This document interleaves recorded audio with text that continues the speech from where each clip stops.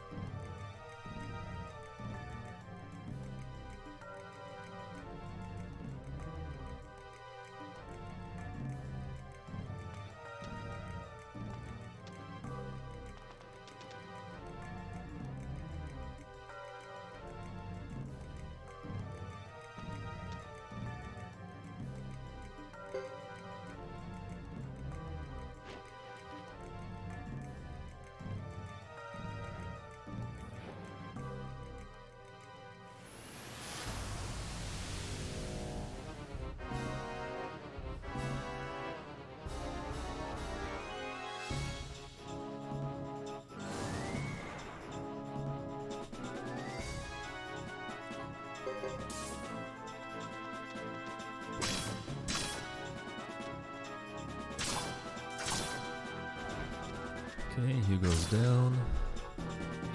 Sarah's not casting Kindness Rain, so that's good.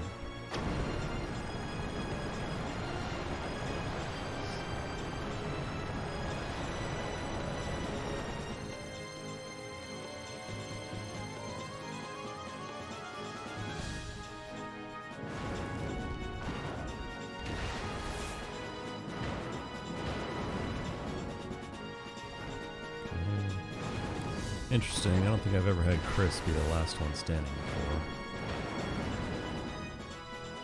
I should do it. I'm glad that happened before Luke got his Pale Gate rune spell off. He's casting Pale Gate with the purple aura swirling around him. It's probably going to be some dumb spell like the Water Dragon, which takes 8 billion years to cast, so it's all good.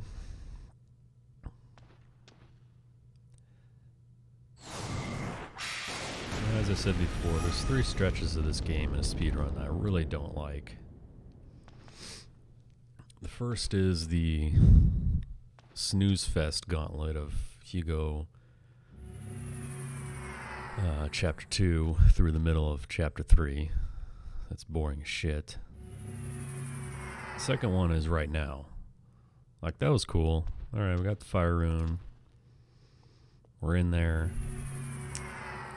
But now we gotta do a bunch of war battles. Back to back to back. And they all suck, especially the last one. So my second least favorite part about... actually, this might be number 1. Well, anyway. The stretch from Chapter 4, Chisha Village, to when you actually get your castle. That's a pretty terrible stretch.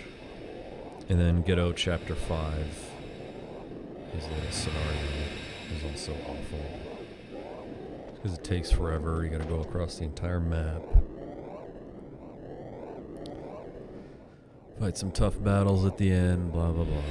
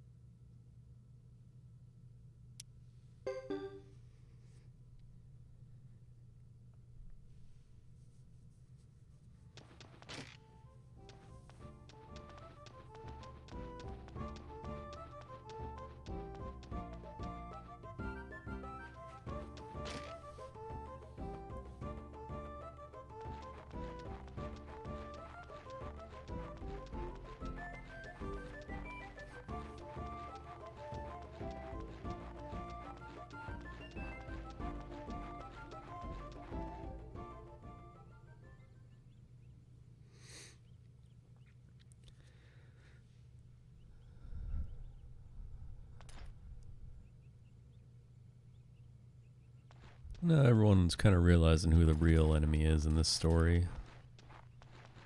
So you're all kind of banding together, but you're still arguing with each other because you still hate each other. No one trusts anyone. And Luke knows that, and he's just going to keep piling on, forcing you to retreat.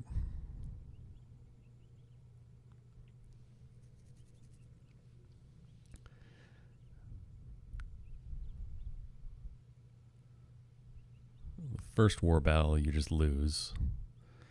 The second war battle, you retreat. And the third war battle, at Brass Castle, you retreat until you can't retreat anymore, and you just kind of hold your ground.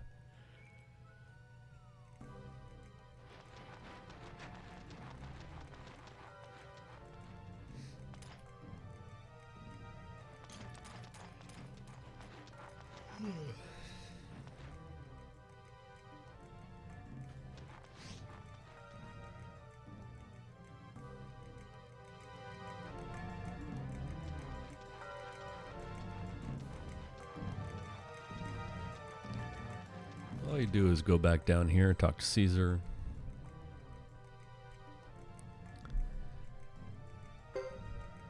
Now, this is unique for Hugo in that he's the only person where you can skip this war battle if you want to.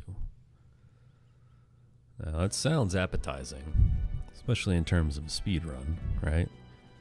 You gotta think, well, it can't possibly be slower to actually skip the war battle, right? But it is, because you got to go walk all the way down, talk to Caesar, and then you got to walk all the way out.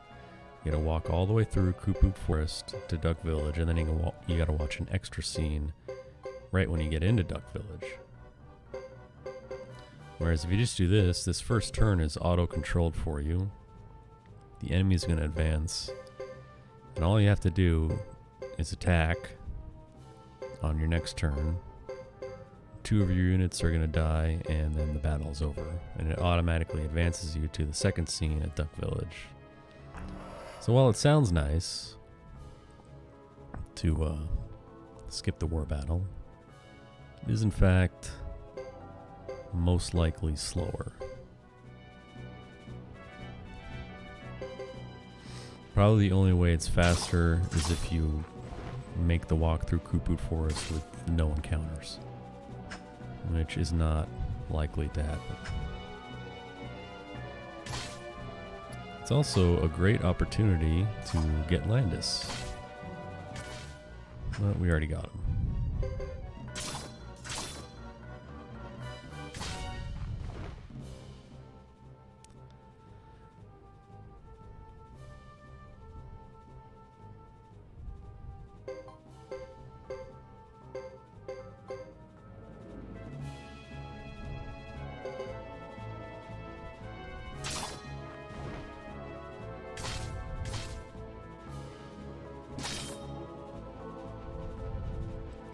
Uber is stunned. I never see that.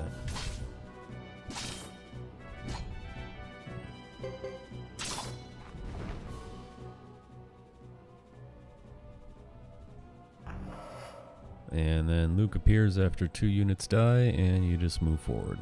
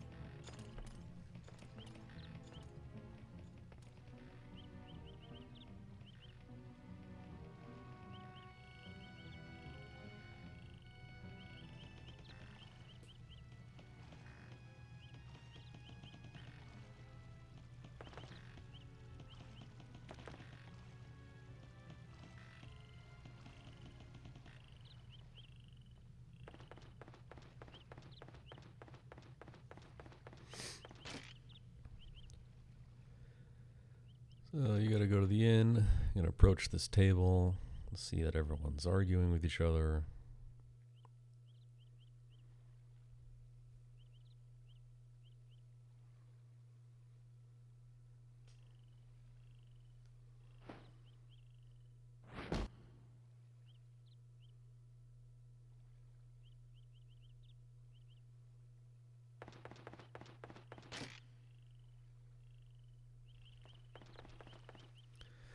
While we're here, we're gonna talk to this weirdo.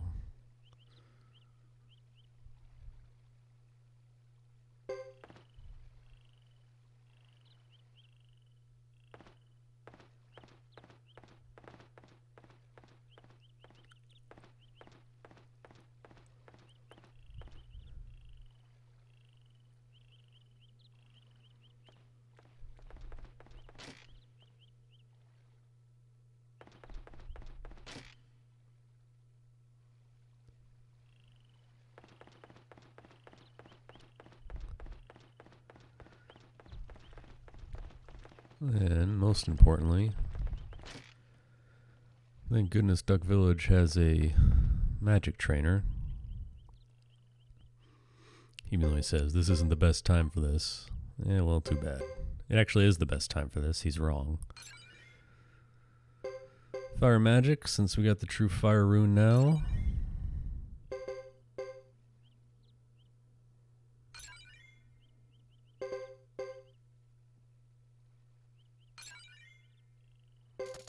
All the way up to B. And that's it.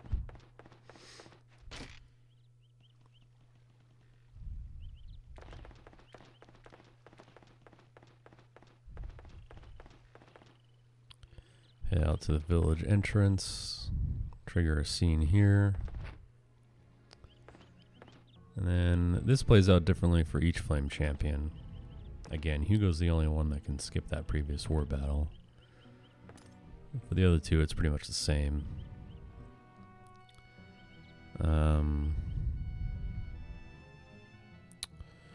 Yeah, now, if you choose Chris as your flame champion during this next war battle, she actually comes in late and needs to survive for 2 turns. But with Hugo or Godot, you leave the war battle early and you go take on 3 quick fights versus the Harmonian soldiers and Sarah.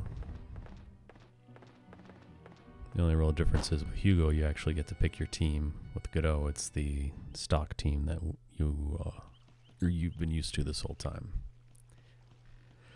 Though for whatever reason, Isla's here and she comes and joins your team, and then she leaves again.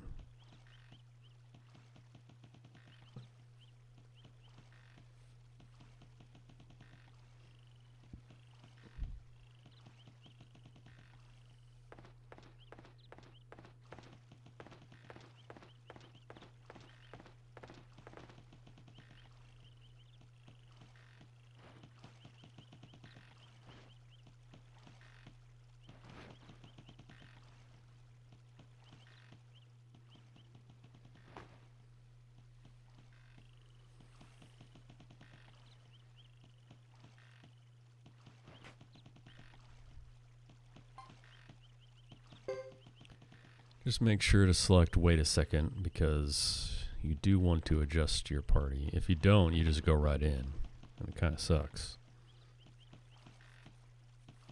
Isla's going to join immediately after this. Sergeant Joe is mandatory. But you want to bring Fubar and Landis. You want them to get levels and skill points for the end of the game. You can talk to Caesar.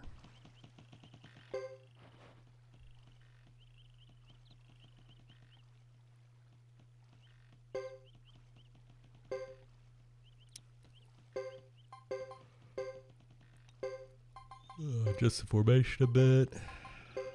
Landis goes in front of Isla. Sergeant Joe alone at the end.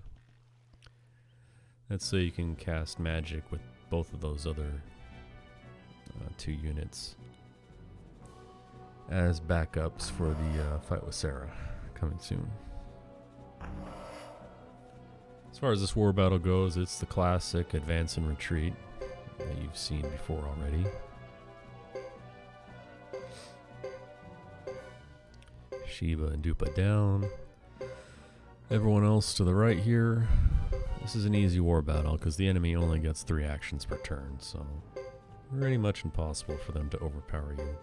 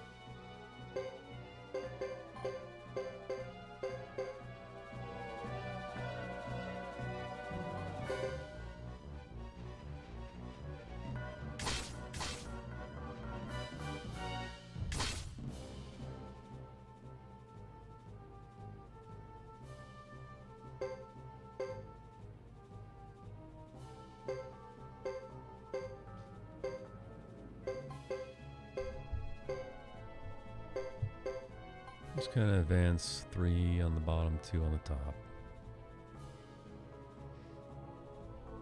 Hold your position. Fran's gonna come in, but as usual, he's useless.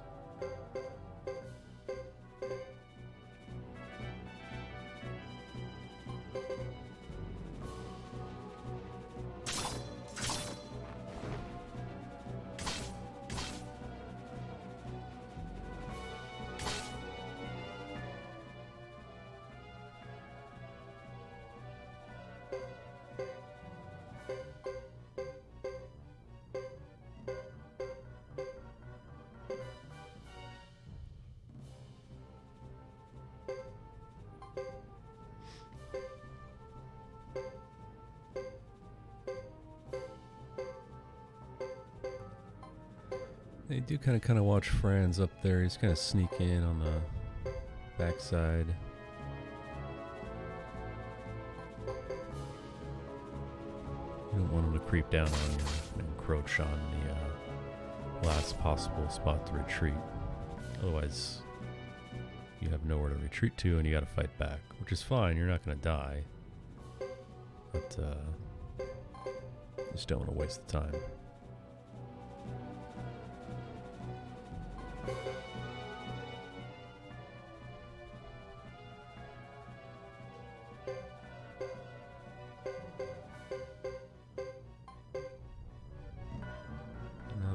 This point, we can just kind of sit back and relax because there's really nothing the enemy can do to win here.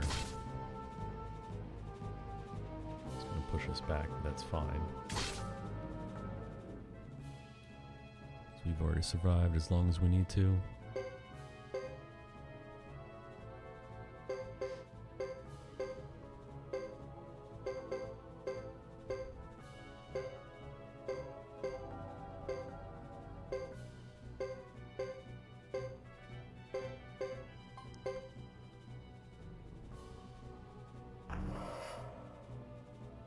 There's someone's a billion more units. All they're going to do is move forward for their last turn.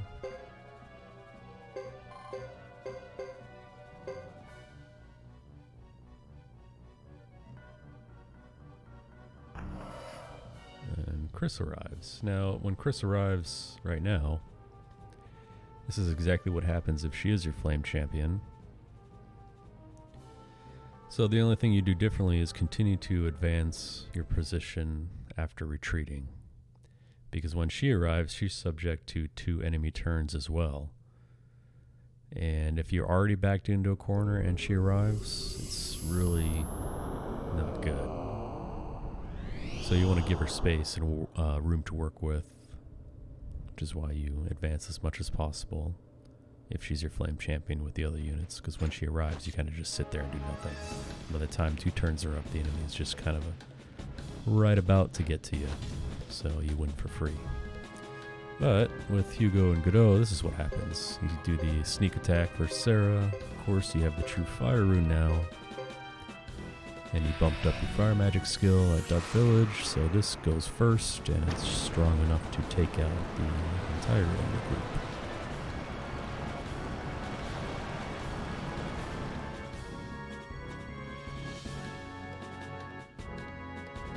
That's the first battle. Second battle is going to be more of the same.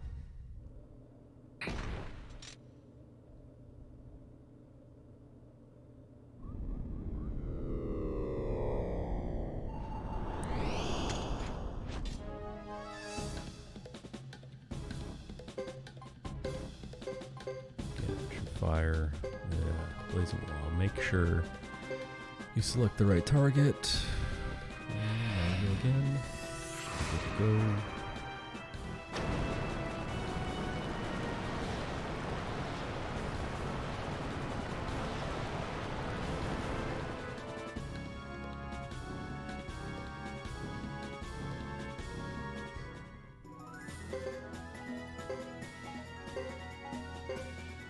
First one's a pretty significant bump up in levels for everyone. Second one, not so much. In the third battle, this one we got Sarah. Now what we're going to do is add in some backup strategies here. So True Fire, Blazing Wall is enough to win.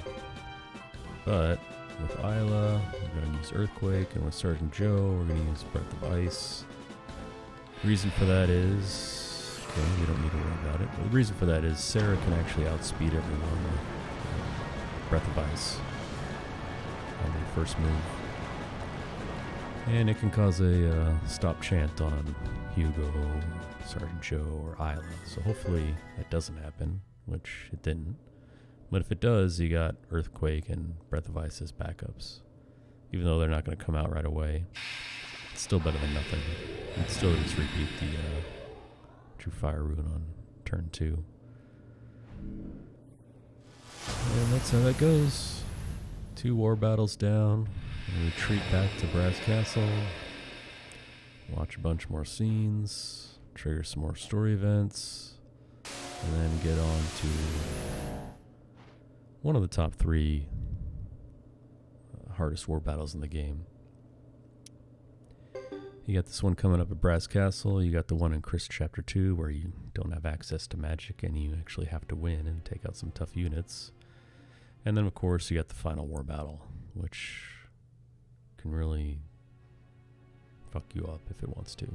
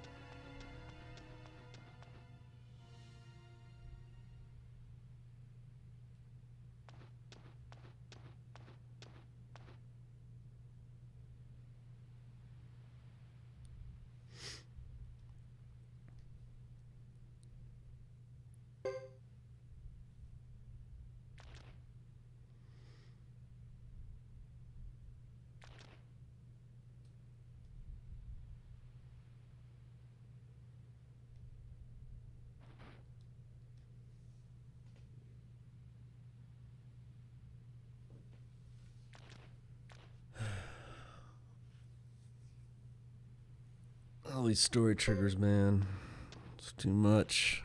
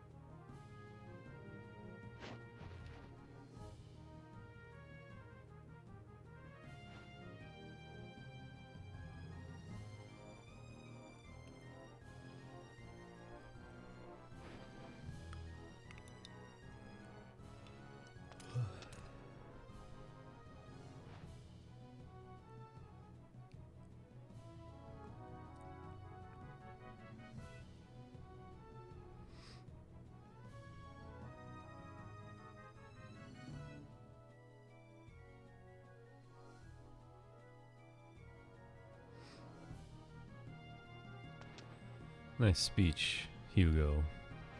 Rally the troops.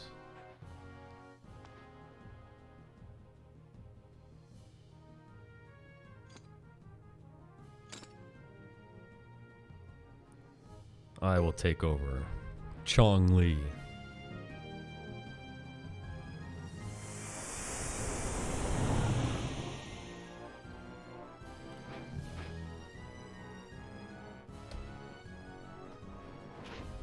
Your new flame champion. The greatest flame champion ever.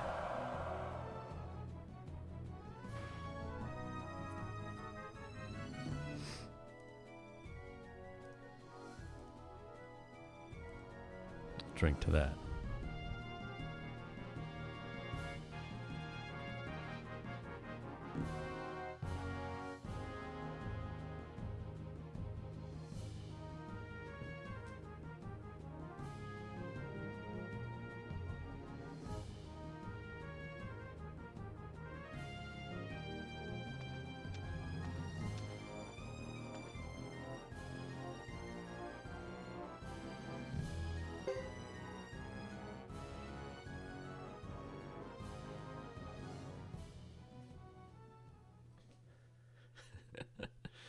Chong Li. Let's crack open a fresh one. Alright, I'm ready now.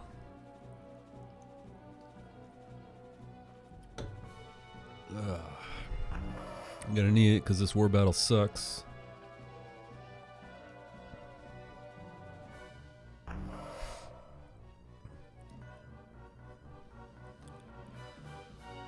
So the strategy is the same.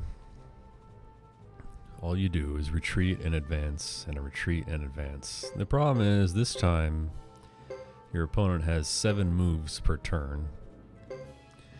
And as you can see, you only have 5 units. And if you get pushed back to the entrance, you're going to get slaughtered because they're way stronger than you are. So do the math, you know, it's very easy for them to overtake you very quickly, push you back, take you over, and just shred you. That's why this is the... I mean, I've never lost the war battle, so it's not, I'm not saying it's hard, but it's definitely one you really gotta, you know, keep an eye on your movements. Because if you mess up, it's over. If Thomas had purchased a healthy supply of Red Bull, even he might be as great as Chongli. Agree. Agree, Tom. Agree.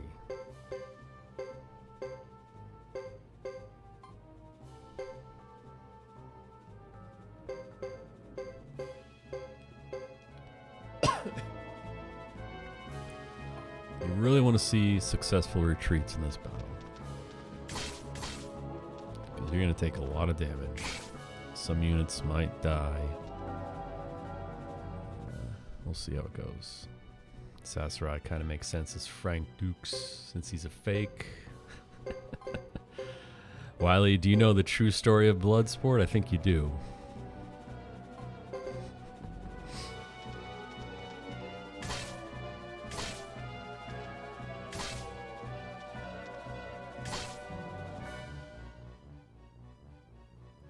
Frank Dukes? No, Dukes. Like, put up your dukes.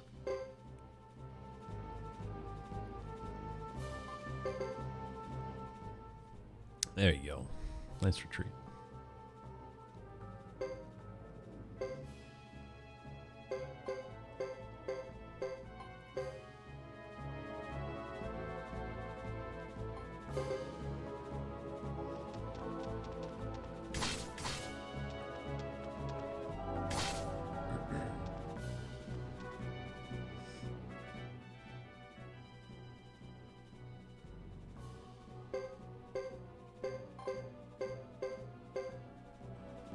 It's also beneficial when your team retreats south and north instead of back to the west, because that just means you get to block an extra attack. And okay, so he's going to use lightning, that's fine. That is also fine, I'll take that. What I really don't want to happen is just for someone to move up into that square that I retreated on. Because that's how they start overtaking you and pushing you back. By just, you know, taking a positional advantage against you. You can't advance any longer. You're not going to attack because you're going to get smoked. So that's actually really good. What that means is, I'm not going to jinx it right now and say that we've guaranteed a victory, but that's really good. If they overtake either one of those spots, then that's when they can really start pushing you back very quickly.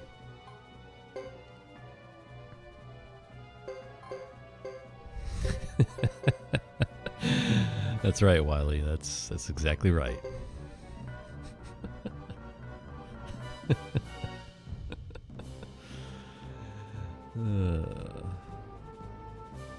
Hello? Can you move, please? Thank you. Jeez.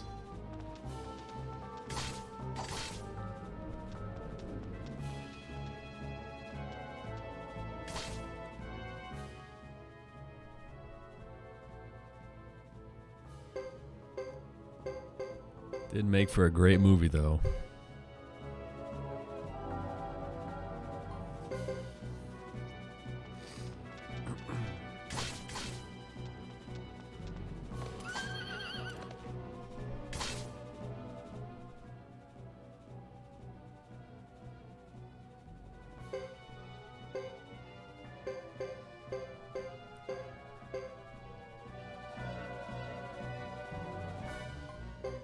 one of my more naive friends bought into the claim that that was a legit thing that actually happened. So I said, all right, let's go. Let's go to fucking Hong Kong tomorrow and we'll be spectators to Kumite.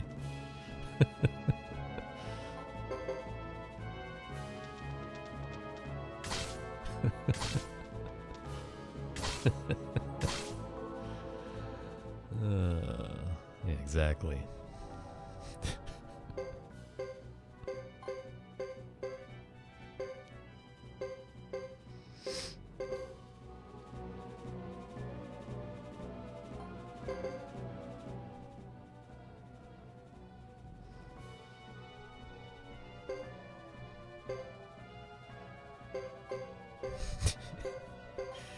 Best protect those nuts.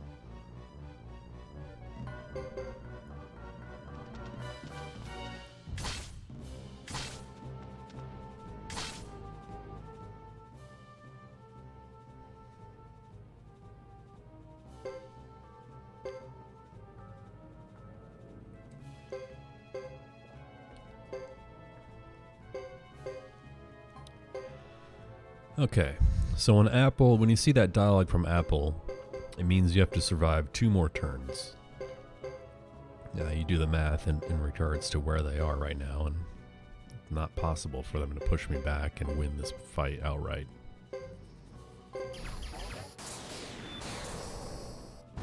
So we're just going to keep them at bay, and then just retreat. That's what you want to see right there. Them basically wasting their entire turn on just advancing.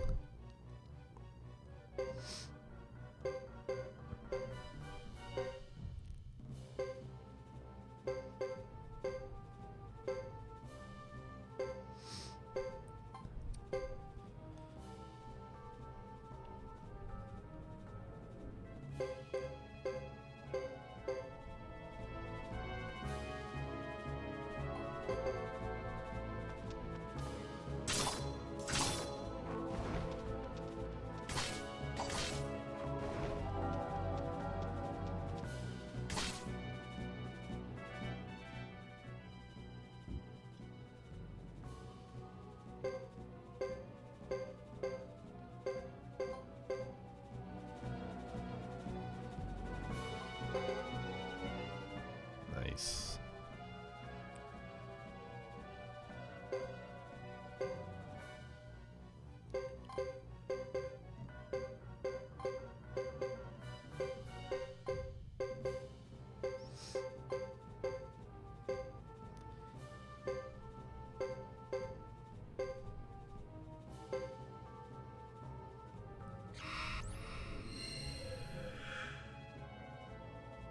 And that's it.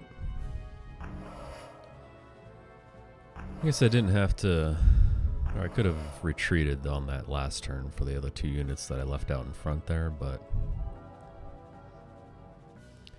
I don't know, man. You get a little paranoid. You think you know everything, and then what if you made a mistake in your notes? Imagine dying at the 11-hour mark.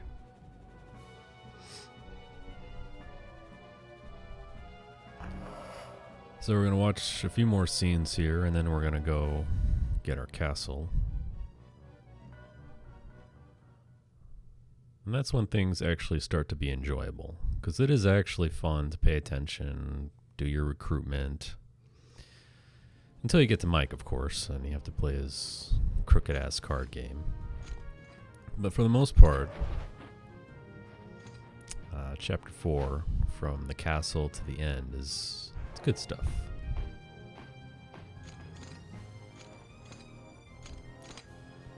Excited to see how Kabu plays out today.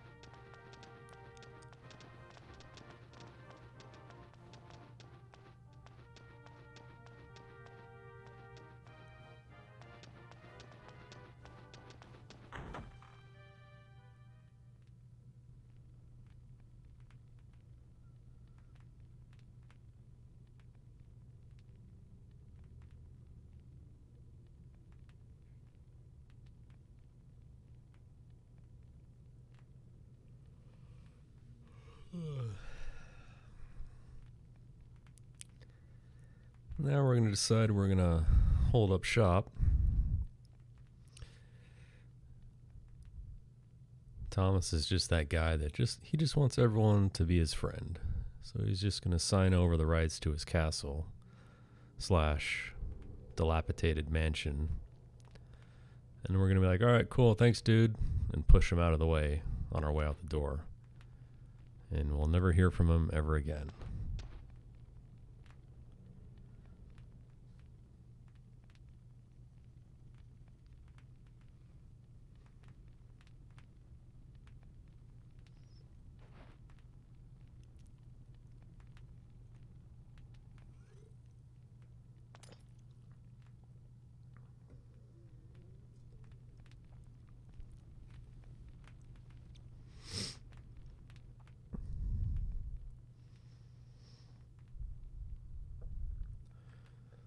Also, I'm pretty sure that any future runs, no matter what the category is, I think Chongli is going to be the mandatory file name at this point. It's too strong.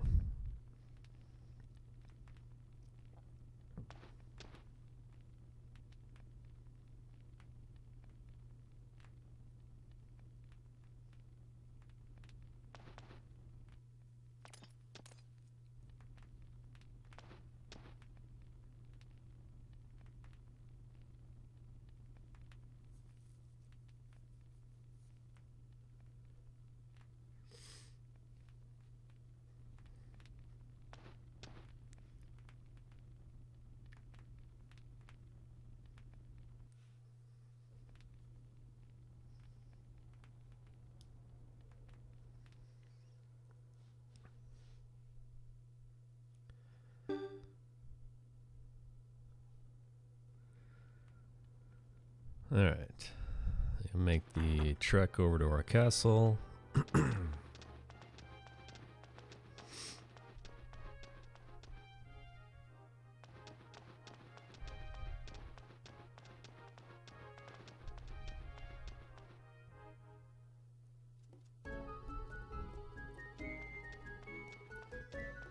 Normally right here is when we'd usually get Ernie and Jean, but we already got them a long time ago.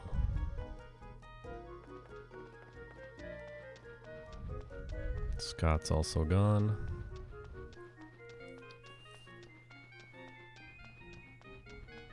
Still need a rose brooch though. And if we don't get one, or if it's not available for sale at Ixay when we go, then we're going to have to bite the bullet and just do soft resets until it appears. Of course, this is the greatest safety save ever to make sure my game doesn't soft lock.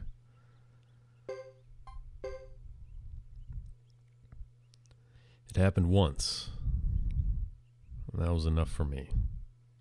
Now, if I ever do this again, I'm officially canceling that safety save, but in the interest of finishing, we'll keep it in there. What can happen is, see how the map is expanding right now, and the cursor is kind of drawing these movements to these destinations. Well, when your character goes off screen, like right now, if you're holding your analog stick or to the left or something, it can actually kind of wig out on you, and the cursor can go back to you, but the map stays locked in like a corner position where you can't see where you are. You can still move the cursor, and you can still find yourself on the map and the next destination that you would normally go to, but if you try to go back into either one, it won't let you do it. No buttons work. Nothing works. It's just stuck there, and you're just locked. There's nothing you can do. So, for whatever reason, it seems to be unique to that screen right there in Chapter 4, where the map you know just expands to all the locations. But I don't know, it may happen other places too. Who knows? Never seen it though.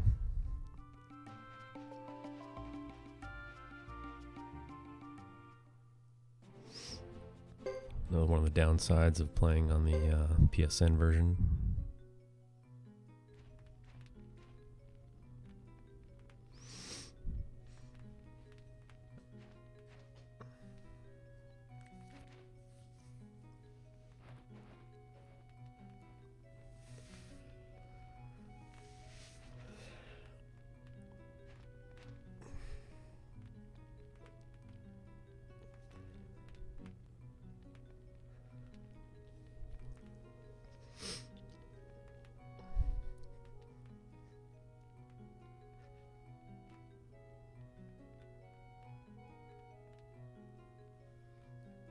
By the way, what was the name of that castle? No. That's not gonna work. We got a better name for this castle.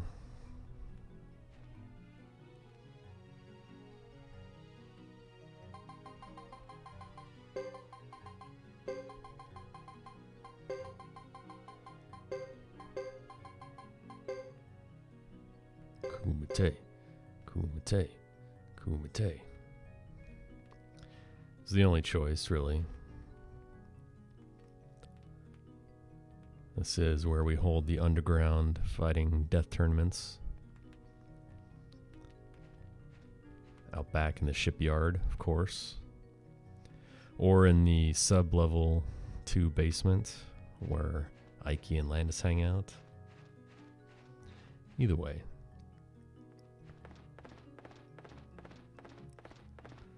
Normally what we do is go down, grab some inventory, get that situated, save, and then go take on Billy. Well, we already did that, so we get to skip that part.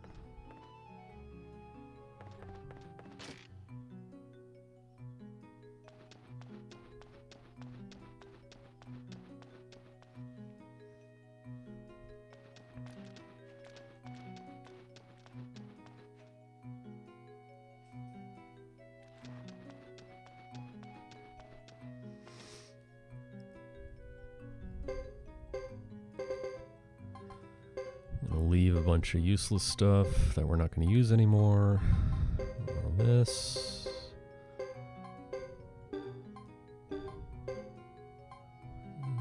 Let's grab a few high quality medicines. And yeah. Throw some Jizos on our boy Chong Li. And put the rest of them in our party items. Got wizard hat. Throw that on. Grape C. Need that. That's. Let's see what I got. Crab rice. Okay. Grape C and the screw. All right. Yeah, still need the rose brooch, of course.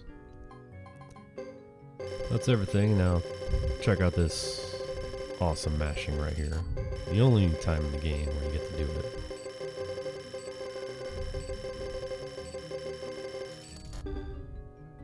And there we go. Our business is done here.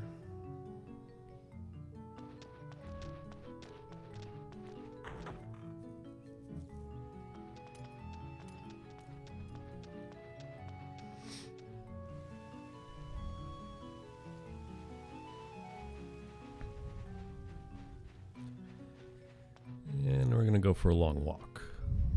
Yes, that's right. Chong Li levels of mashing. He'd be proud. First stop, Ixay. Come on, Rose Brooch. Please be there. First, I'm gonna grab this guy. Just drop a quick 100 grand, no problem.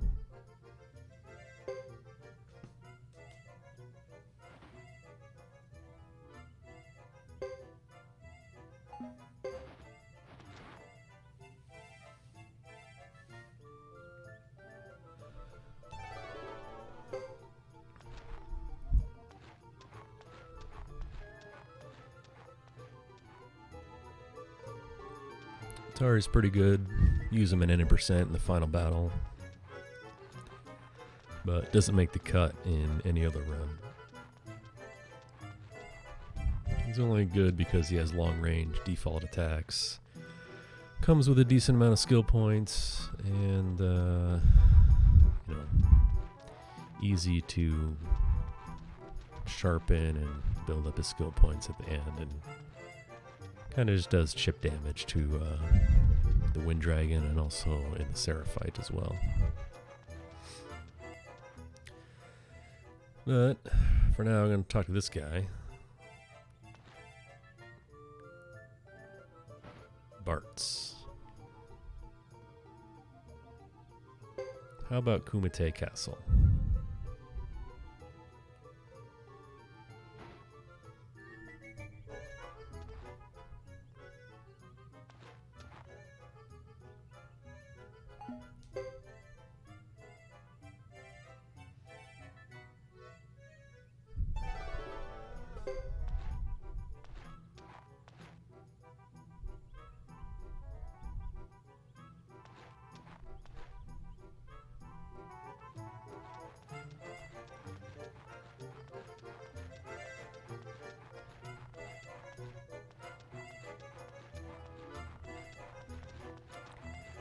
So while we were here with Thomas earlier, we already got Mel, Gordon, and Mio. Because you're here with him anyway. And it's just more efficient to get them while you're with Thomas. So here we go.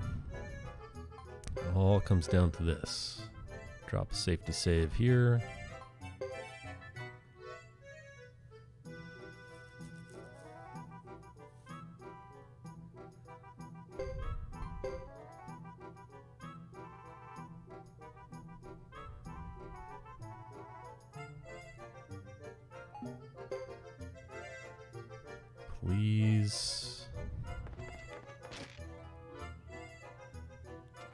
Please hope for the rose brooch to be here.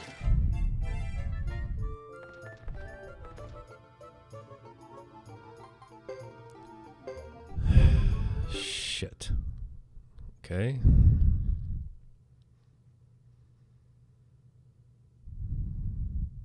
Strike three. We're out.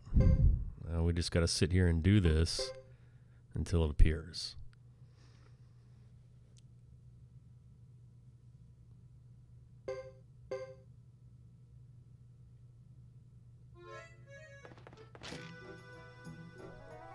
Come on. Come on, item shop dude. Hook me up.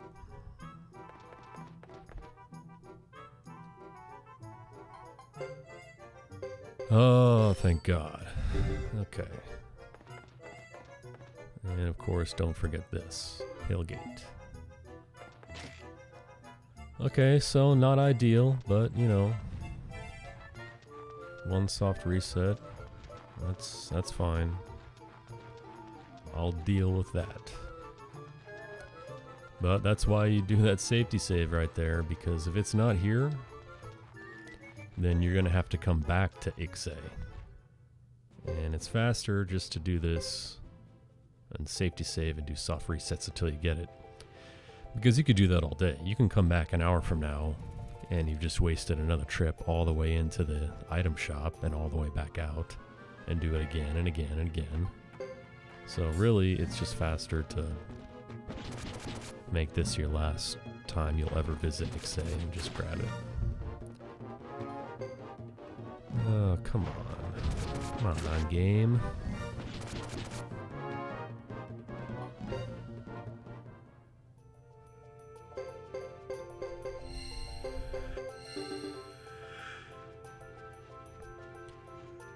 That right there, by the way, is why you throw 3 jousers on them before you leave the castle, in case stuff like this happens.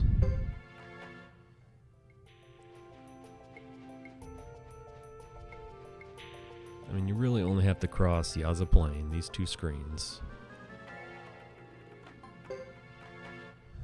and then the Amur Plains, those 2 screens, to get to the mountain path.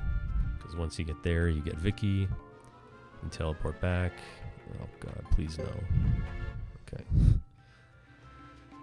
And then you get little Vicky and you got the blinking mirror, and then from there you just go ham on teleporting and recruiting.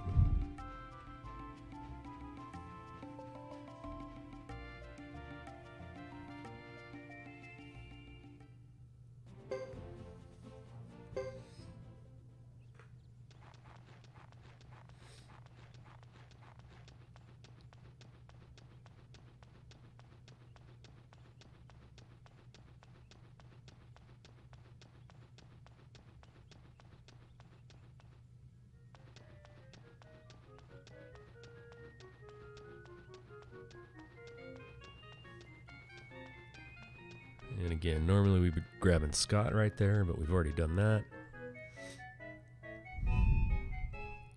So we're going to use this screw, fix gadget, go back into the kitchen, grab Albert. It's going to take us to the east side of Brass Castle on the way out, and then on to get Big Vicky.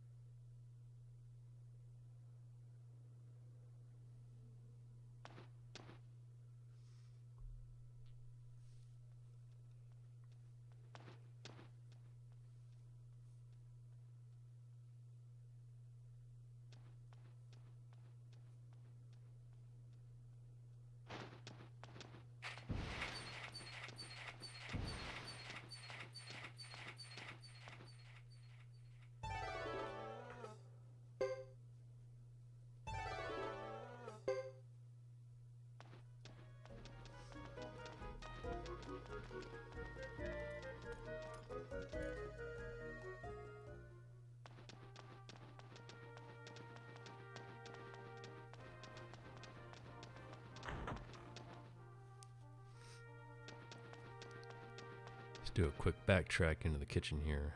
Talk to this nerd.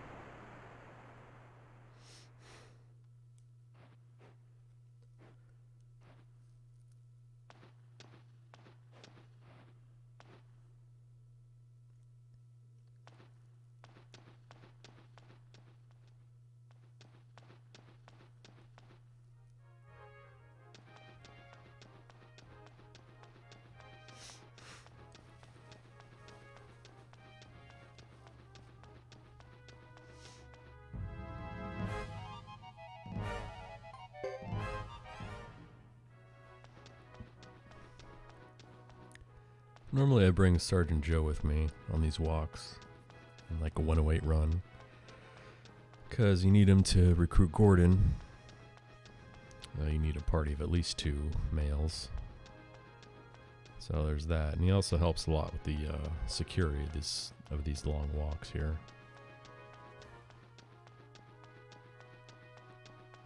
But not today.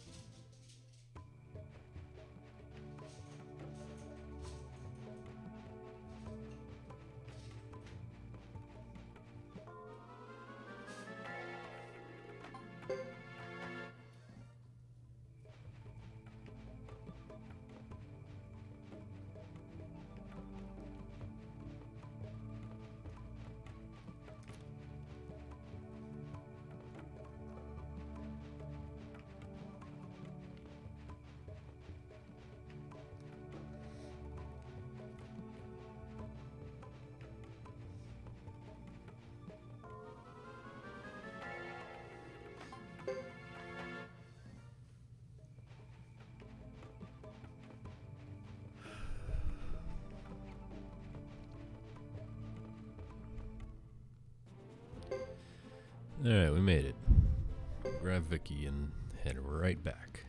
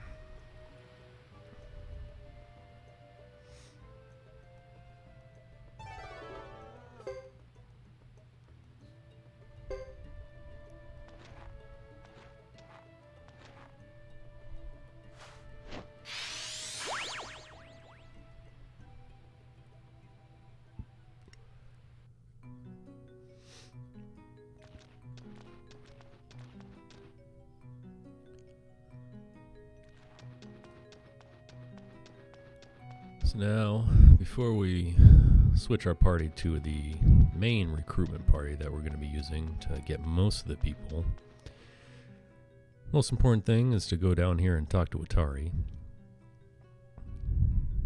Now you can recruit Atari much earlier, but if you do it after Chapter 4, or whatever, it doesn't matter when you recruit him. If you talk to him after Chapter 4, I'm pretty sure this scene will always trigger. That's not necessarily the case if you talk to him before Chapter 4.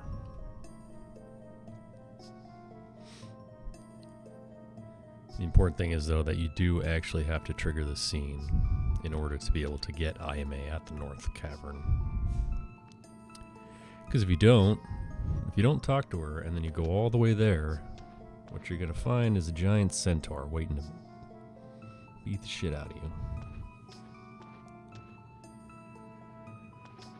And you have to come all the way back, talk to Atari, and then go all the way back. That is a huge time loss. So you trigger that scene, and then you take the shortcut exit out to the lower level of your castle, take the shortcut ramp up to the tavern, go right in here, and then put together our recruitment party. It's a pretty good party. You need Sergeant Joe for recruiting ducks at Duck Village, Vicky because she's a female, Lily because she's a female, and Vicky to get little Vicky. Shiba because he's got massive amounts of strength, which you'll need to get Emily. Otari to get Aime, and Mio to get Tuda and Goro.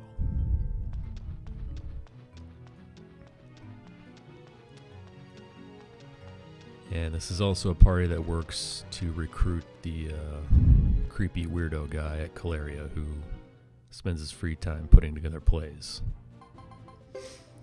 First things first, though, you gotta go right back to Mountain Path to get little Vicky.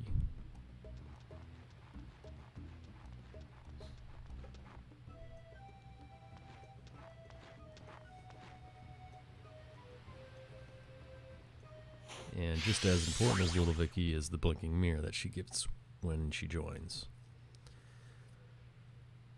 So little Vicky is the superior Vicky in terms of skill set and level that she's at when she's recruited. She comes at a fixed level with her head slot open, which is key because you're going to throw that Pale Gate rune right on her. Recruiting Big Vicky comes at a more variable level where she will not have her head slot open, which means you would have to fight battles to get her to get that open, which you don't have time to do. So it's slow.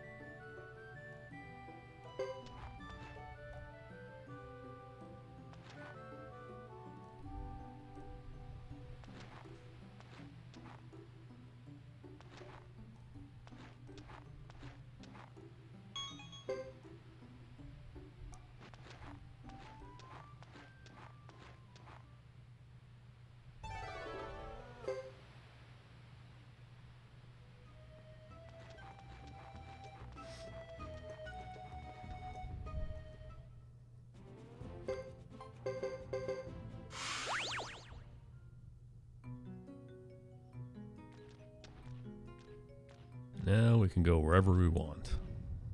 Really not have to worry about encounters. So let's go here. We're gonna grab Tuda. We're gonna participate in an arm wrestling contest. And we're gonna talk to that other weirdo who's standing over there.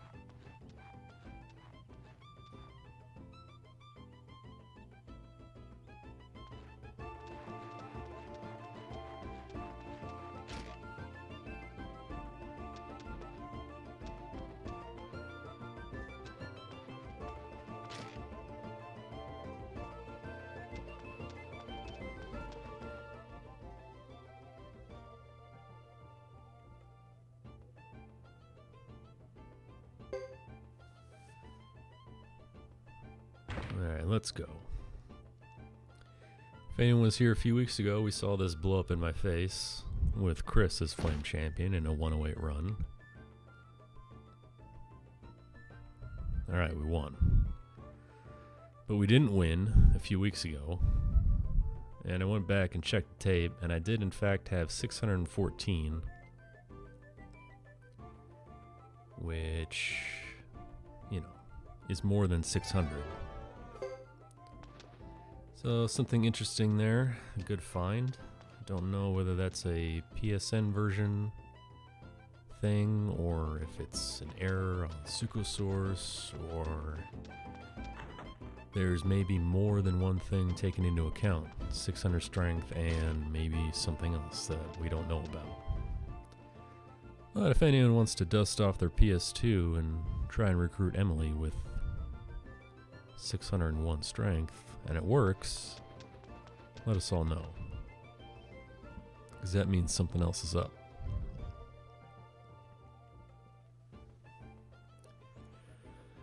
So before I did the next run, of course, I tested a bunch of stuff, and it turns out that the number for PSN version and maybe PS2, I don't know, is actually 630. 614 didn't work, 629 also didn't work, 630 did work.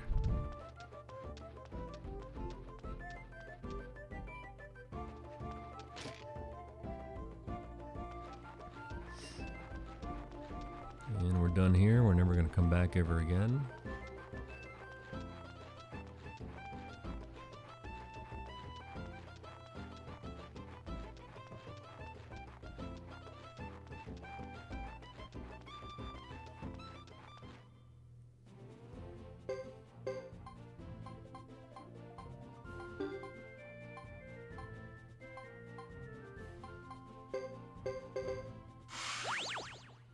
We're good. We're good. Just double checking there. We're good.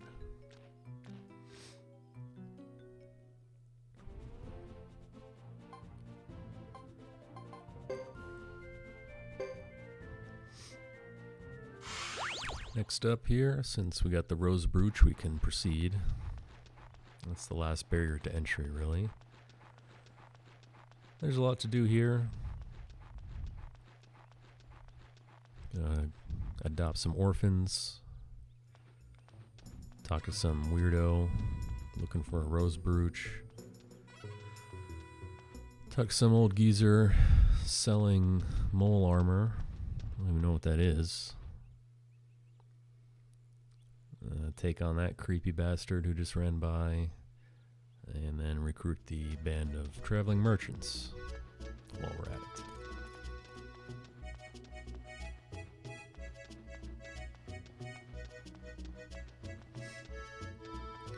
If you forgot to get a wizard hat for Hugo earlier while you were buying him in Giddo's Chapter 3, you can again get one right here. You're going to the armor shop anyway, so it's really not a big deal.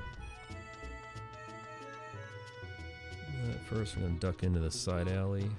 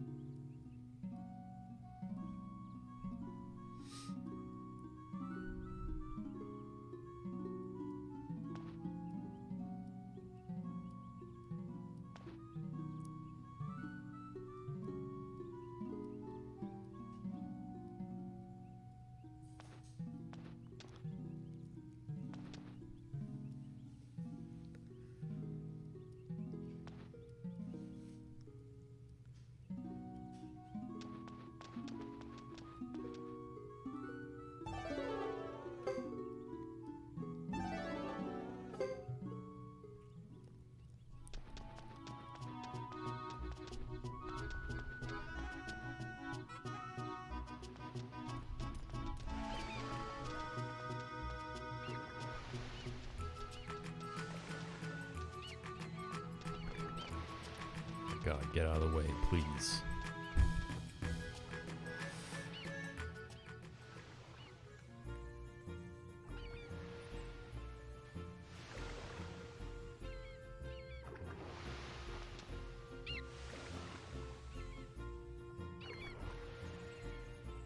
And Augustine, who one of the actual heavy hitters of this game, gets a ridiculous amount of swings.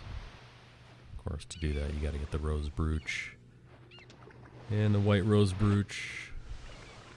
Bump up that swing stat. So he's one of them in this game, along with other heavy swingers like Juan, Emily, Shabone.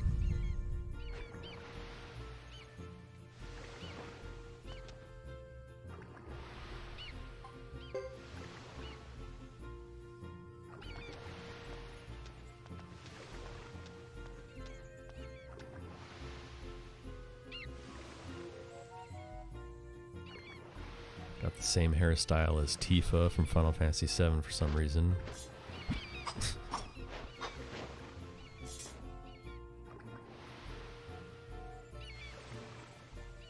Big ponytail tied up at the very bottom.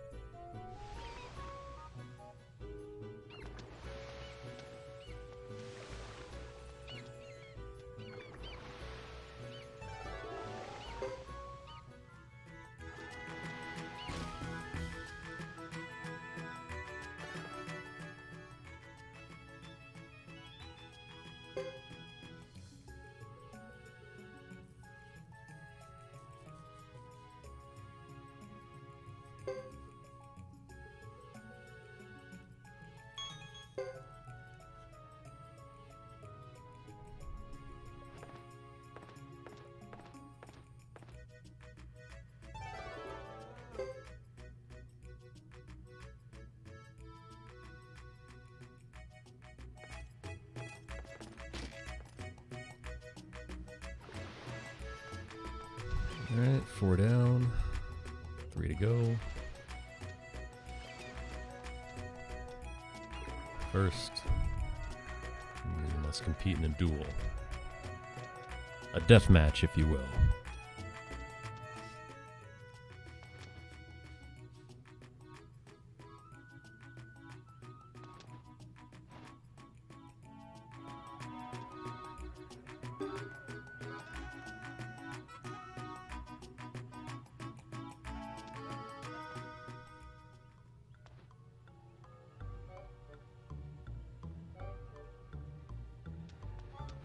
Said it once, I'll say it again. This guy is my least favorite Star of Destiny in the entire series. Just the absolute worst.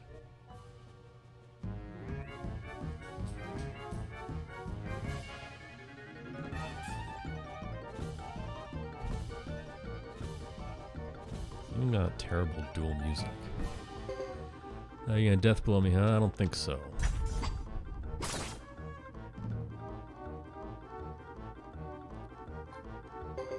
Try again. Bold.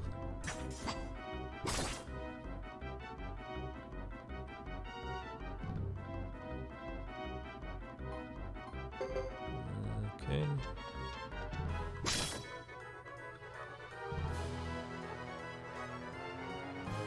Alright.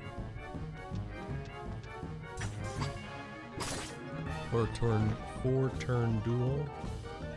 That's good, I'll take that.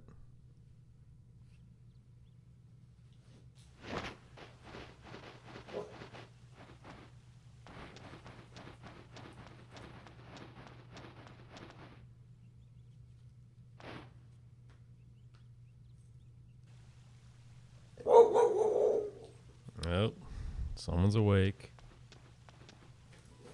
and bored. Just like me, I'm awake and bored too. All right. Get it. I know, I don't want to be doing this either. Let's chill out.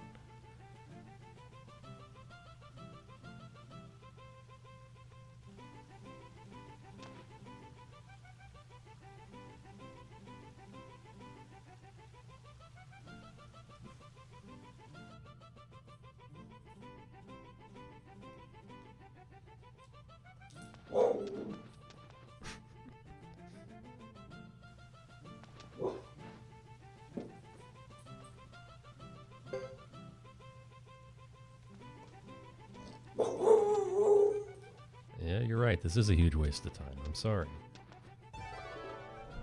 I agree.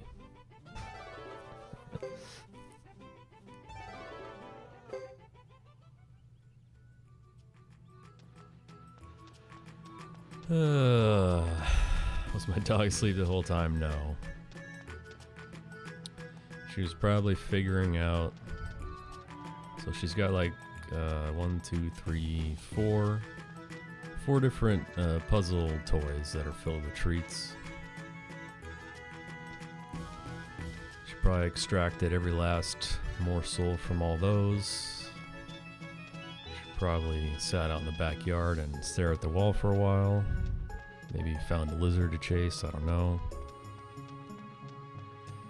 Probably tried to unwedge her rope from the door I stuck it in.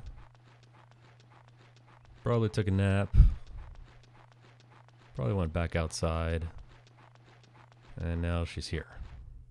Saying, it's enough. Please, just end it. And I can't say I disagree with her, honestly.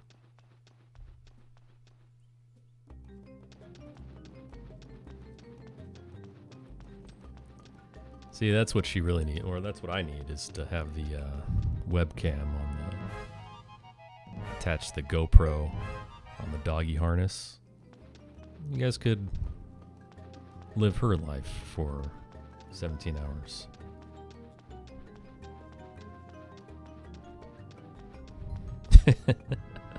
Yes, she's all about that Kuroku split, aren't you?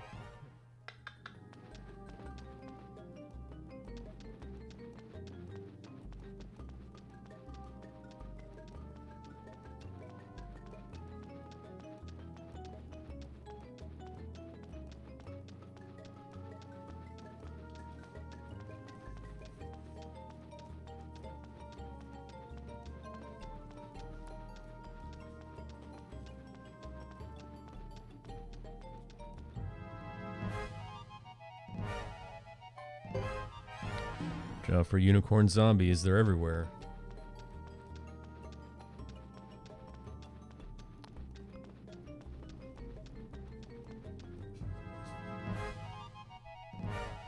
Oh,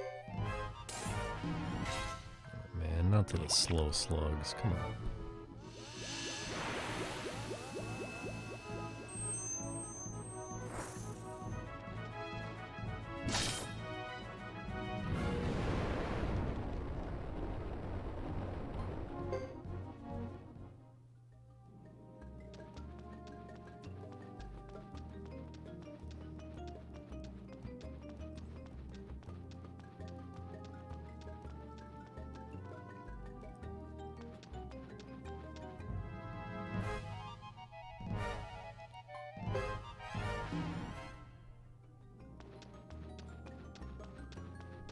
The name Unicombi was much better. I think either in Suikoden 1 or 2, that's what they're called. Take the shortcut here.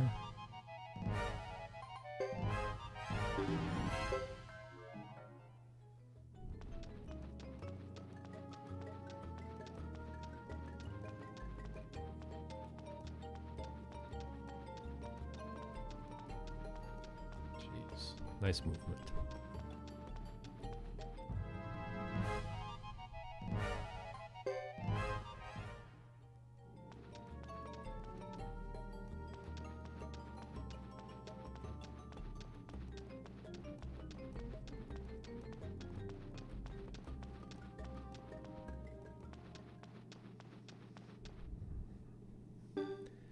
We got a hot ninja duel coming up right now. Finally get to see Watari use his sword.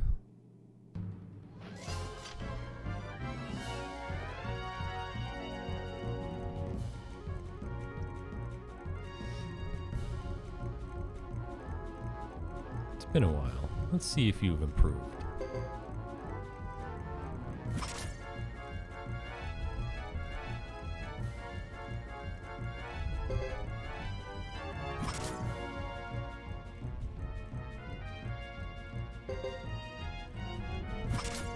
Maybe we won't get to see him use his sword.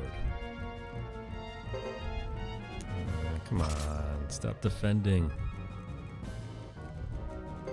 Jeez.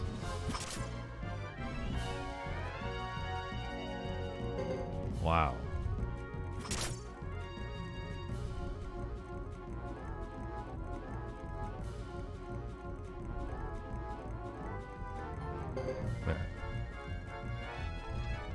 Take this. Nice.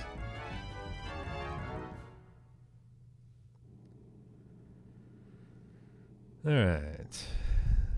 We got Aime, we've got Landis, we've got the strongest attack available to us. Condemnation, their unite attack, is the best. It'll carry us through the rest of the way, basically. It's already good. And then before the final war battle, we're going to upgrade both of their skills and sharpen their weapons, and it's just going to get good, and then it's going to get insanely good. And of course, finally we get to use an escape scroll. Now, since we're already on this side of the map, we're just going to go right into Zexen Forest. Go pick up our boy Goro for Mortal Kombat.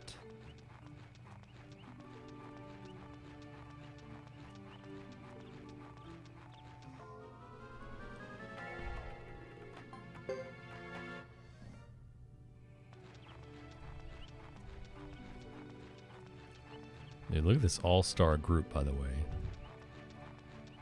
You got a duck, a lizard, a ninja, a wizard, a girl with a fancy hat, and a young kid.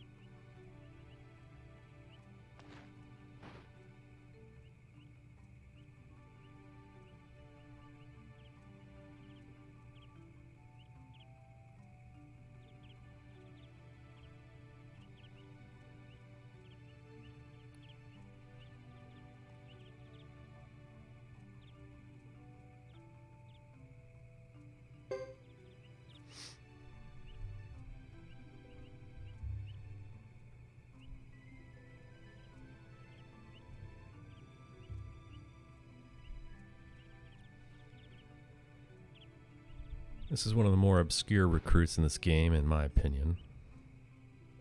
I never would have thought to bring someone with the appraisal support skill. That would be the key to picking this guy up.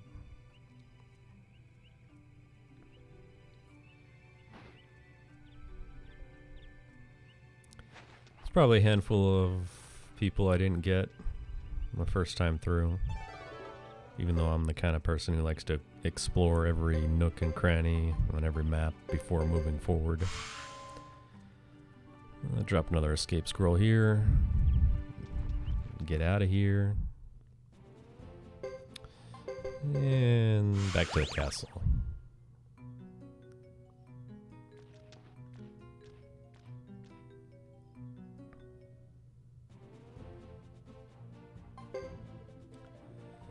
Alright.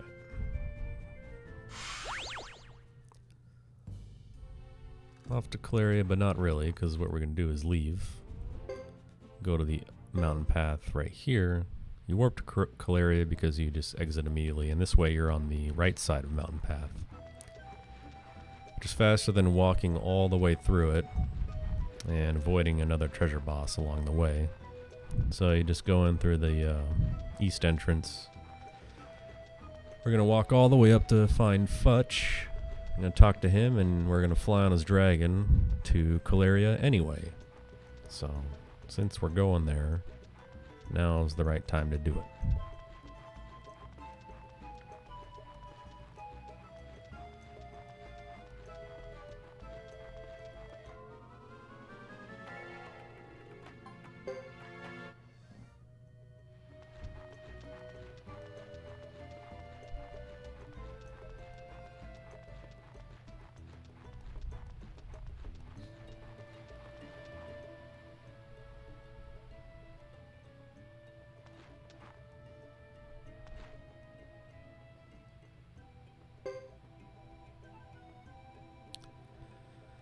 coming up next, of course, the world's greatest card game.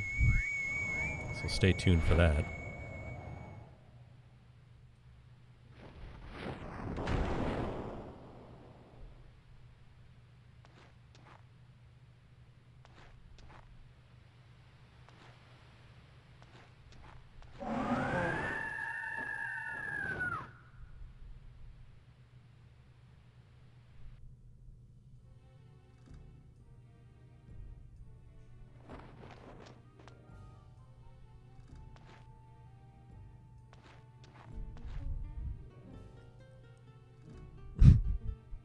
Elephant noises, yes.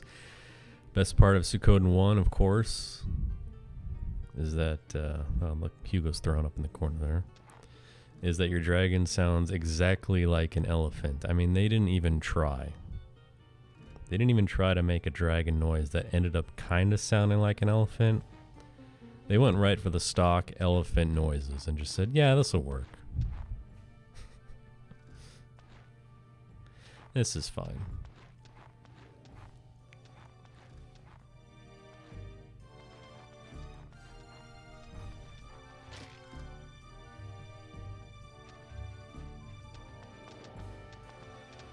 All right. And this guy.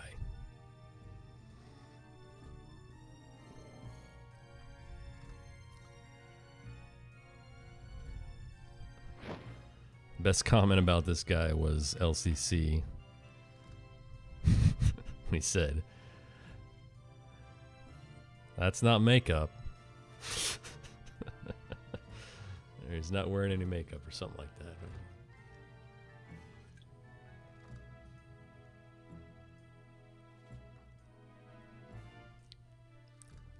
Where'd Sheba go, huh? Tell me.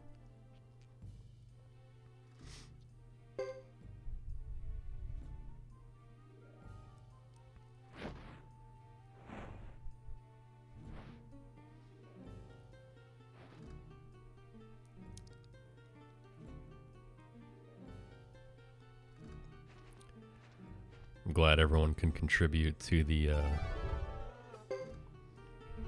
new names for Stars of Destiny. Wiley killed it earlier with Fat Mozart.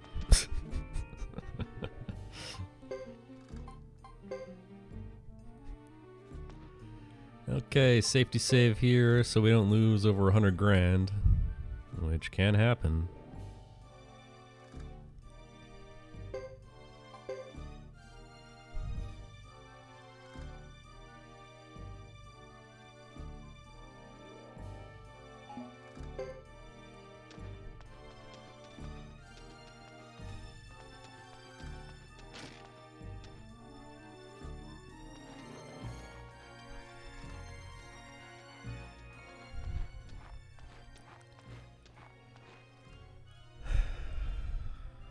That's right. Safety.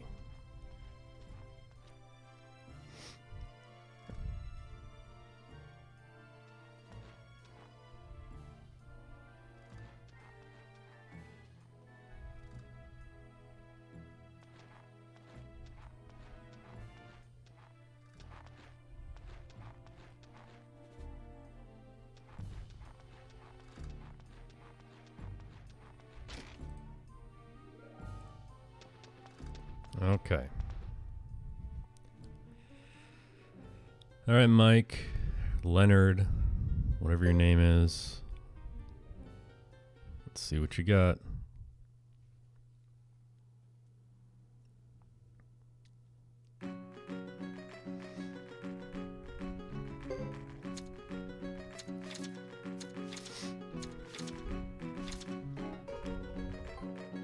Give me that ace. Ace 4, the ultimate combo. Come on. Oh my, so close. I'm gonna stand with 6 though. Okay. Nice. Okay. Please. Please. Please. Going for that ace 4 combo again. Shit. Oh my god. Fucking 19. Yeah. Oh, what? Dude, he fucking tied me. Oh my god, how do you tie a 19? What a dick.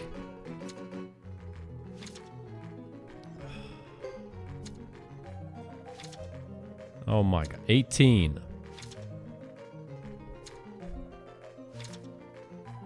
No fucking way.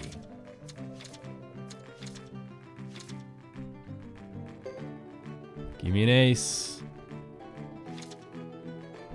6. I'm holding with 6. 11. Yes. That was impressive, Mike. You tried to screw me twice. Dude, who ties with a 19 and then ties with an 18 to follow it up? Not today, Mike. Guess what? I got something for you. Get out.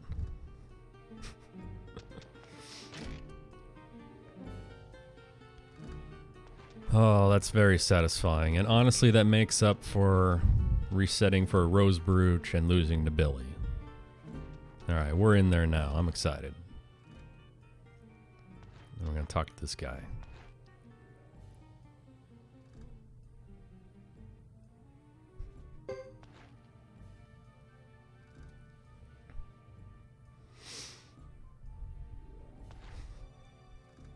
How's the game work? Yeah, it's closest to 9 or 19. It's all about that last digit. And whether it's 9 or 19 doesn't matter. Like 9 beats an 18. You know, 19 beats an 8.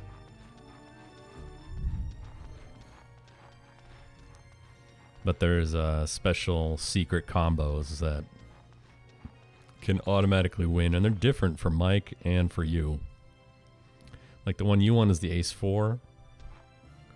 The one he wants is ace 9, I guess.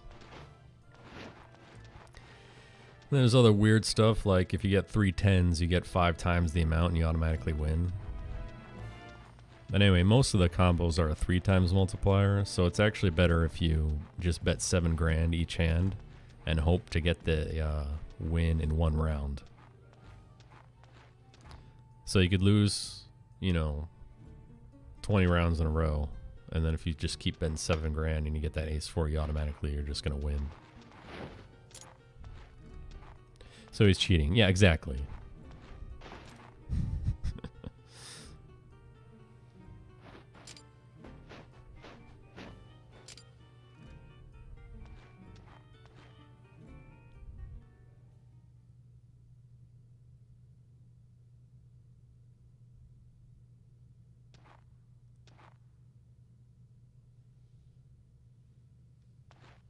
Yeah, that's such a satisfying win.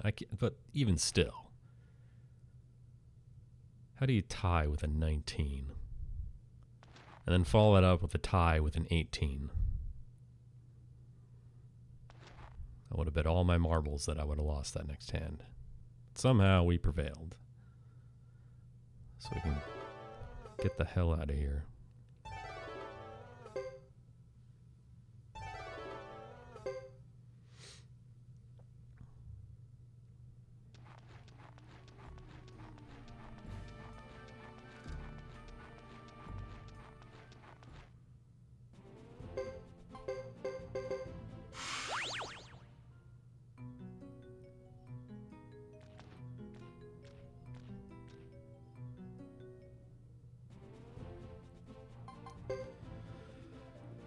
All right.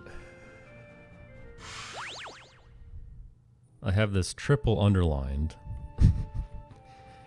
because for whatever reason, Alma Keenan is always an afterthought. Like, I always forget that I need to come here. Which is weird because it's got the best music. I think you'd always want to be here. How many resets for Rose Brooch? Just one. So I'll take it. So we had a reset for Billy, aka Skynet.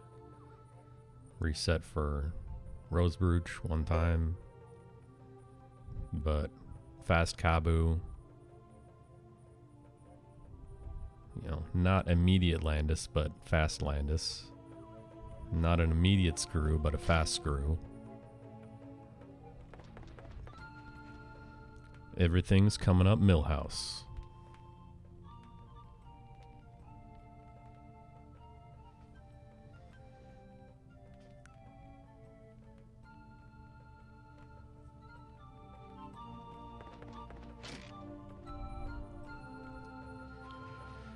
Yeah, I'd say I'm actually really happy with how this is going overall.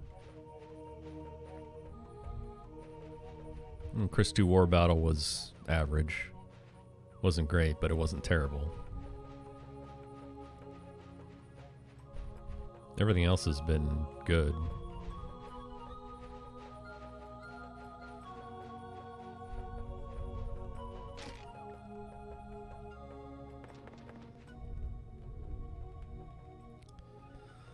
Yeah, that sounds about right. Sub 10.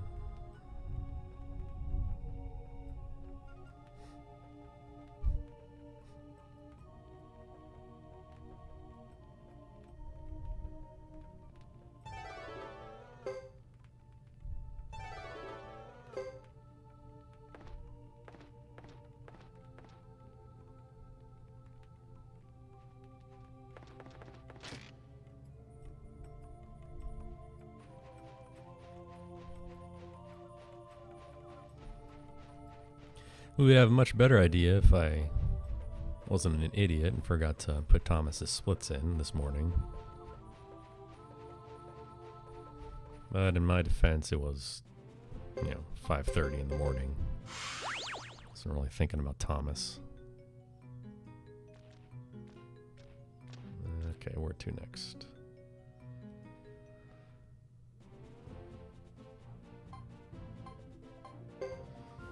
Duck Village.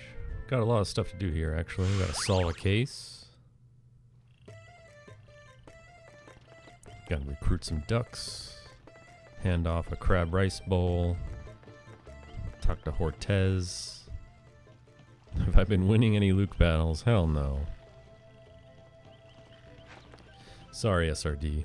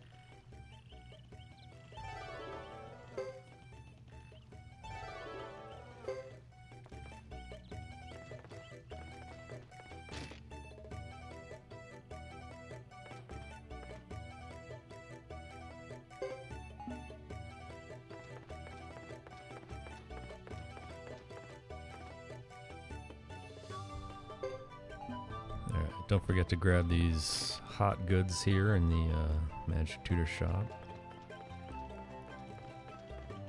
Think I'd be ahead of world record? Yeah, I think I would be. But honestly, it's all about that Kabu time.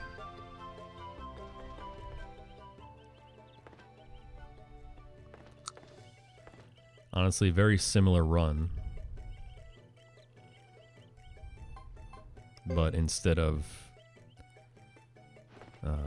beating Billy first try and getting Rosebruch without resetting, and losing 6 minutes to Mike, I lost to Billy, had to reset once for Rosebruch, and then smoked Mike. So it's about the same, but yeah, you're right. I'd probably be marginally ahead of my last run.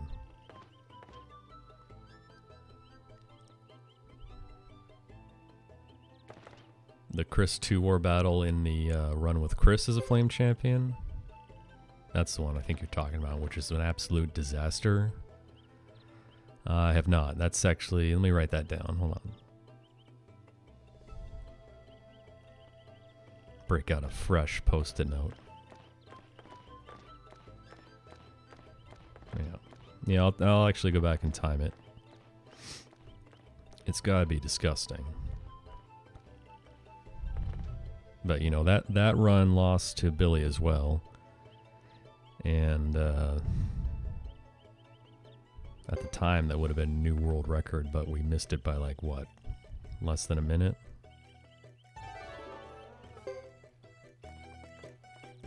Well, it doesn't matter, because the next one was 6 minutes ahead anyway, so...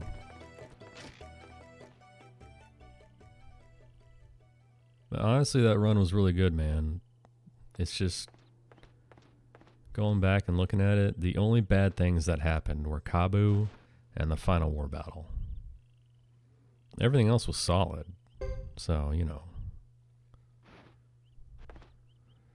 The frustration is doing another 108 run and just having everything blow up in my face. You know what I'm saying? That's why I just can't. I can't do it, man. It's too much. 14 hours.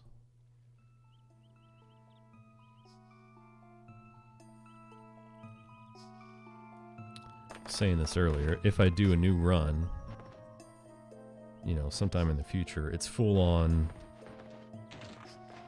attack mode, no safety. If I die to Chris walking through beetles, okay. And I'll have certain goals too, right? Like honestly, I'll just have like 3 splits.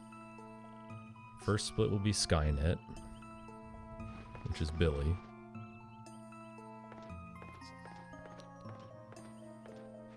Second split will be Kabu.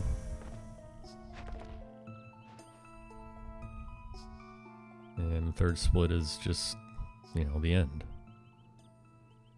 Because those two, I mean, you're going to know what pace you're on by the time you finish Kabu.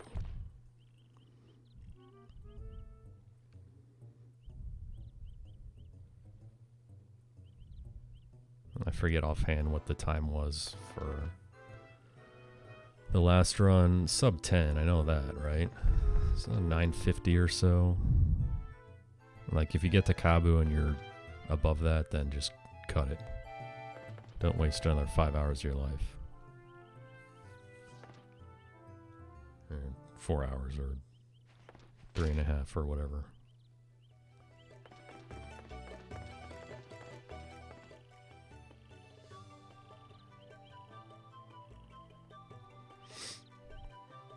You know, you just drive yourself insane. Oh, I got a bad Chris 2 war battle. Guess I should reset. You never know, because you could have played it out and got a flawless final war battle and flawless Kabu, everything else, and still come out ahead. So that's it, man. This game, man. This fucking game. Speaking of this game, get out of the way. We're solving a murder case right now.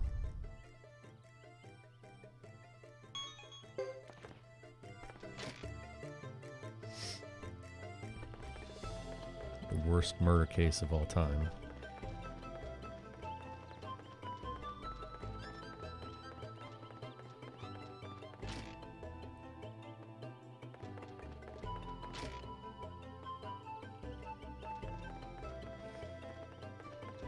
All we do is look at a window, look at a spice rack, go talk to some ducks, then come back here. We realize it wasn't a murder at all. You're excited to get back in this game? Good. But 12 hours, man? Exactly. There's just so much that's not in your control in any way, shape, or form to just be completely okay with that, you know?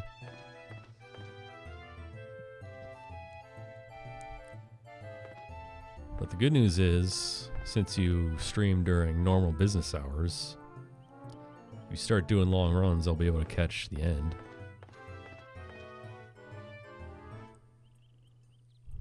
So at least that's good.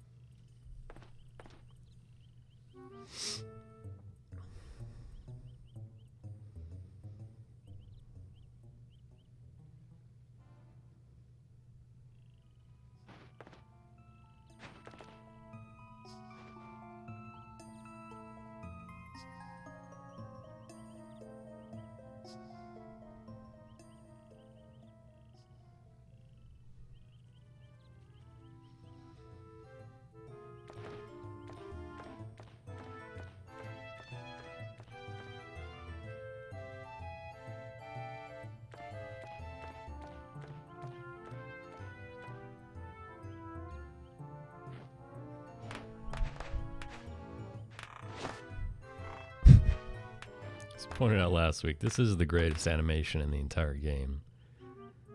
Someone actually had to sit there and make all these amazing movements with that 3D skeleton.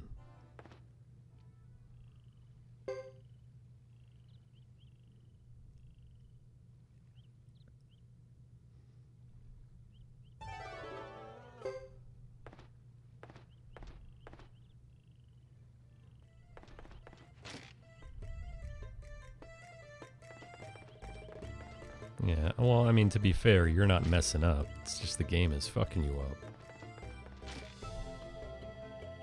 I mean, you gotta... Really, what are the odds of running into spark beetles and failing a run and having them actually use Soaring Bolt?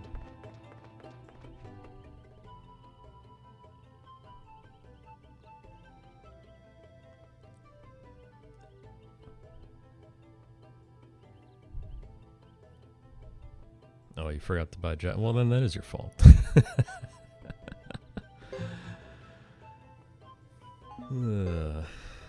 Crab Rice Bowl. Speaking of blowing it, anyone saw my first 108 star speedrun, I completely beefed it with the Crab Rice Bowl. I forgot that Halleck comes with one, and I was sitting there grinding out crabs in Kuput Forest until I got a drop and came back here. Just defeated. You know what's crazy about that though? That run was so good. Hold on, excuse me while I learn how to use the analog stick. That run was so good that my new PB / current world record, it only beat it by like 7 minutes. That's crazy.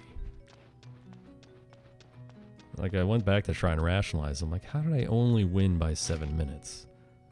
And then I just, finally realized, like, oh, that first run I actually did was pretty darn good. All right, anyway, we're done with our recruiting party. This is serious time now. Putting together our party to go to the Sindar ruins, beat up on Sarah and the water dragon. For that, of course, we bring Chong Li, Isla, Fred, Little Vicky, Landis, and where is IMA? Never find her. There she is. Along with Gene. This is an all-star lineup right here.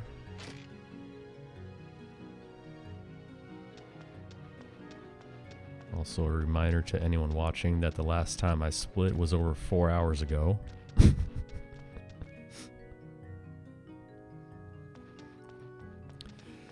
First, we gotta come up here and talk to Ernie. You think a lot of it is trying to overcompensate when something goes wrong? Yeah, probably. It's easy to do. You realized you changed your formation just to try and survive. You think you would have beaten it if you hadn't screwed around. Yeah. Yeah, it's easy to psych yourself out, man.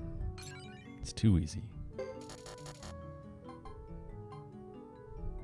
It's also easy as bumping up your magic skills with Ernie in your library.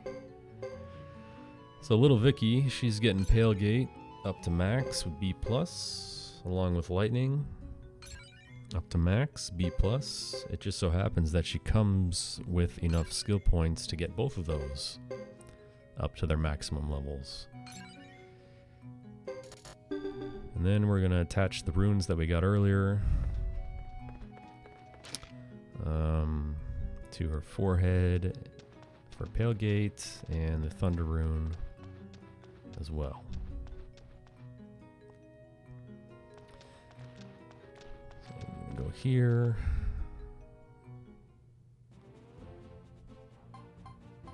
There's one last thing we have to do. We have to go adopt a dog. And swap IMA, put her in front. Then you go to the skills menu, use Gene's skills to affix runes that are already in your inventory. Pale Gate on the head, Thunder on the left. And that's it. There's your team.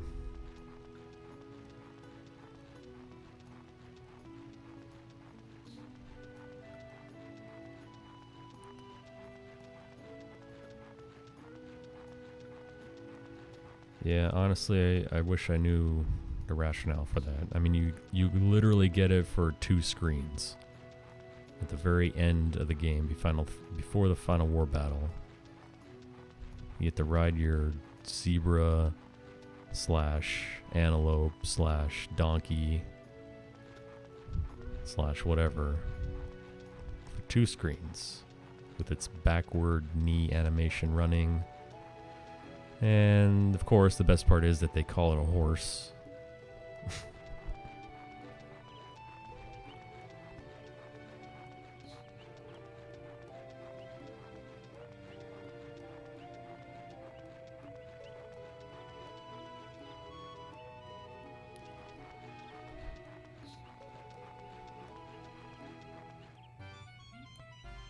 Great music right here.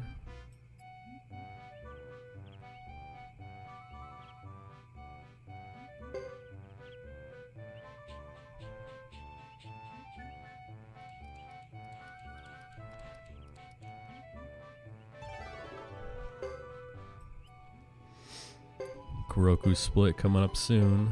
Stay tuned for that. Drop another escape scroll. And we're out of here. Conveniently right next to the Great Hollow. I'm gonna watch Jimba run in here real quick.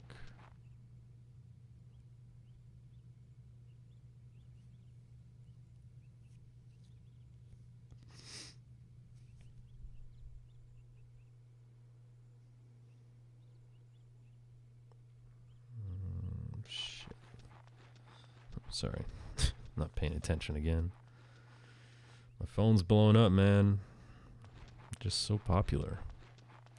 Everyone texted me today.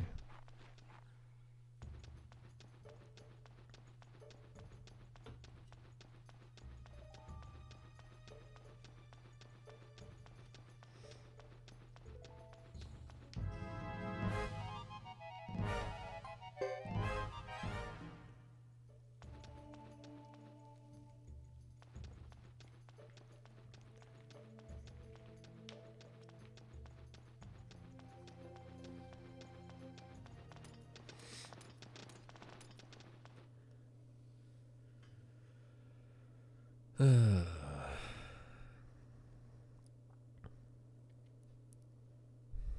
more followers and you can make money. Yeah, I get the stream reports after the, like a couple hours after you get an email saying, here's your stream detail report. And it's got that checklist. Pathway to whatever it's called. I think you're right. I've got 3 out of the 4 boxes checked. Unfortunately, much to the dismay of everyone, I will be declining that offer. Assuming I ever get there. Honestly, I can't believe we hit 40. I'm being serious. And there's really 40 people out there that want to watch Suikoden 3. I don't think so. I'm still not buying it.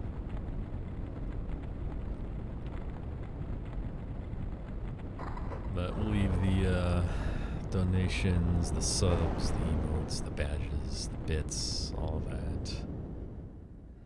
We'll leave that for everyone else.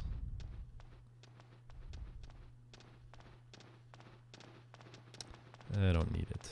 Someone else can. Other people need it more than I do. I'm doing all right.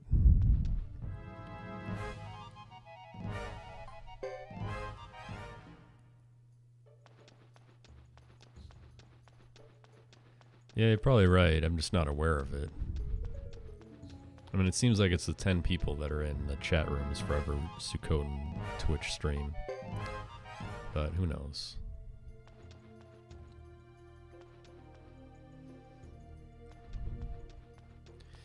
Alright, so anyway, the reason why we go back a full screen transition and then immediately back here is because that'll trigger this loser to show up, who's going to be poking away at a door that's already open for some reason.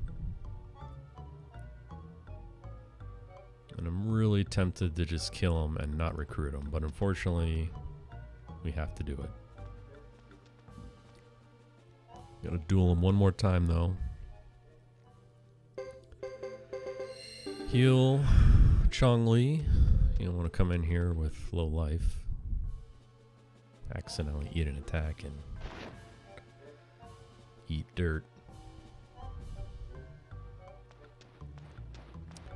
But you can have emotes. You know, that's literally the only reason I would even ever consider it. But honestly, it's fine. I don't need emotes.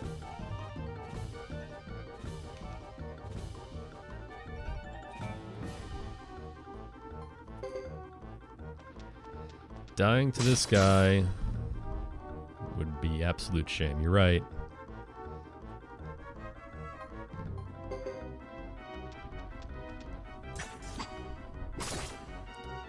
Someone mentioned a week or two ago that, not in terms of Suikoden, but in terms of like people who are arguing over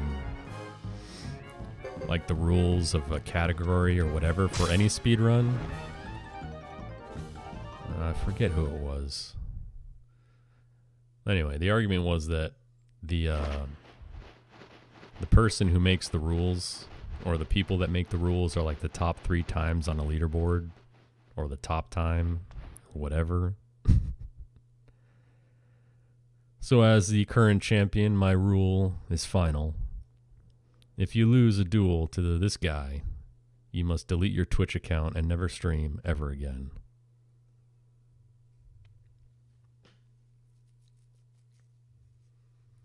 Those are the rules we live by.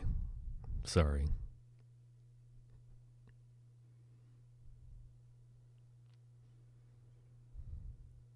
I'm losing on purpose. Honestly, smart play. Dude, the game doesn't even want you to recruit him. That first option is the reject. See, even the game knows this guy sucks.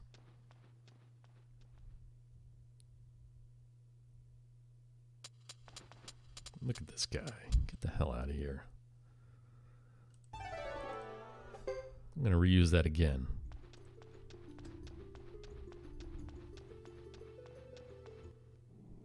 Get out.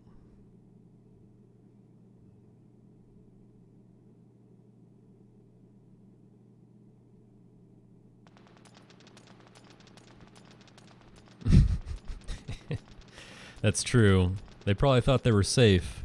And all of a sudden, like, are you fucking kidding me? This guy... Man. You know what they say? A fox always finds his way into the henhouse. Alright. On to the world's worst maze, where all you do is hang a right, and then another immediate right, and then you win.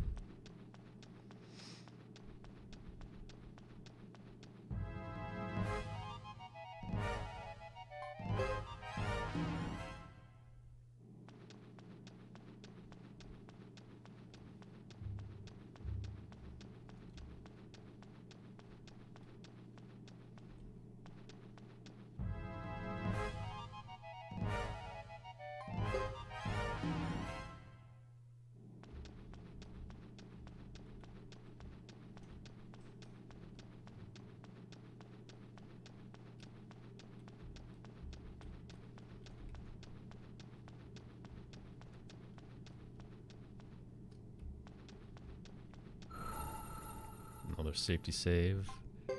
The cowardly safety save.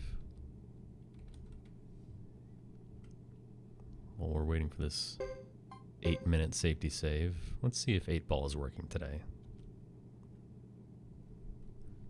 Oh shit. It is real.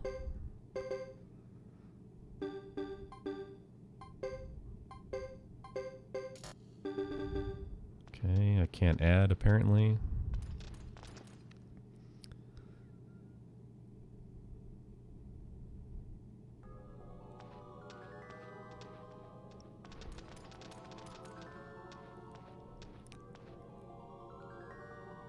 Damn, dude, 8-ball is back and it's working.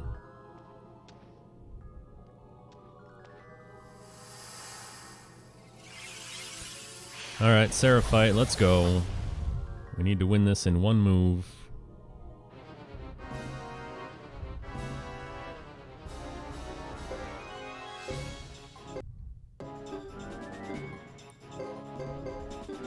What the fuck, dude? Get it together.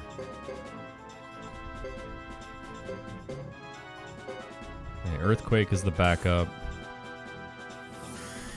Shit.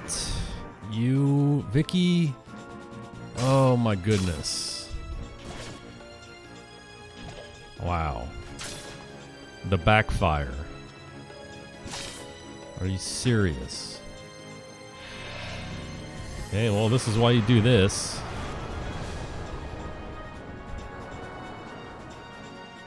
Of course, the ghost armors are floating enemies, so it's not going to hit them.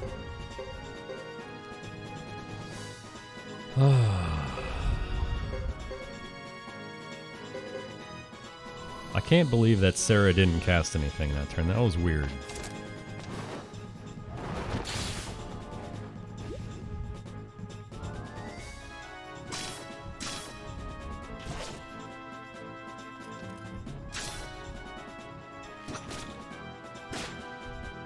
And again, too, 2 physicals? What the heck is going on? This battle is nuts already.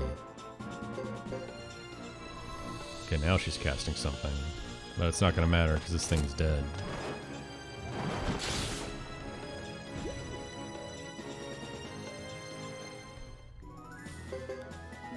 Jesus. Oh, that's a blow up. So for that battle, all you have to do is take out Sarah's friends. You don't have to take out Sarah. Now, if you do take out Sarah, the battle ends, regardless if her friends are alive.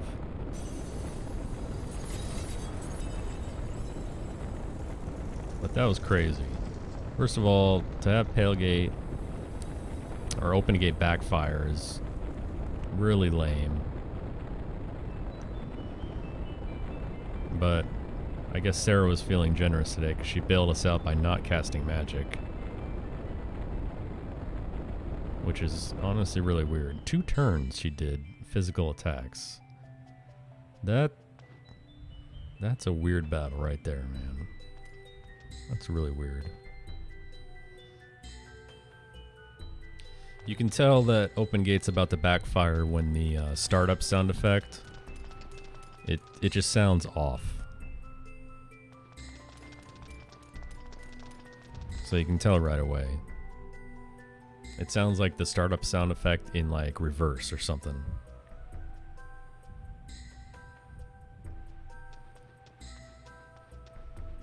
Of course, the other thing that can happen is it can kick off and it cannot insta-kill every enemy. It usually does, but sometimes it doesn't. So, I mean, if it kills, you know,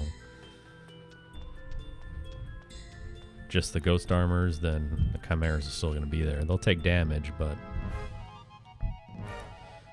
Sarah, of course, is immune to instant death attacks, so it's never going to work on her. Anyway, you stop right before this little stone structure ends. Gonna heal, and now all these Jizos gonna load up. Again, this is like the Uber fight in Kuput Forest in Chris Chapter 3. You really want Fred to survive, because you really want him to get those skill points and levels for the end game.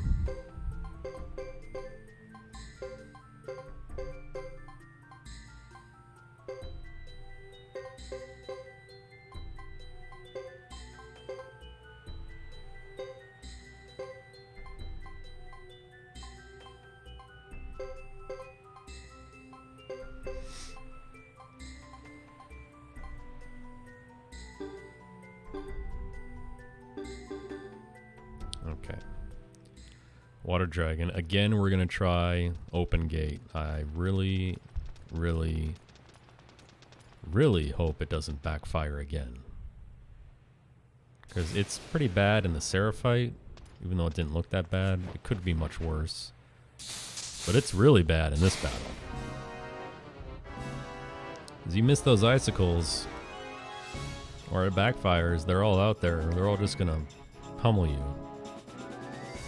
You have to try it again on turn 2.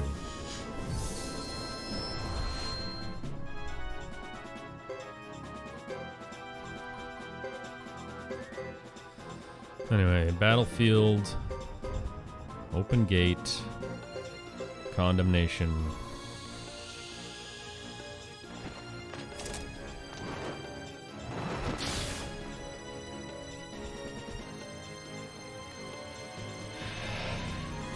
Okay, so that sound right there, before this animation starts, like play it in reverse, and that's what it sounds like if it's going to backfire. Now I won all 6. 1, 2, 3, 4, 5. I missed one. If you don't see the lance out there, it means you missed. 5 out of 6, not bad. Of course, he's going to go attack Fred.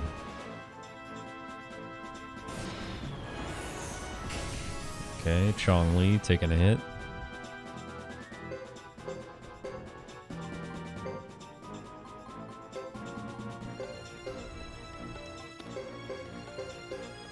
Alright, Battlefield's going to go off.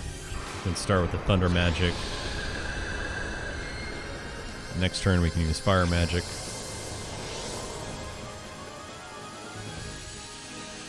And Unite attacks with Landis and IMA the rest of the way.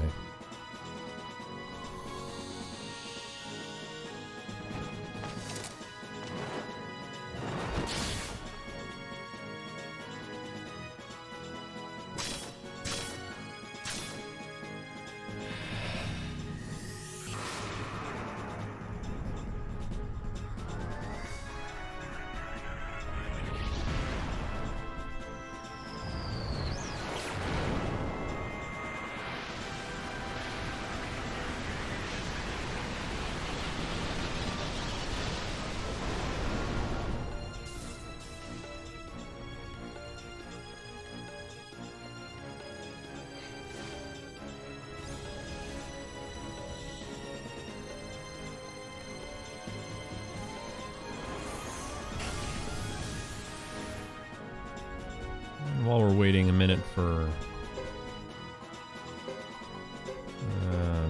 rune animations to kick off, let's hold on.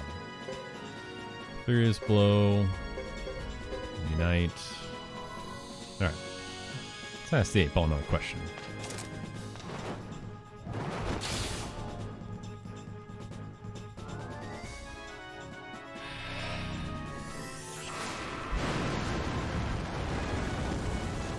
Yeah, I'm not buying it.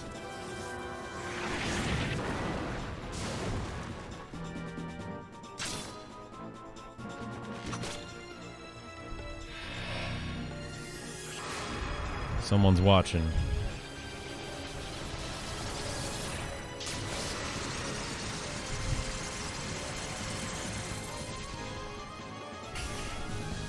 Okay, that's one crystal, but he already revived one and he just revived another one. You know, if he revives 2 and there's 3 on the field, then at that point I would... Jeez, not Fred. At that point I would use Open Gate again, hopefully to get rid of them all. But should be pretty close to dead. Probably not this turn, but next turn, I'm guessing.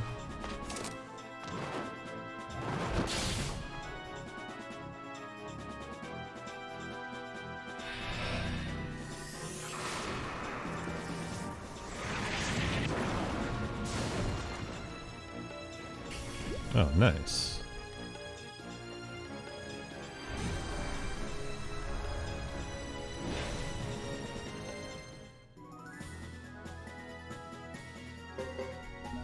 Okay.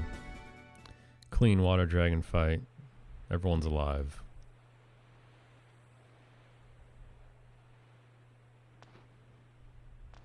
Well, that Seraphites is not ideal. It's kind of a small hiccup. Another minute or 2, I guess. I don't know.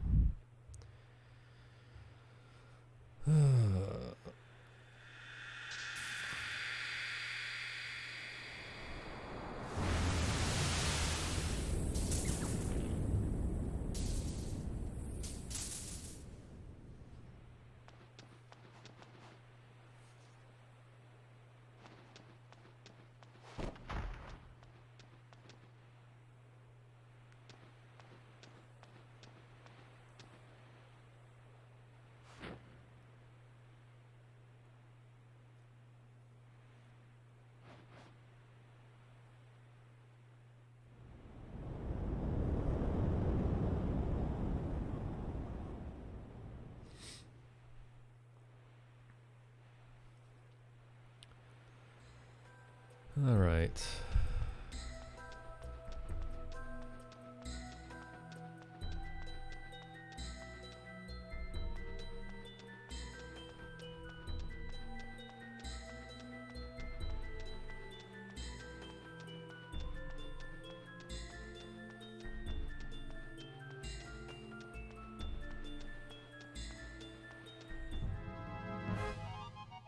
Please no.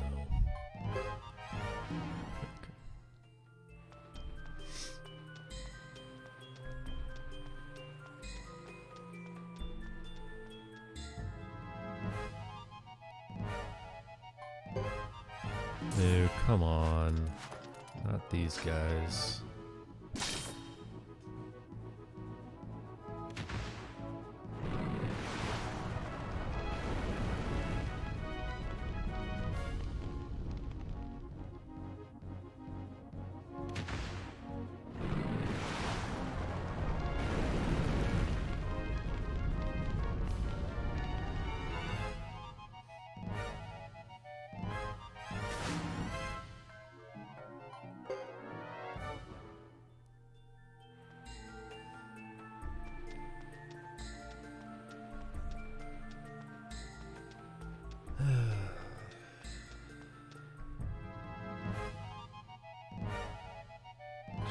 Jeez, please. Okay.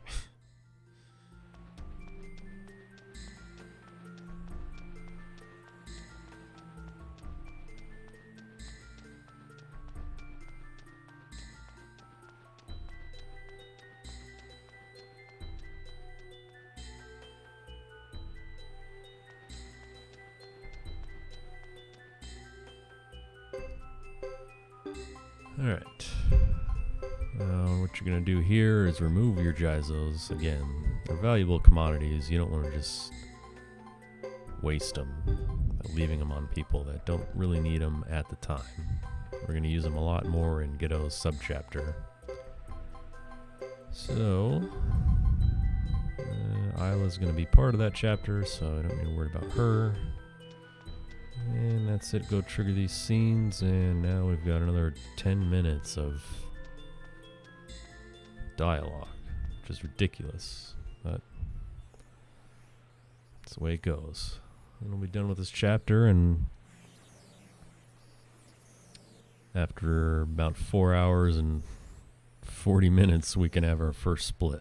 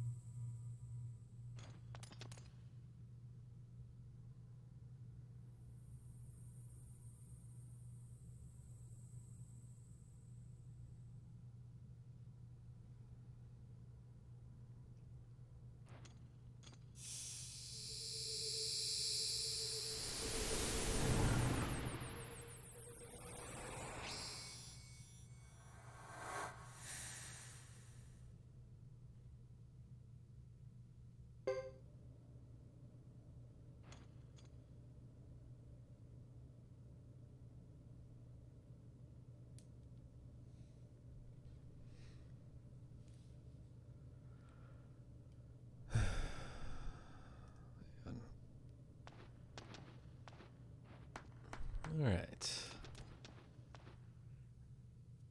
Mash with one hand, catch up on text messages with the other.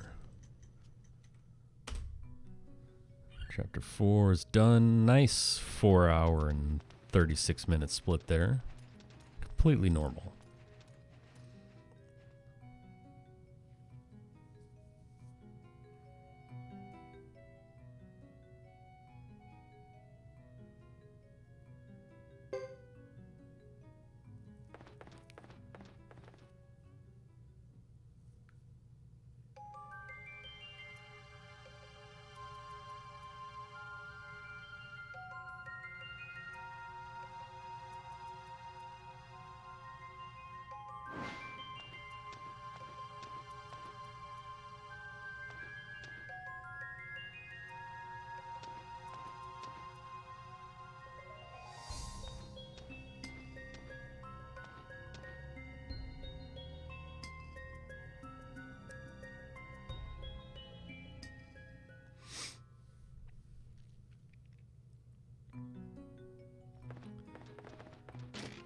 All right.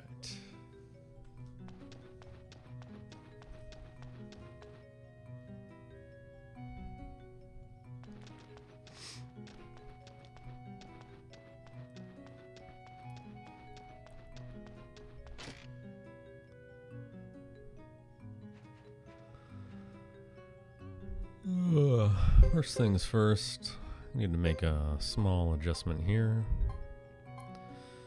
Where is he? There he is. Melville, because we need to go recruit Alanis, which means we got to kick Gene out and put Elliot in.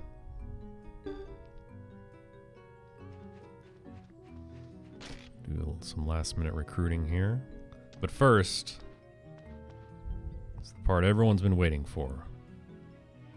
All chapters run wouldn't be complete without everyone's favorite dog.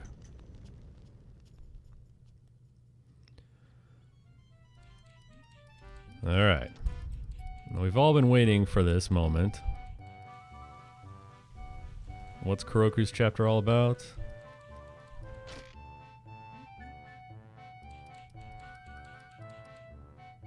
Well, Kuroku, I guess I can't hide anything from you, boy, but don't tell anyone. I don't want to scare them. Alright, we did it. We figured out Gene's true from... Oh, shit. Connor with the 370,000 person raid. Damn, dude. Thanks, man.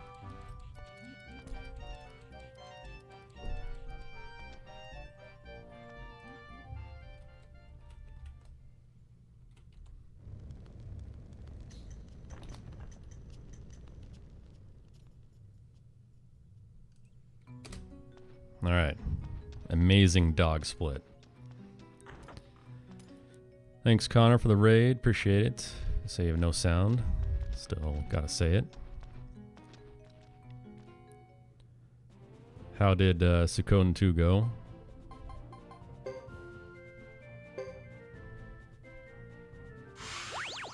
Did you really get world record? Are you serious? Or Seagun's just messing with me?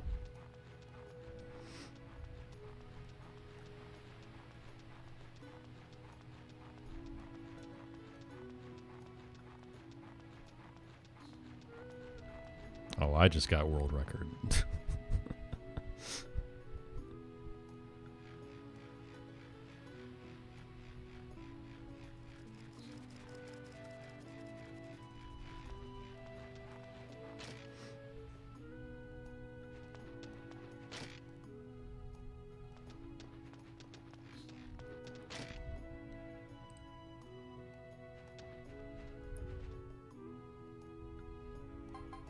Alright, we gotta go to the rune shop here just to open up the menu.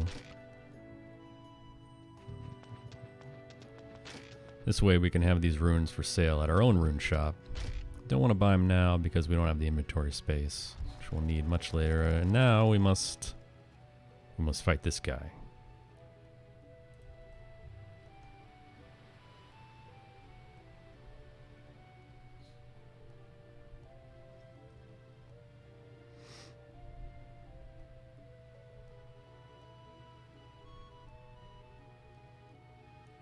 So if anyone's watching from Connor's stream, how'd Suikoden 2 go today?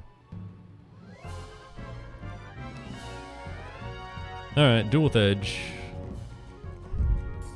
Let's see what he's got for me today. Suppose I could go easy on you.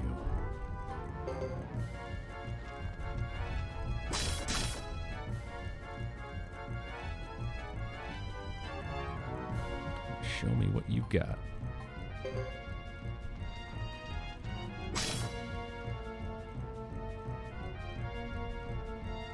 Payback double.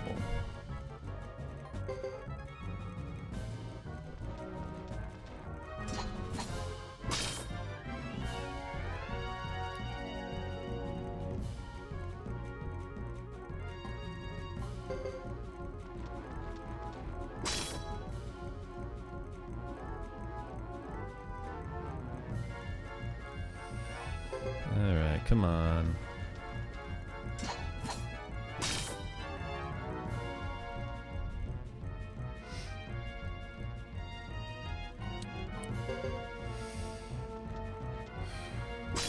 Slow duel.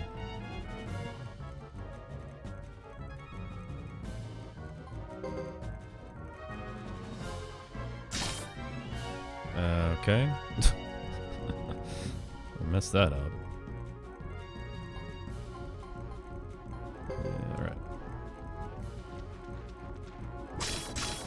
Alright. Got him. One mistake. Pretty slow, though. He defended a lot. Mistakes were made. Lost the run 2 hours in. Dang. Sorry to hear that. I was busy the last few minutes, but everyone, welcome to this Suikoden 3 all chapters speedrun. The worst decision I've ever made in my entire life. Looking at about a 17-hour estimate. We're coming up on the home stretch for the regular game. But after that, we still have to do Luke's chapter. And that's the hidden chapter in this game that you get as a bonus if you recruit all 108 stars. So that adds about another hour on. And we got another hour or so of the rest of the regular game.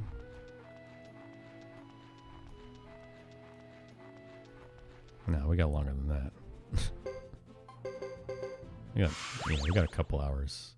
Anyway, estimate 17 hours total with credits and last dialogue and everything.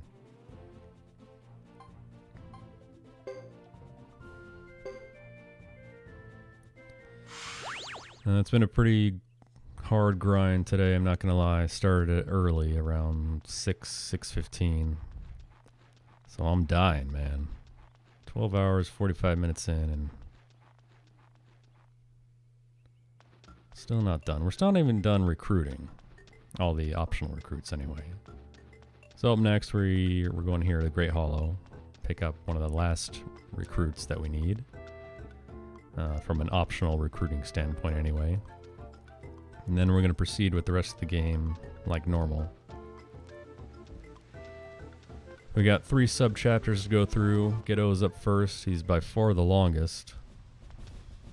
His takes a while. Then we move into Chris. Hers is pretty quick. Then we go into Hugo's. His is really fast. And then we drop into a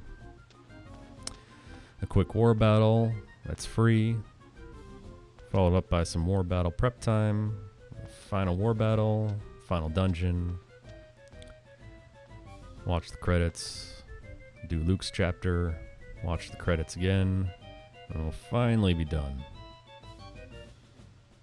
So, sit back and relax. It's been pretty chill up to this moment. Honestly, it came in at the right time. The first 9 chapters are really boring to watch from a viewer's perspective. And then we did Thomas's 2 chapters, which are optional.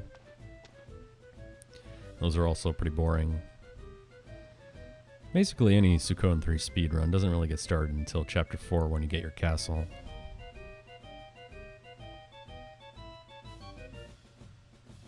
Alright, back to the Like the chat. SRD, how did it take you 3 minutes to do a Kuroko chapter? Well, you should have been here, man. Should have seen it. It was legendary. My biggest mistake will be when I decide to steal your route, but add in... Oh, God. Bath scenes, yep. And Connor, thanks again. If your sound is off, that's okay. I'll make sure to stop into your next stream and say what's up.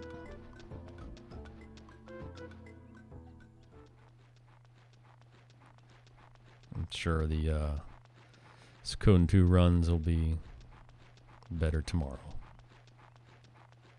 Always remember the new movement, Defeat Zero.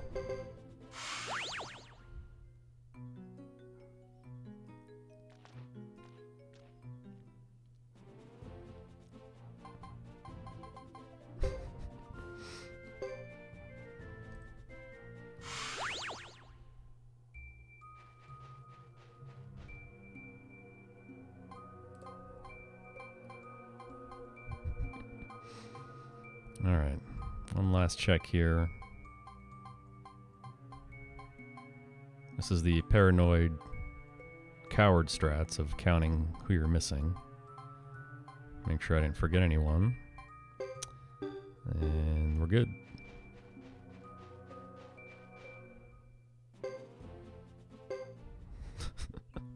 Bards will sing songs about this very Kuroko chapter. You're right. Honestly, the best part of this run, let's be real. Also, for anyone joining, the Flame Champion name is Chong Li. Chong Li, of course, the greatest villain of all time in cinematic history. The greatest movie of all time, Bloodsport.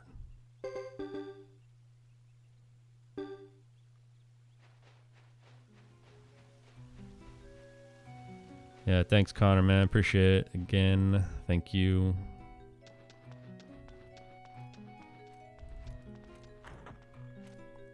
I'll see you soon.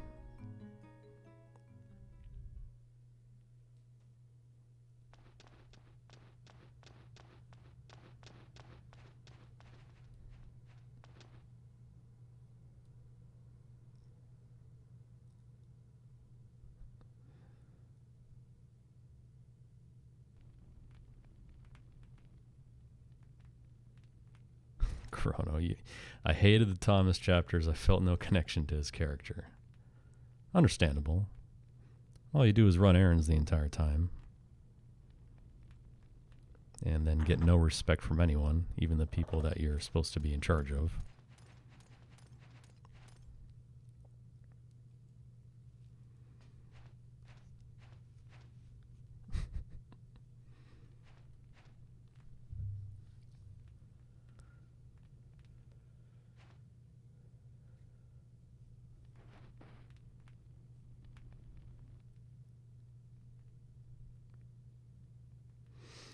So, from a story perspective, Franz, despite fighting you the entire game, has now literally crawled, come groveling to you, asking for your help.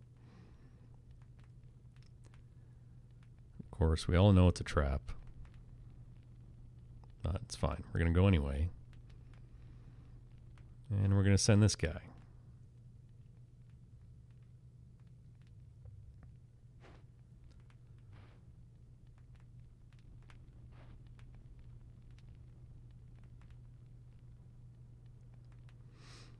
So this is definitely one of the hardest parts of the game, because Gedo's subchapter here takes you all across the map.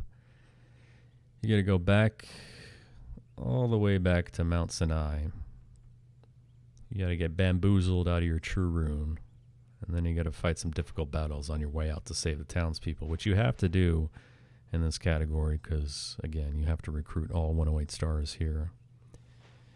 And to do that, we're going to have to fight some battles that aren't free, that's for sure. And yeah.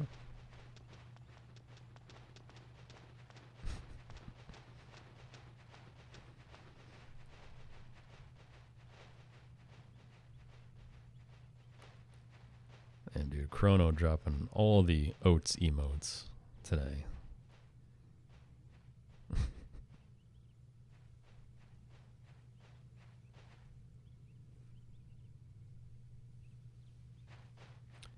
So if we can make it out of this little subchapter here, if we can make it out of here alive, then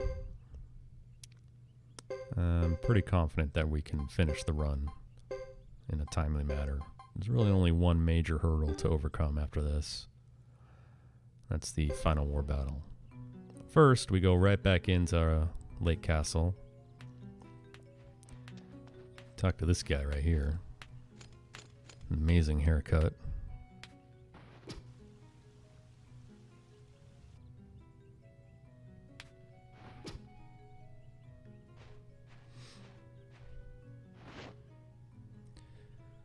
Another thing for SRD and Siglands to consider for 100%, you got to get all the medal sets that this guy offers. You got to sign all those titles.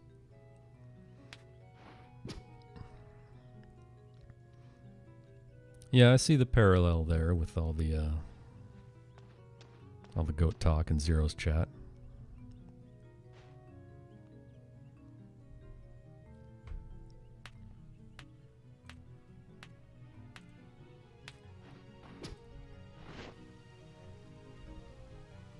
Yeah, dude, 100%.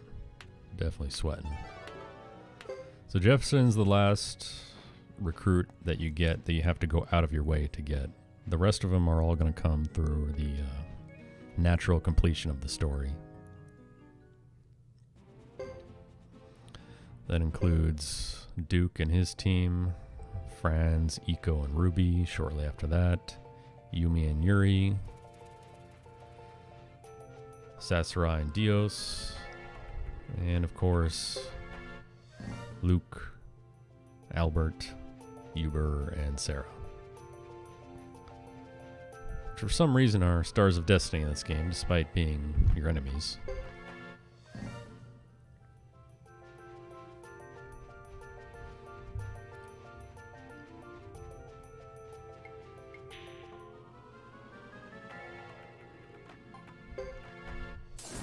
Dang.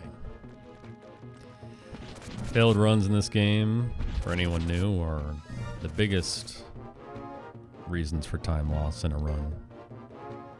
Some failed runs are just outright brutal. They can cost you over a minute.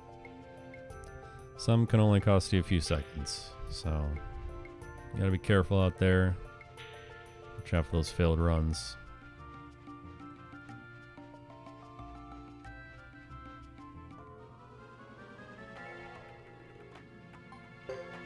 These guys are particularly bad. Troll dragons, the most appropriate enemy name in the series. Dragon that does nothing but troll you.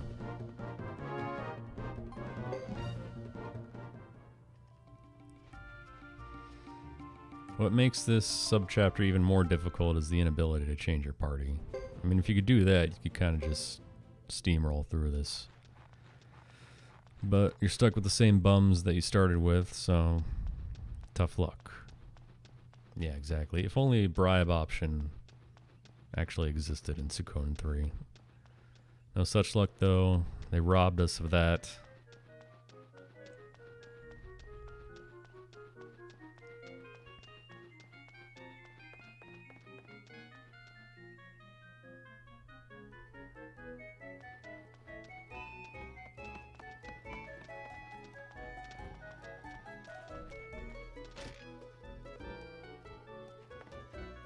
Quick stop here at the Magic Tutor.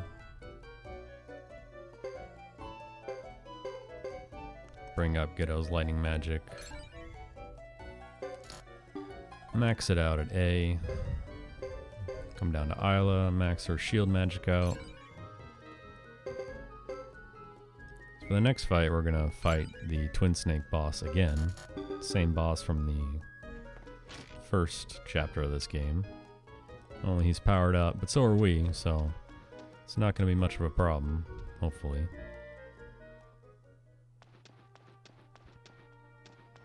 But first we have to get there. Of course, that means walking across the entire map.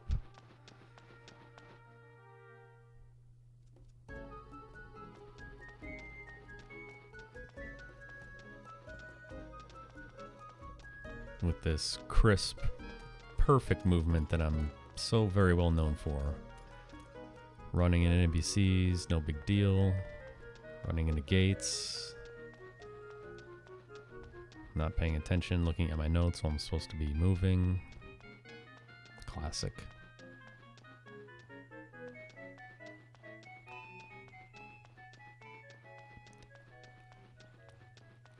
Ugh.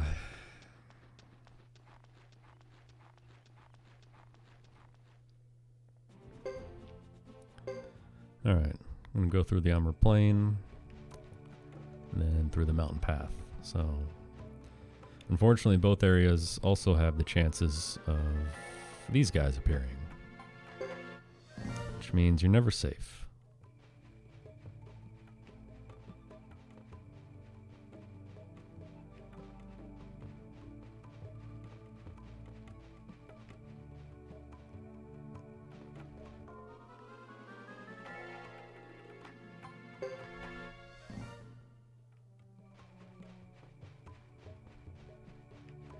That's the 13-hour mark right there.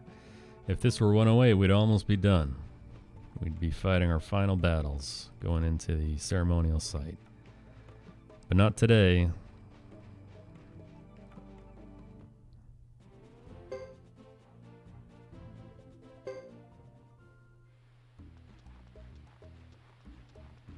So this chapter should be over sometime before the 14-hour mark. Hopefully. And then Chris, like I said, hers is pretty fast. Hugo's is almost instantly done.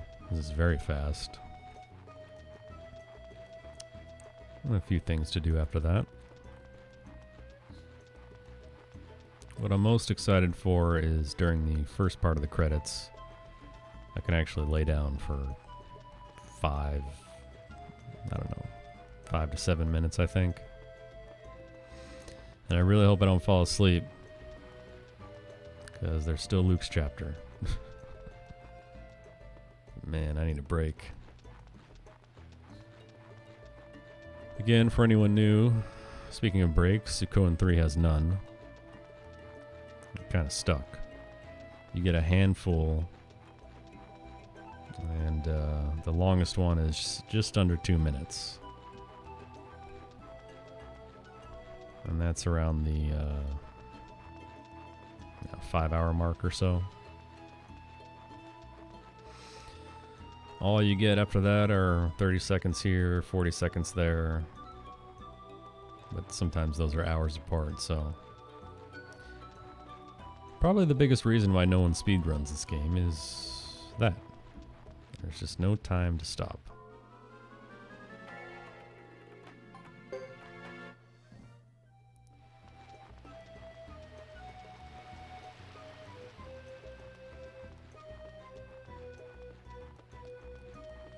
A pretty clean walk so far.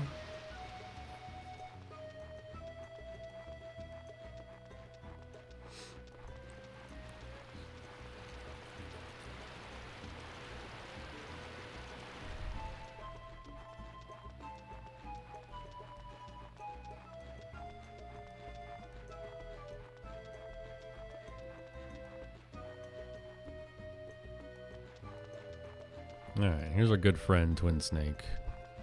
Part 2. Oh, just kidding. I'm gonna encounter first.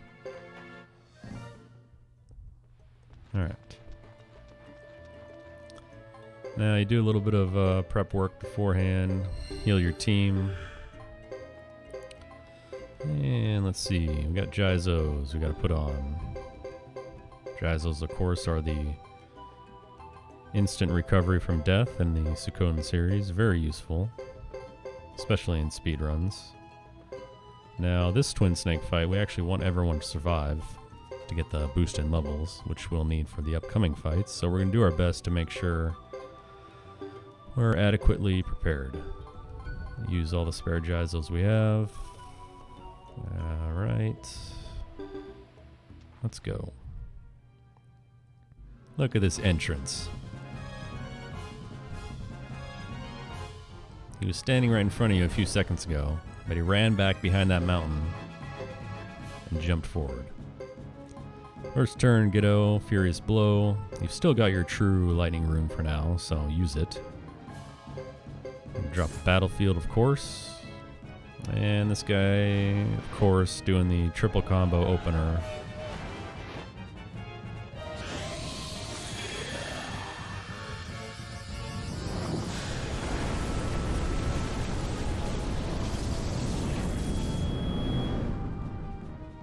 Wow, the double stop chant on Ghetto and Joker. Honestly, that's pretty bad.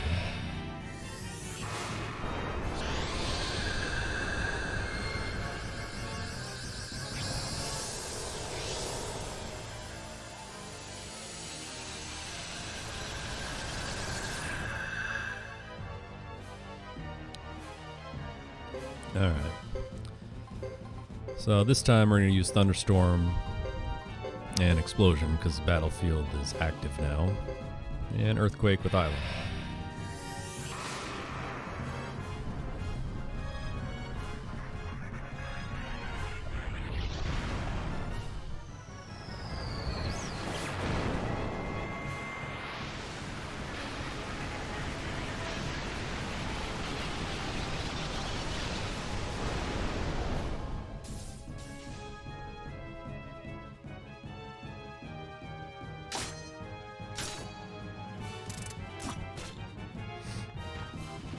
Nice. That tongue attack, dude. That's the best.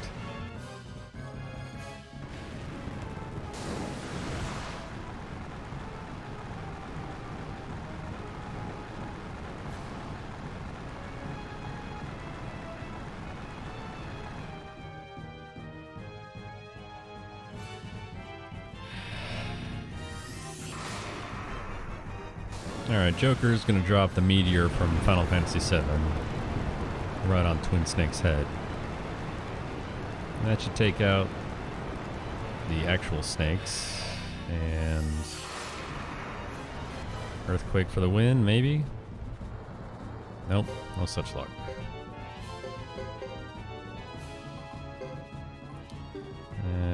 Yeah. Should be enough.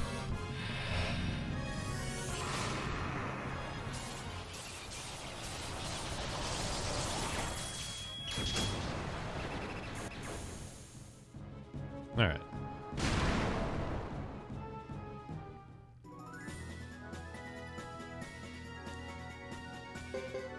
Everyone's alive, that's good. Battle took a little longer than it should have because of the stop chance early on. But it's fine. So we're gonna get this chest. Cherry pick a few items here. Flame Cask, Wizard Hat, Dragon Scale, West Leather, Premier Tunic, Custom Robe, Earth Shield, and Medicine. Yeah, that's good enough.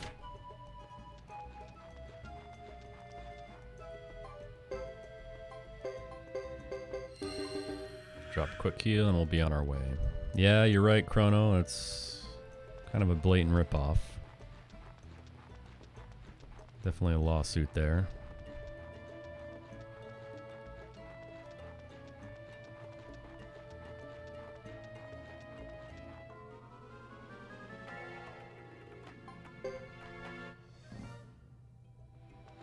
Okay, that's a good run to not fail. Those guys take forever.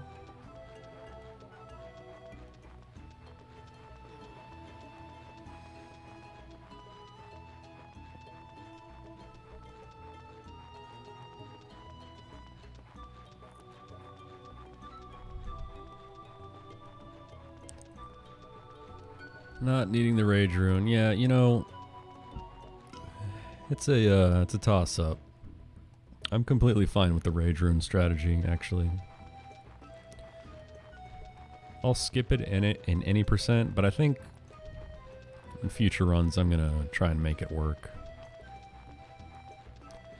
Because you don't need it any percent at all. It's just completely useless and a waste of your time. You're just burning through this subchapter and losing to those battles. But when you actually need to win them, having that extra punch would actually help. The only problem is it means you have to go back into your castle right at the beginning of this subchapter, put Jean in your party, and then, you know, walk all the way back out of your castle from the tavern. Get all the way here, throw the rune on her, and then, you know, go straight into those battles. So the way I do it, I don't do any of that, and I just lose the battle on purpose and then fight 2 after staying at the inn there, which you would do anyway. But honestly, it's a good strat. I don't... it's definitely safer than what I'm doing, and arguably it could be faster as well. It really depends on your luck. The way I attack this is to do the absolute least amount of work possible. And I'm pretty satisfied with the outcomes of everything. Any percent, 108%, and all chapters even. So, yeah. Like I said, though, any future attempts after this, because this will complete like my whole tutorial about how to do a Suikoden 3 speedrun. You know, use this route, use these strats if you just want to finish a run as quickly as possible. But when you start throwing those safety strats out the window, that just, you know, really escalates your chances of dying exponentially. Yeah, safety in speedruns is lame, I agree. So any future speedrun attempts, I guess, that aren't part of a marathon, they're just going to be full on YOLO. Just, you know, no safety saves, no buying Jizos early. But honestly, what's crazy is that there's really not that many safety strats that I actually do that would be different. And this game is so treacherous that even if you abandon all safety strats and things go your way and you live and you survive and you finish the run, there is zero guarantee that you will have a better time. Because what you're really talking about is, how's my Chris Chapter 2 war battle going to go? You know, in 108, am I going to beat Billy first try? Am I going to get a Rose Brooch first try? Am I going to get a good Kabu time? And then for all categories, of course, the ultimate disgrace is the final war battle just going to be complete garbage, with Uber running around the map and there's just nothing you can do about it. So you abandon those safety strats, you save yourself about a theoretical, you know, handful of minutes, and that's fine, that's good. But then you lose 10 to Uber at the end. And I mean, that's infuriating to me, you know, and I don't have the time to grind these out, nor do I have the want to. That would just drive me insane. Like, imagine just playing perfectly, having good movement, but Suikoden 3 just saying, nope, not today. Yeah, close to war strats, reset your 15-hour run, 6 hours in and start over. That I can't do it, man. It's too much. Major props to him for being able to have that mindset, but you know, that's crazy in a good way. Fun fact, Chris can't climb down ladders with her armor on, so it's a good thing you didn't send her here, because she'd be stuck up there forever.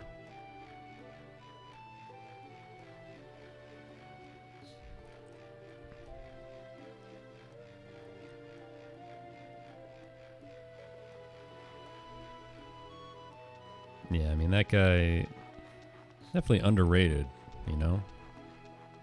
He deserves all the credit that he gets, for sure.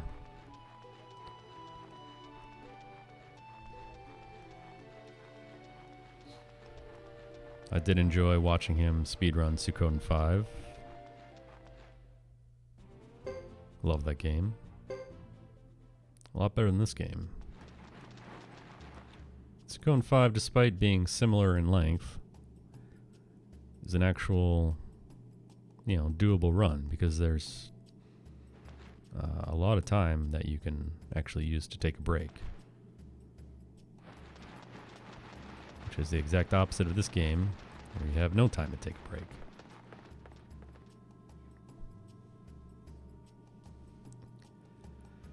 So, like I said when I started this, I haven't eaten in 4 days.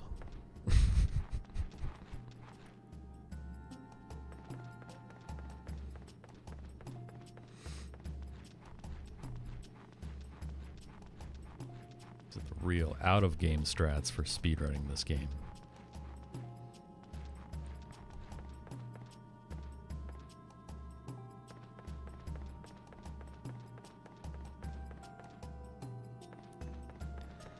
So we're here back at Mount Sinai again. Come on.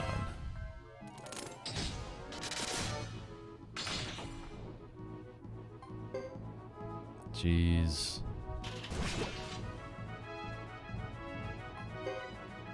Alright. Anyway, it's a recurring theme in this game where you revisit locations that you've already been to multiple times. Maybe they just ran out of map locations and they shoehorned the story into fit, who knows. But you go through Kuput Forest, 10 times in the game, that's not necessary. Go here. Go everywhere. Definitely my number one complaint about this game, all the backtracking that you do.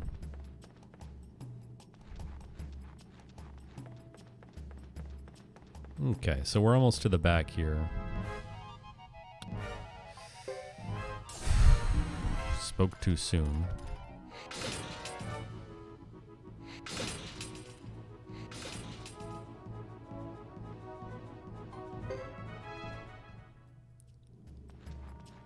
I don't mind taking damage because this next battle we're going to want to lose as quickly as possible.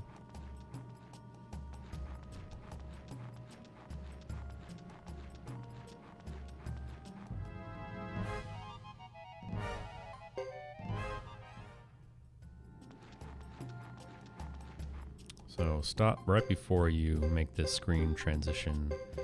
Remove all those Jizos. Too much inventory.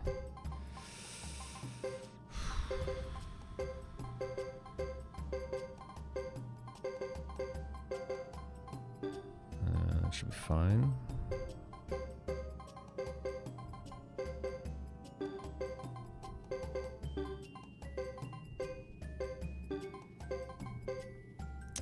Dude, just toss them. Just toss them.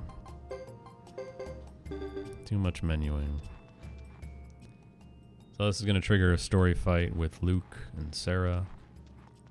This is right before you have your true rune stolen. So if you wanted to win this battle, you could, but you don't have to. It's faster just to lose.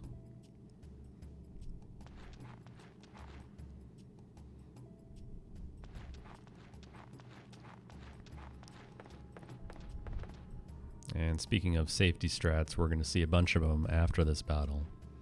And after the next battle after it as well. So I'll go through them all, and you can see how much time is actually, spent making sure we survive. This is probably the biggest part of the entire game where safety strats actually come into play. Buying Jizos maybe take a minute, that's one thing. But this is arguably the most difficult part in the game. What happens after this battle, anyway.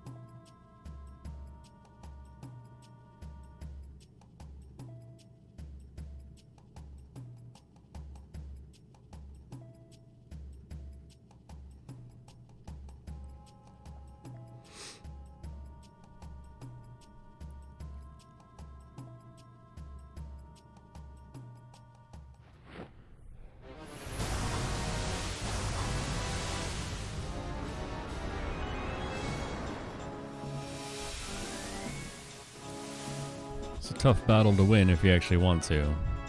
A lot of players on the field here.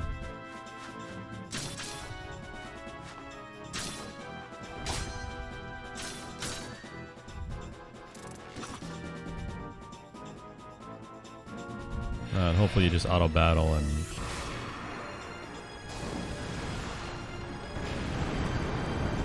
this should do it.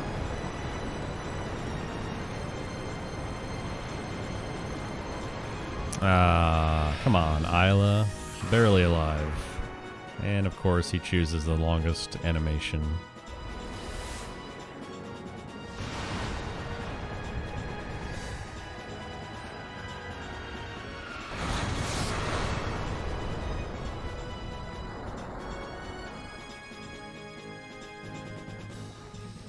Alright, well I guess Ice was alive too. So we lose, and we also lose our true rune here.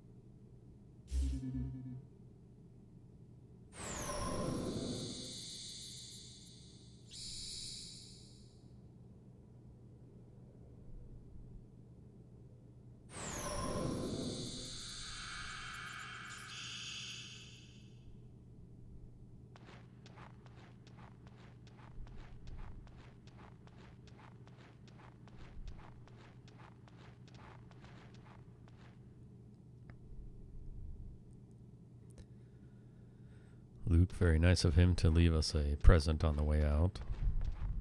So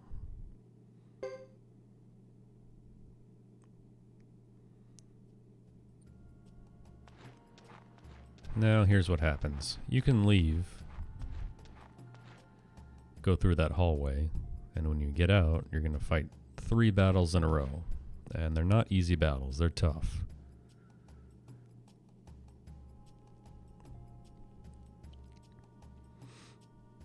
Now, Rage Rune strats would have you stay at the inn here. Wait for the scene to get over.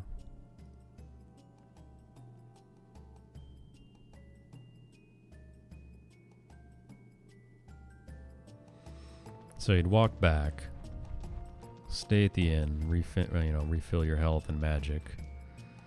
And again, you're at 1 HP right now, so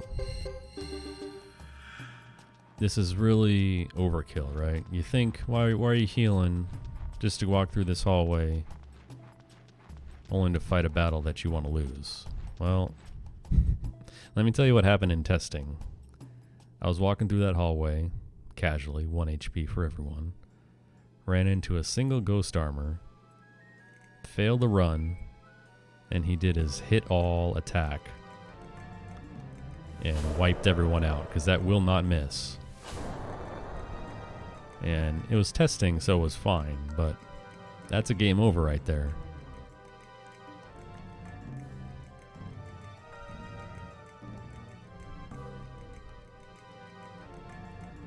So there's a few things you can do. I mean, there's a bunch of options up in the air.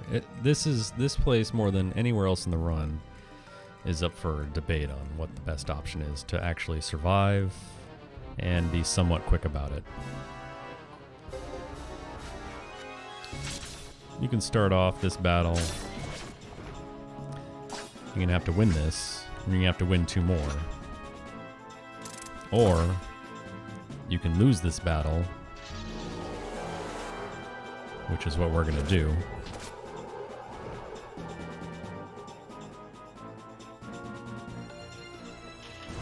Then you go back to the room, stay at the end, which is what you would have done anyway.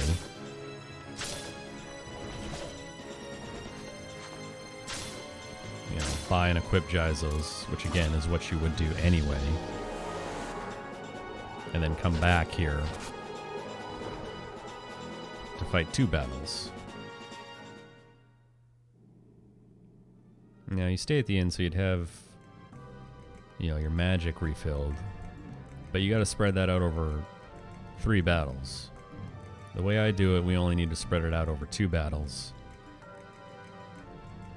And again, you don't have your true lightning rune anymore. So we're going to go back to the room.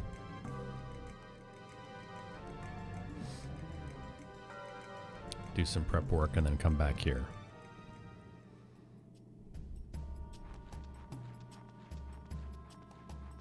So that's where having the rage rune would come into play, is you'd have to survive 3 battles instead of 2, and hopefully you have enough magic to get through everything. What also sucks is the salamanders, which is one of the battles that you'll fight, is resistant to fire. And of course it also doesn't help that fire magic is friendly fire as well, which means you can actually end up hitting your own units. And, you know, things just go downhill very quickly. And you draw that out over 3 battles instead of 2. You know, you can see that it's a bit of a gamble. Anyway, you can go back here. You can re-equip all those Jizos you removed again, because now we actually want to survive.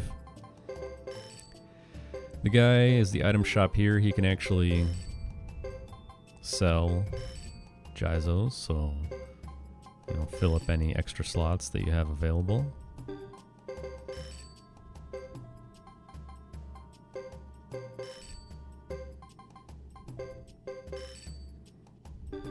So all of this is a wash because you do it anyway.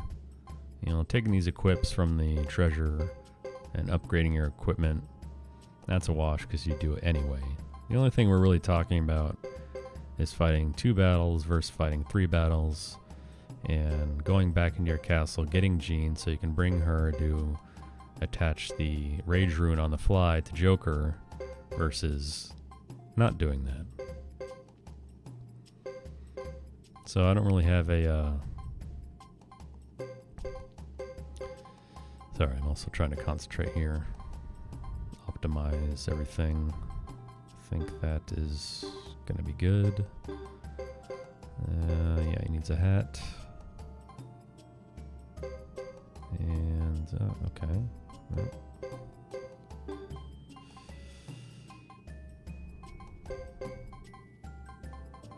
All right. Well, it's all good. Stay at the end. We will drop a safety save here, because again, even though you're only fighting 2 battles, it still can go horribly wrong.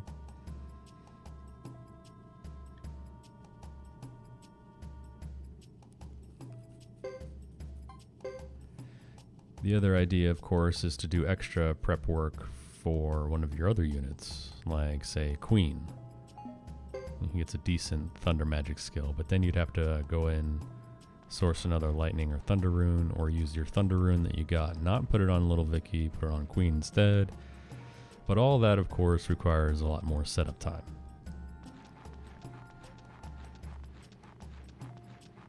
So it's setup time versus retreating to the room, losing the battle on purpose, and then going back to fight 2 battles. You know, that's really what we're talking about.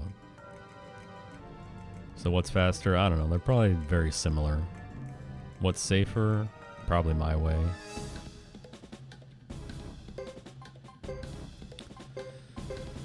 So, conserve your magic. Berserk Blow. Dancing Flames. Use the, target the Ghost Armor. And Isla is the key right here. We really need Earthquake to get off.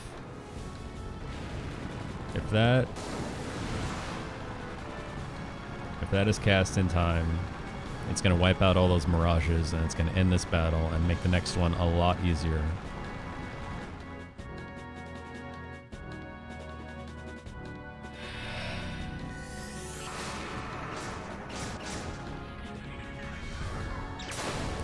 Earthquake, of course, is not going to hit a ghost armor because it's a flying enemy. And as expected, we've seen it every time before. They all just go in on Joker. They love targeting him. Okay, that's not surprising, but it's good that it didn't stop a chant on Isla, so Earthquake's gonna get off. It's gonna shred those mirages, and now all we've got is this ghost armor to deal with. And this should do it right here.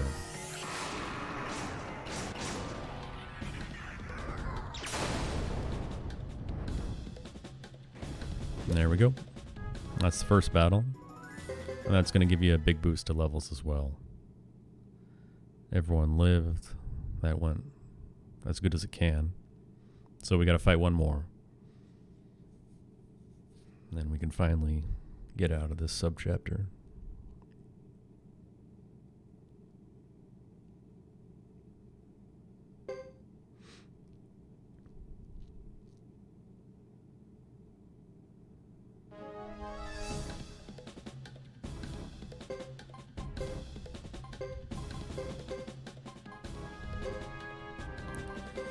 Soaring Bolt, Godot, Dancing Flames on the Mirages. And let's heal.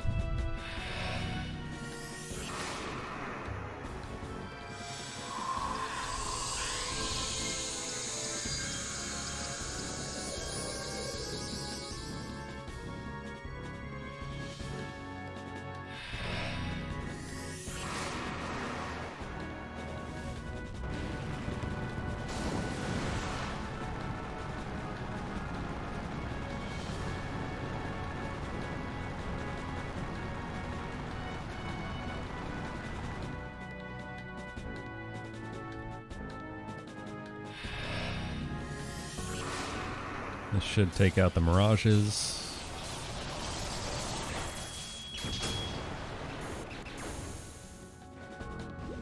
All right.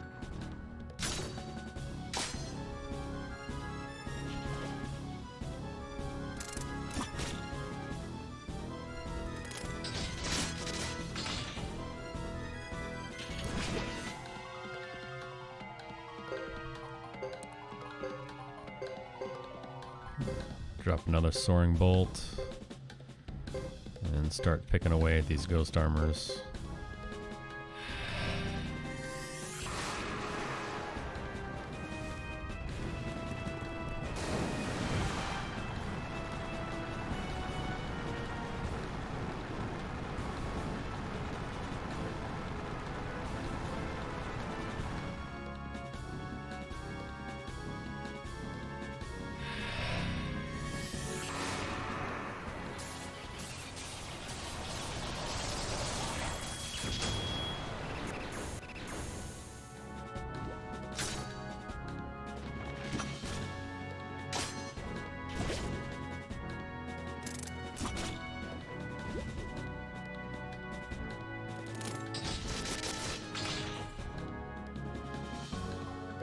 This guy should be almost dead.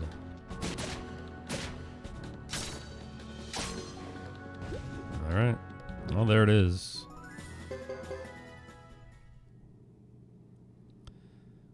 It's one of the most stressful parts of the game. The big thing there is having Earthquake, you know, actually be cast.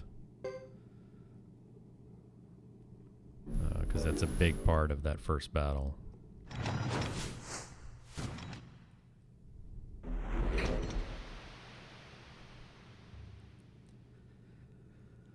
So, the rest is pretty much easy. But again, I see the argument for the Rage Rune strats for sure. Arguably faster, though not as safe.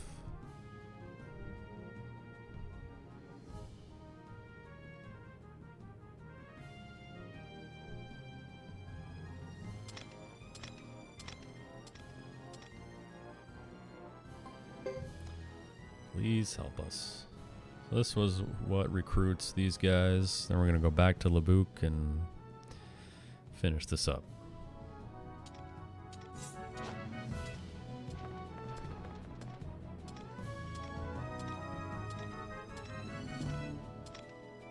Yeah, I know, right? Honestly, that's another complaint I have about this game, man. Having your magic stopped. I mean, I get it. But man, that's annoying.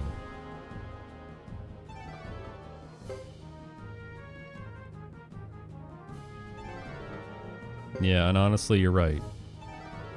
Godot, arguably the best choice as well. I'm just more familiar with Hugo.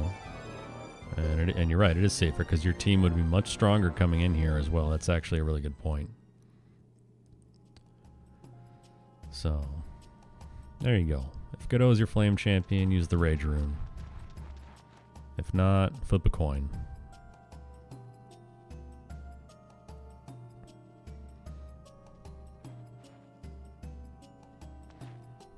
It's safe because he never gets this far. Damn, dude. Chrono always going full throttle. Never lets up.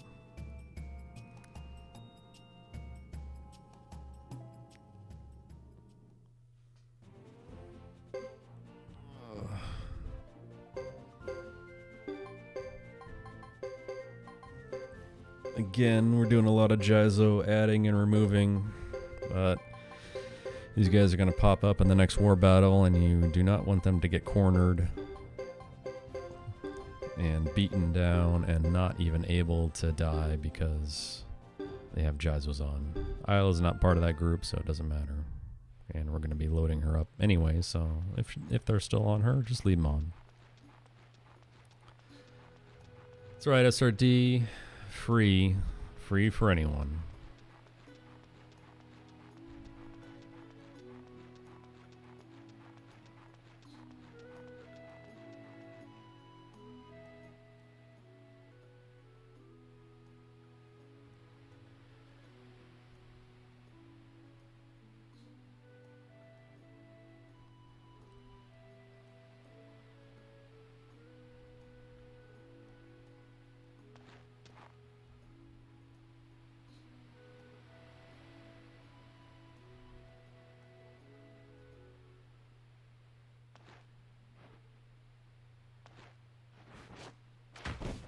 Damn. Knockout. That was a good punch, but not as good as the one upcoming. Maybe the greatest KO punch in all of RPG history. Although it is a bit of a sucker punch, let's be real here.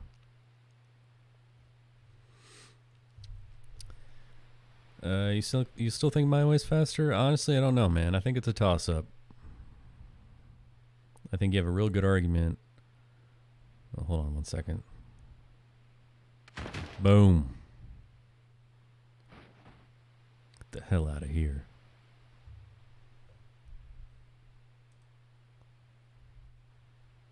Just tell that guy to get out.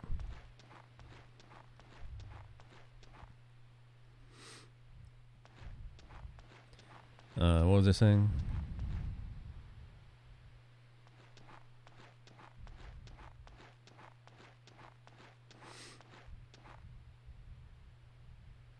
I already forgot.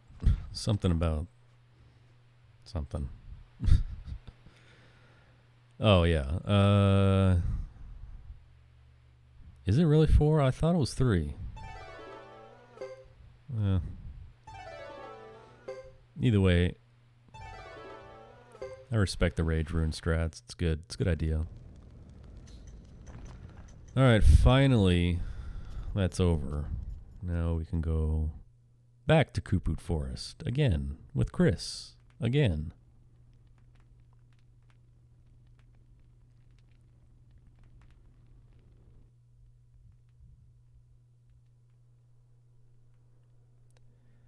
Oh, that's right. Yeah. You are right, actually. Yeah. That's right.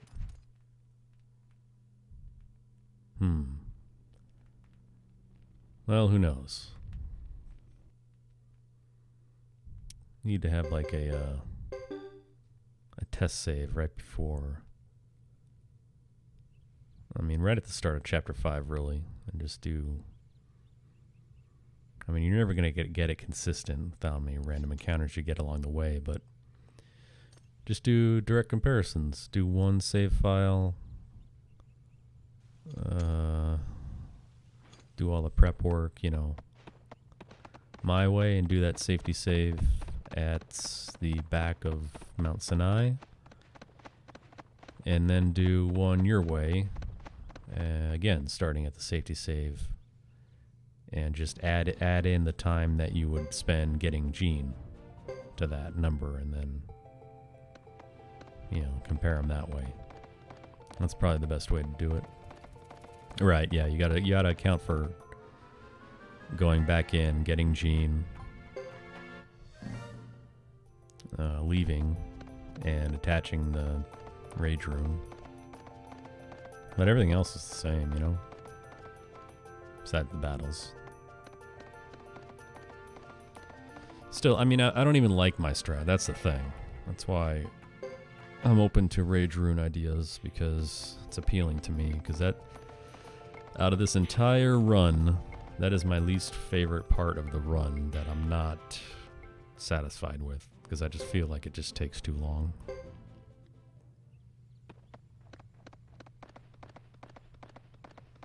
So in contrast to Ghetto's subchapter, Chris's is much faster. We're already halfway done.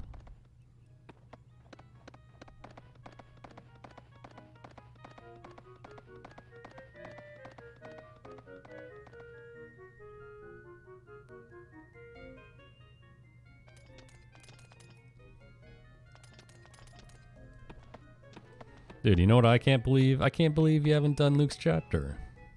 Come on now. That's crazy. You've gotten all 108 stars, I know that. I know that for sure. Alright, yeah. Double check to make sure we got the water to B+.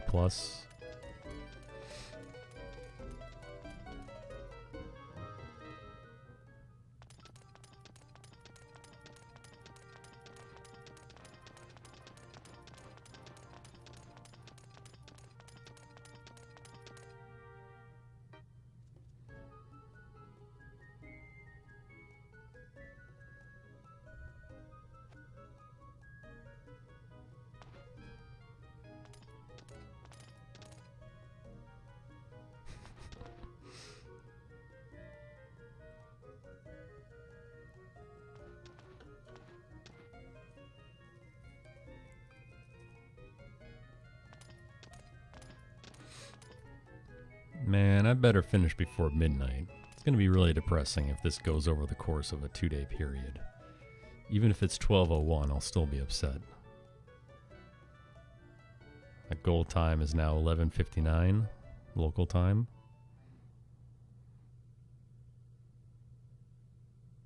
Which, I mean, my God, I better be able to beat that. That's 4 hours from now. If this run goes into the 17-hour and 40-minute mark, then something seriously went wrong. That's a death. That's what that is.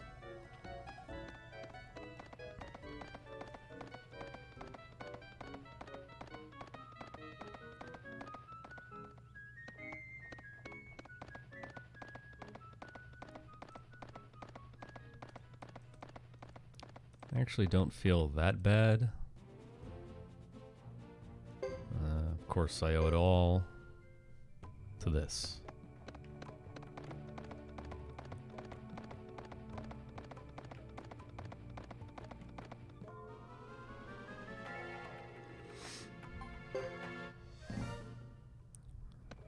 Fucking troll dragons, man. They're everywhere. They're everywhere.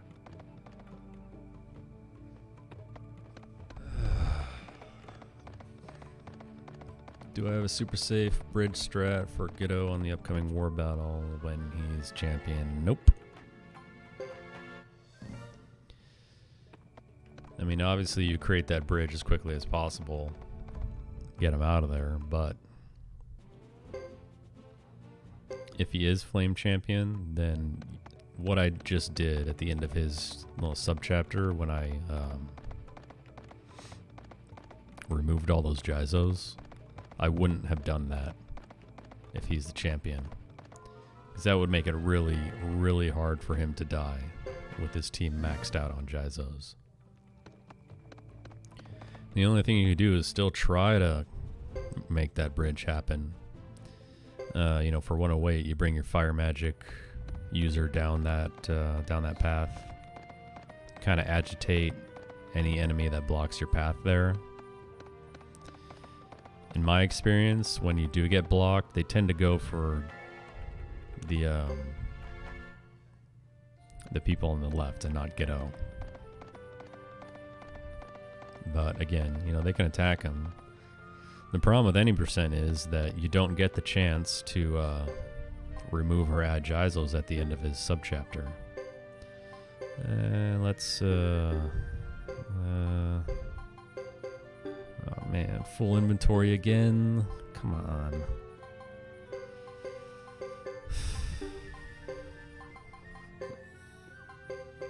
Jeez.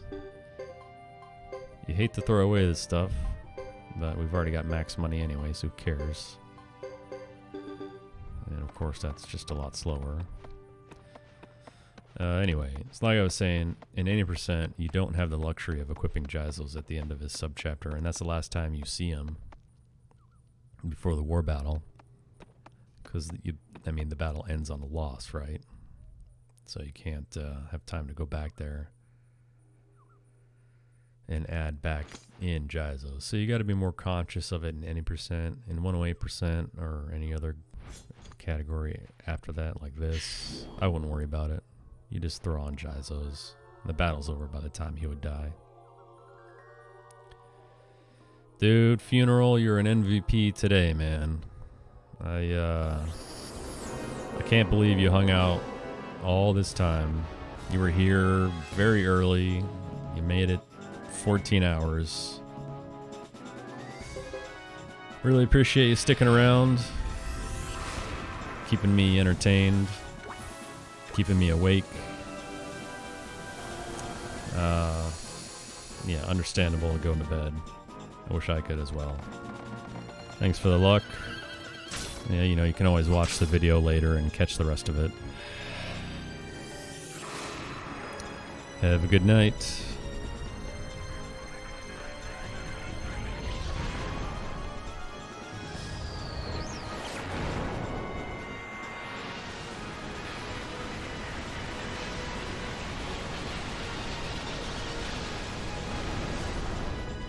Wow. Azidus are going in today. Not Sarah, though. Still dropping that kindness rain. And then this attack. Come on. One more. Is that going to do it? Yep. Okay. I'll take it. Yeah, Funeral, I'll hook you up with something. Because that's legit. Sticking around a stream the entire day. You're a better man than I am.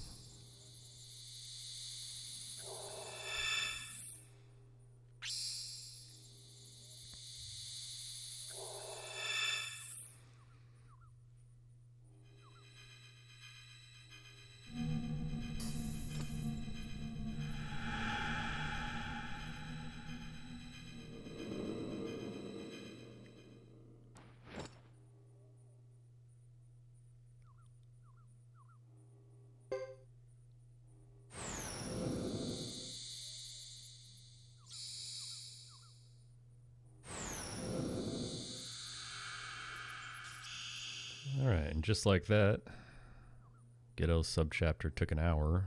Chris's only takes, what, 15 minutes? Not very fair or balanced in my opinion, but I'm not going to complain. Especially now because we get to watch Hugo ride a animal that he refers to as a horse, but is very clearly not a horse.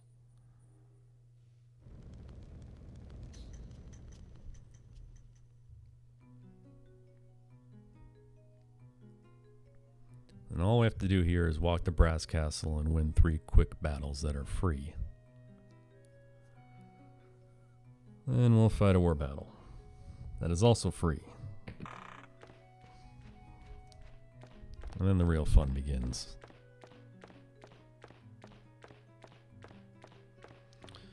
Of course, we are now past the worst 108 star speedrun that I've done. So at 13 hours and 50 minutes, this is officially the longest time I've ever played a video game ever in one sitting in my life. It's very depressing. I can't believe I'm still here.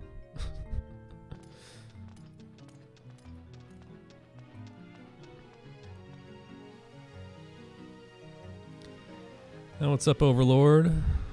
Welcome back. Hope you're doing well. Enjoying quality time with your kid while we're all still stuck inside.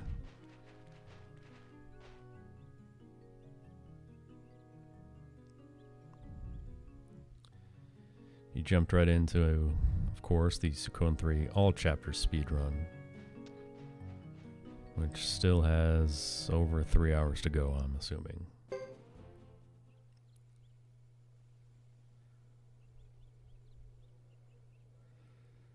Alright, very easy here. You leave the castle, you come right back in, choose your party, then head to Brass Castle.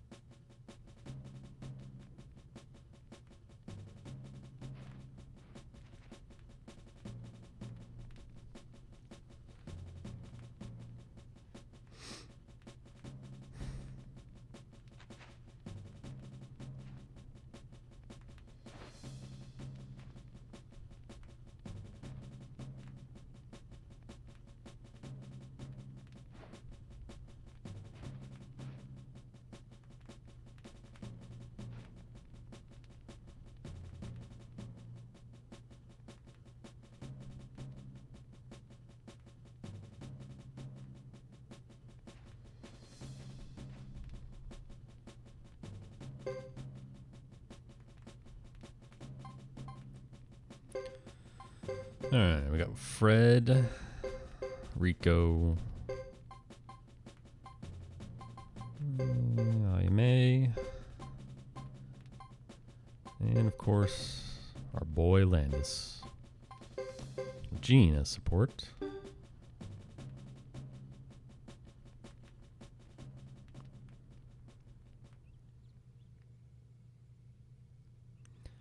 That's actually the other thing I would need to look into. Can I do this subchapter without Jean?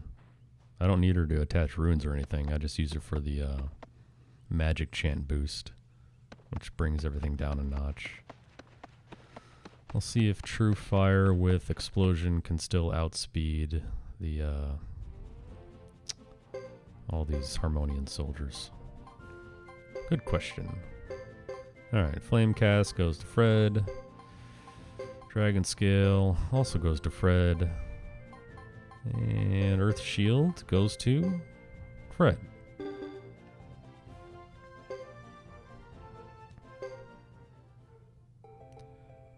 Check out this horse.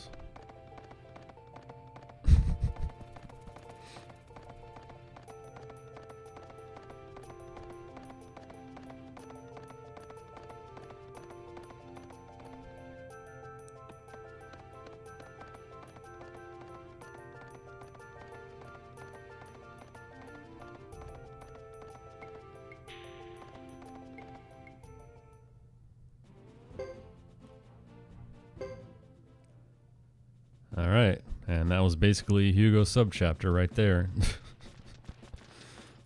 We'll fight 3 quick battles and that's it. Very disproportionate length in these subchapters.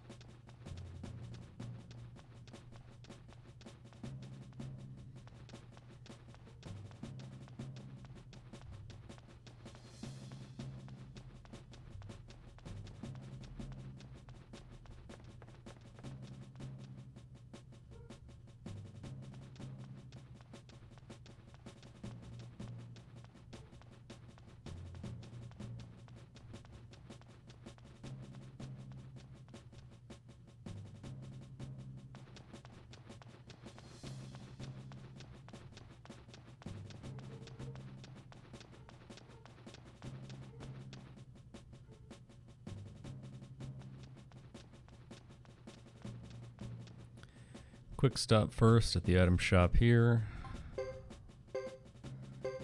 Free up some inventory space.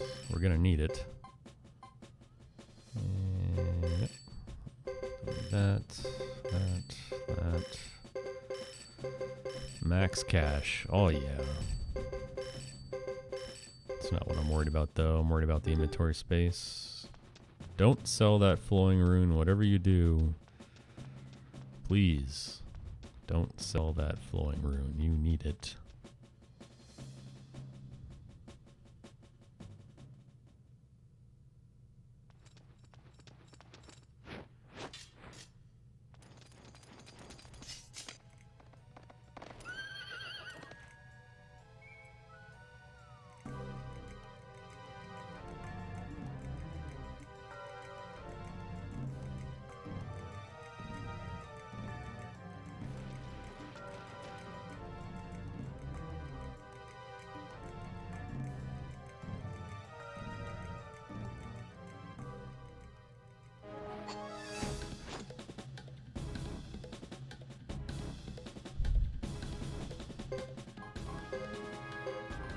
Alright, these battles are free. Explosion. And that's it.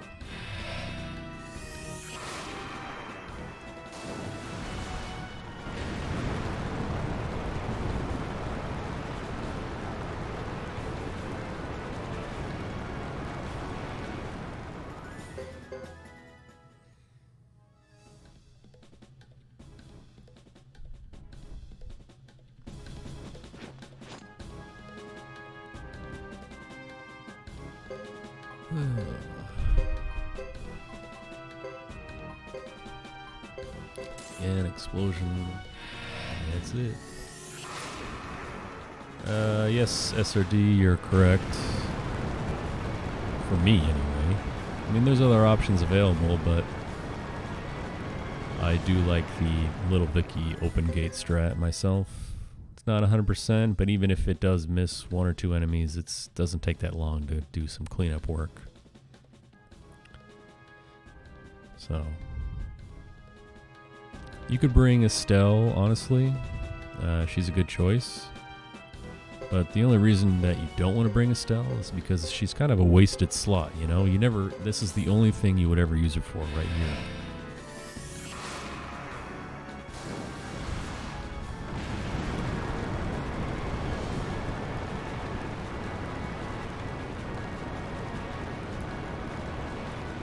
The downside, of course, is really just the fact that she'd be taking away skill points from someone else.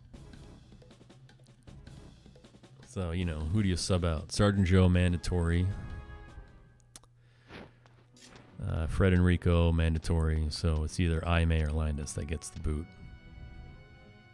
And, you know, there's a lot of skill points on the table here, along with levels. So, kind of sucks. I would love to boot Sergeant Joe, but you can't. He's the obvious choice.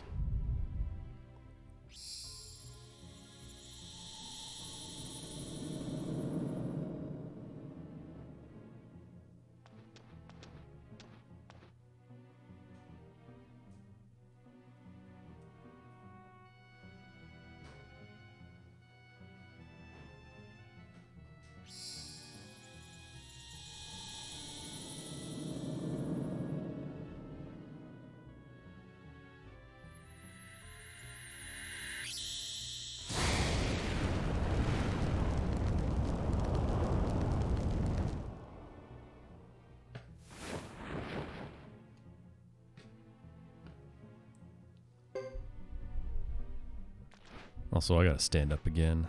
This is too much, man. This chair's too much.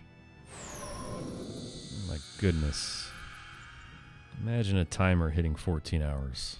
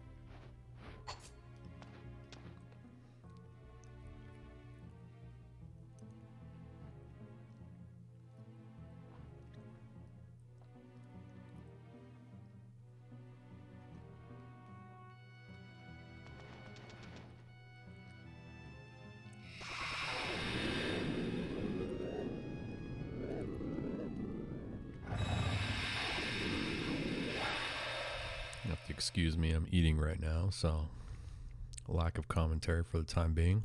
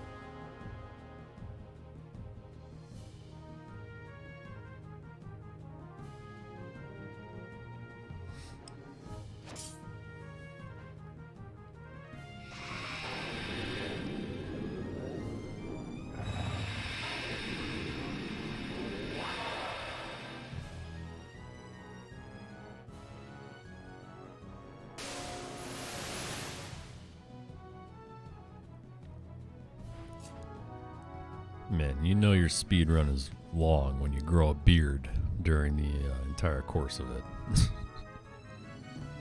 This 5 o'clock shadow is coming in real rough right now.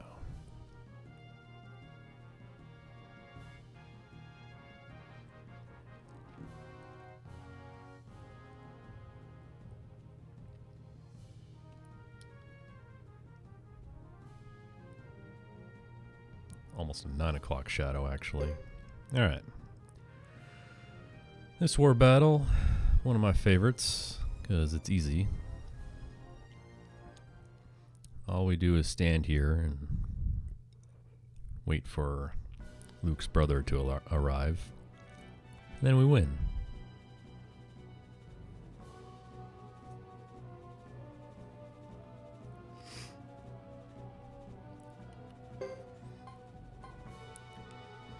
So, just kind of want to manage your units somewhat strategically here. Lightning Rune goes up top. Flame champion goes up top, because that's the one people like to go after.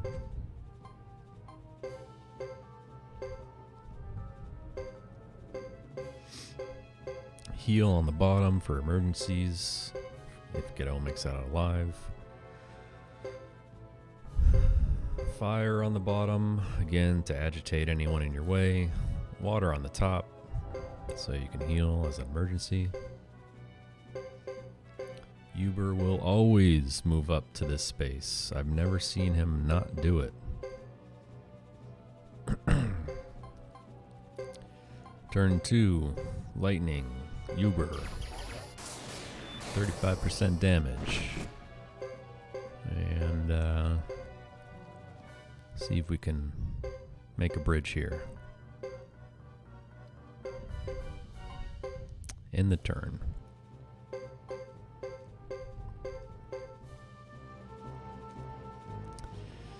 Now, what you really want are successful retreats here.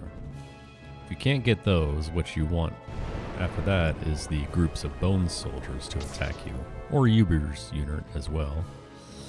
Uber's unit. You don't want to see this because it just takes too long. But this is about the only variance in time that you're going to see in this battle. Is just going to depend on which enemy units attack you. I was kind of wondering about that, going back to some old battles and wondering why there was kind of a large variance in time. Number 9, come on. And, I just realized that I was dealing with chimeras instead of bone soldiers. Well,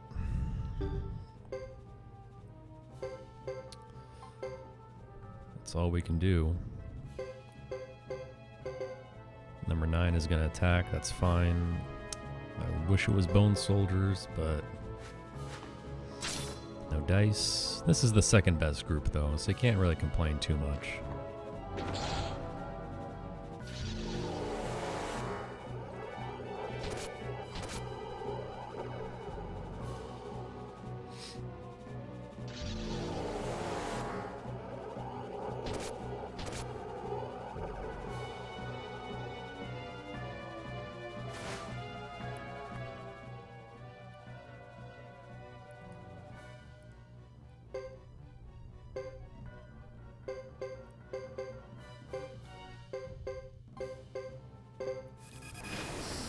Alright, there you use fire magic, that's fine. Quick animation, I don't mind. And Godot's gonna arrive. Now, he's stuck in a real tough spot right now. But we're still gonna hold our position down here with 4 and 6, just to end the turn. And hope that 7 and 9... okay, God. Hope that 7 and 9 go after the left side, but that's not the case. So now we get to lose time here. Of course, it's to the chimeras as well.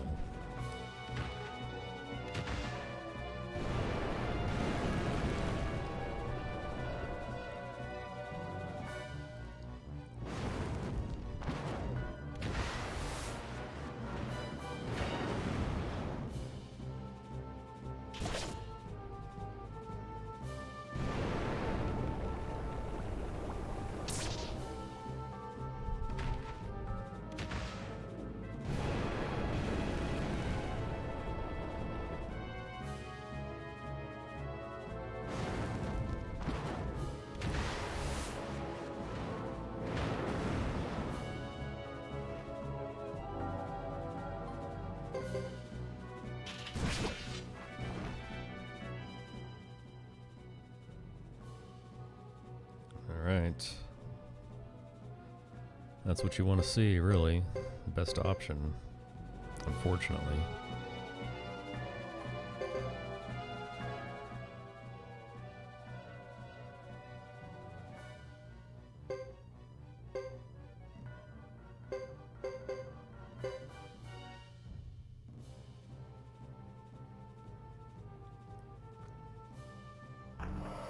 This guy's gonna arrive and do nothing.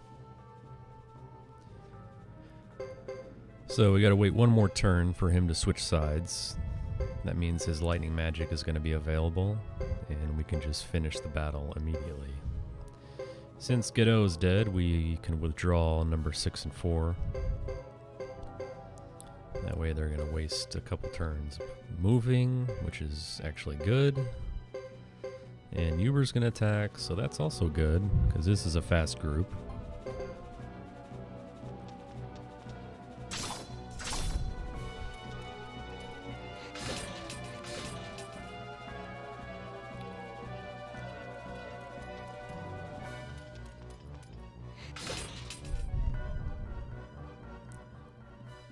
Alright. And they only get 3 actions per turn, so it's over.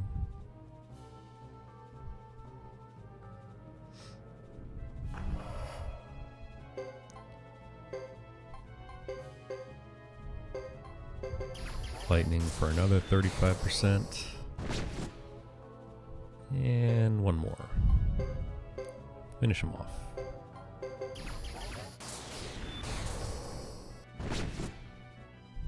Okay, there we go.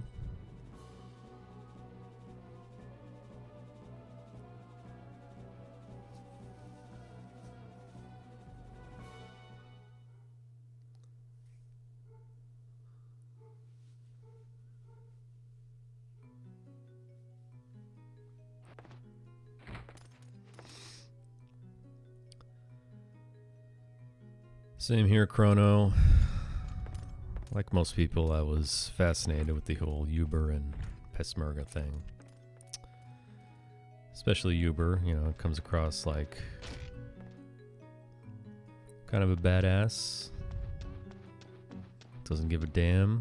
Does what he wants, creates chaos, summons monsters, never dies. But, you know, this game kind of paints him in a different light. Kind of a coward who retreats at the first sign of danger. Oh, he did that before too, but yeah. Wish we would have got a resolution on that whole story, but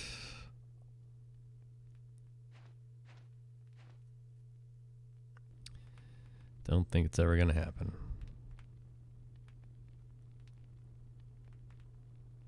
And yeah, as far as his outfit, he's got that Michael Jackson King of Pop look to him, I think. Smooth criminal, if you will. Chillin' on the grasslands.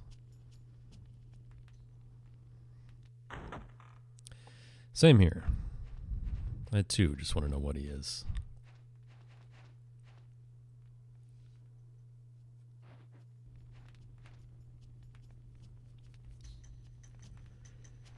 Yeah, they definitely had a plan.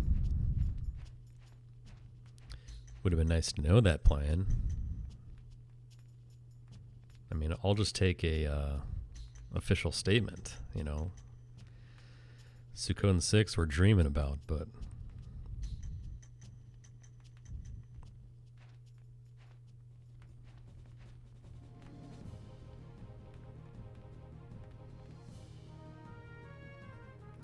SuikoX, the greatest Suikoden fan site ever made. Alright, first step here, send everyone to reserve. We're going to make different units here. Everyone's going to get a support unit.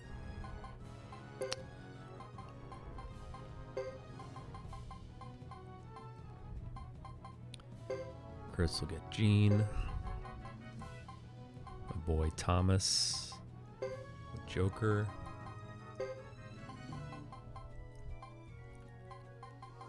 And Ghetto with Apple. Usha with Beecham. She's also my decoy and defensive unit. So we throw some good units with good support skills in there. Mua, big tank. Dupa's going to be my main attacking unit, so Teaming him up with Fred.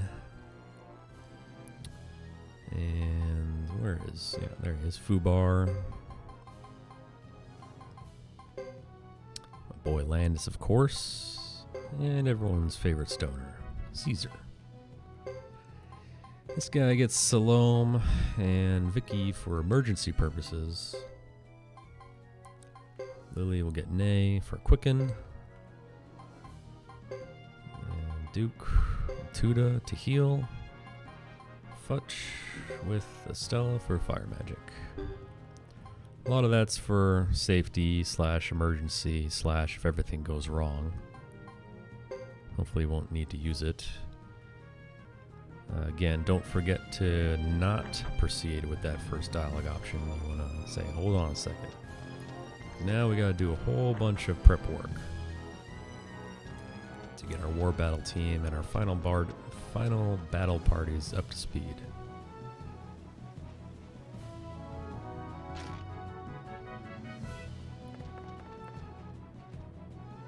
I don't want to talk to you. Alright.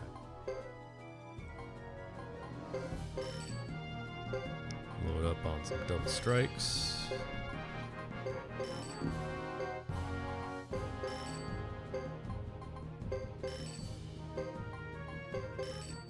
And a violence, for good measure.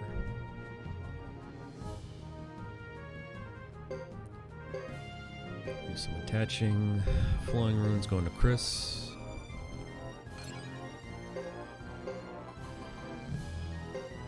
Double strike goes to Fred. Another double strike goes to Rico. Violence to Rico, of course. Boy Fubar, don't forget about him. And of course, the all-star team. IMA and Linus.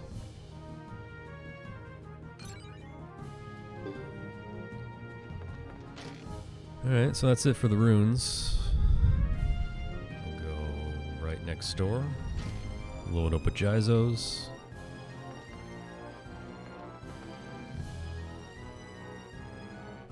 Stir my notes here, excuse me.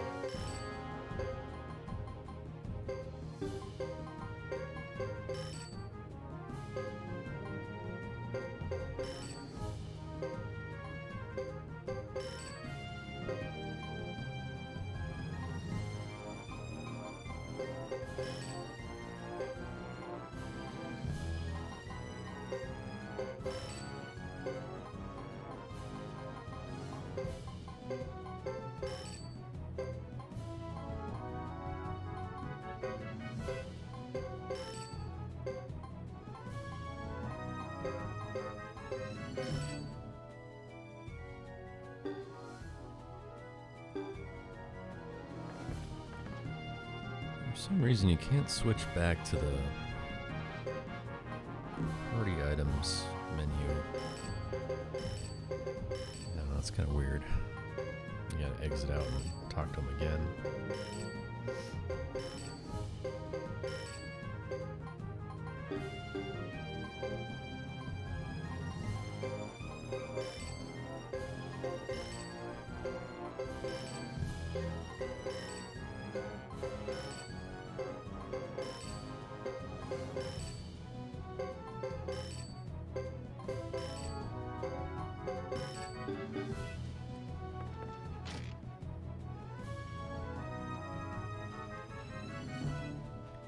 Alright, 2 down, 2 to go. Let's go drop $750,000 real quick.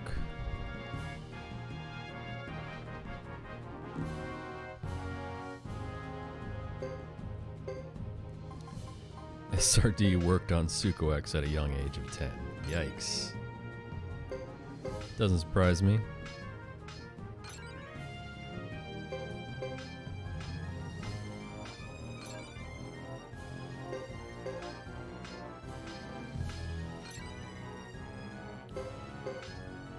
These menus are easy. You just mash X until you're done.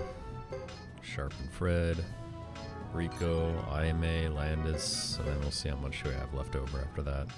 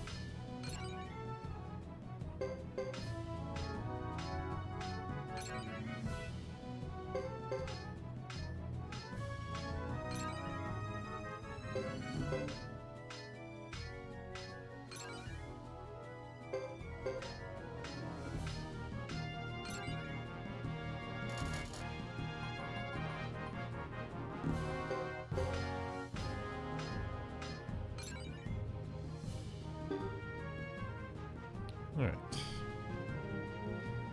Last stop. My boy Juan. Juan's Dojo. Again, we gotta forget some skills first. This is more about following my notes, so excuse me for 1 second.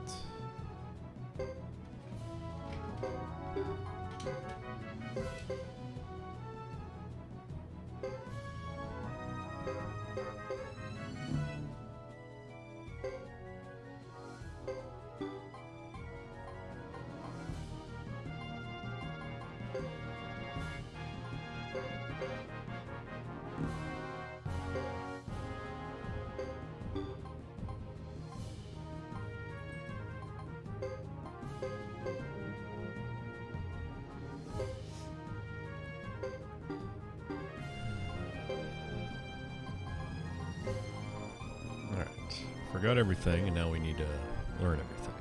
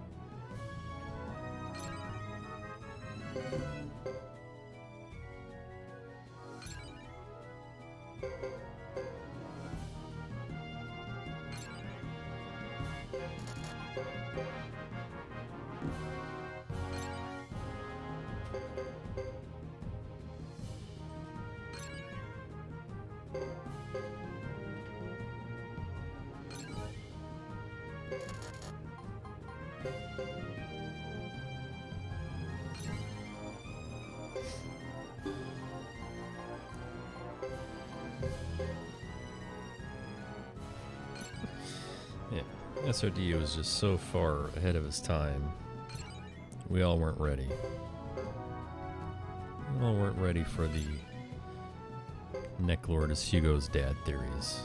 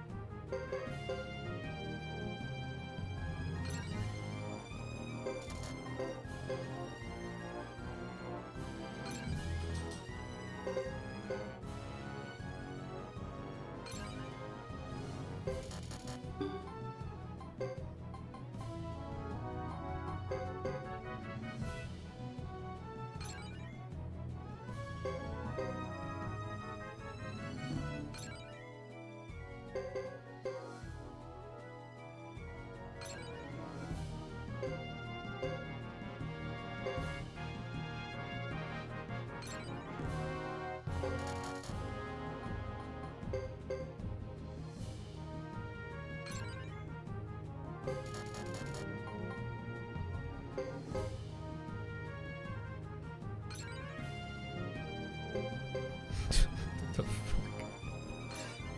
How great she is, Hugo's dad. Yeah. Damn. That one must go deep. I haven't heard that one before. I don't know if I want to.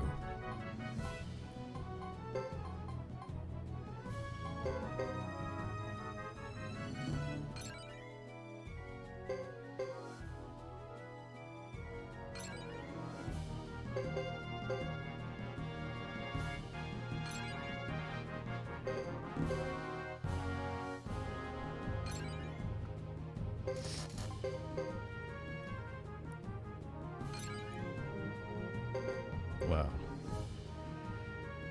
Breaking news, SRD is a real-life kingpin. Alright. That's all done. We can all move on with our lives.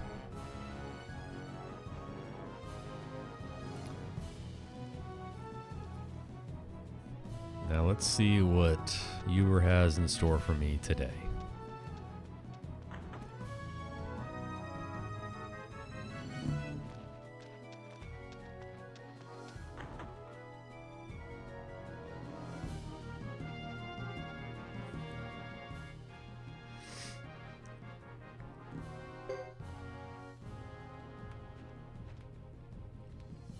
Argument is a strong one, huh? Alright, well, let's hear it. We got time. We got 2.5 hours, at least, maybe more.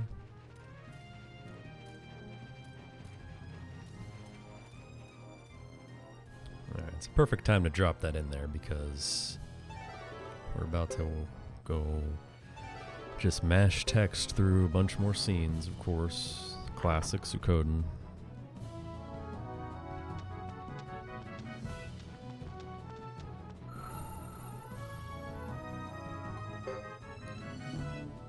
Drop that safety save, of course.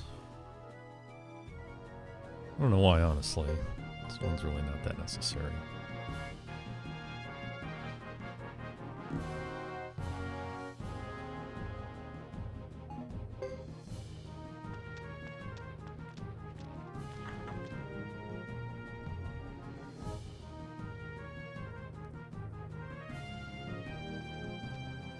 Alright, let's read this.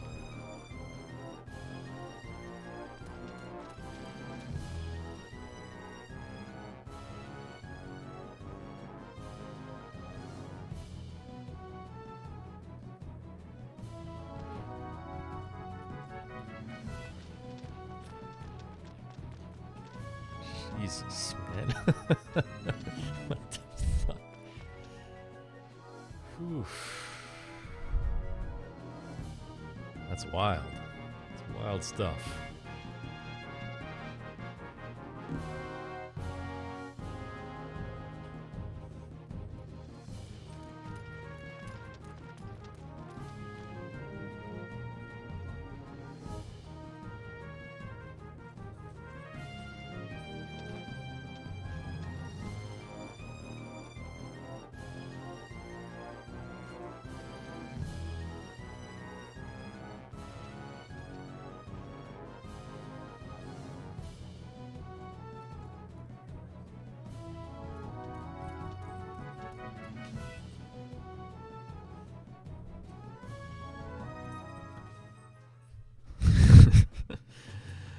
You only accept Gremio, that's right.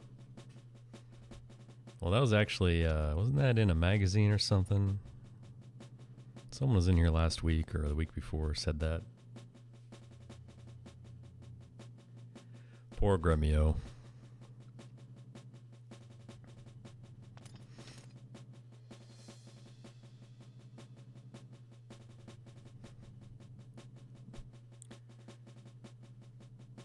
So where is this one on Suiko X as well? I swear, this is the first time I'm hearing of it right now.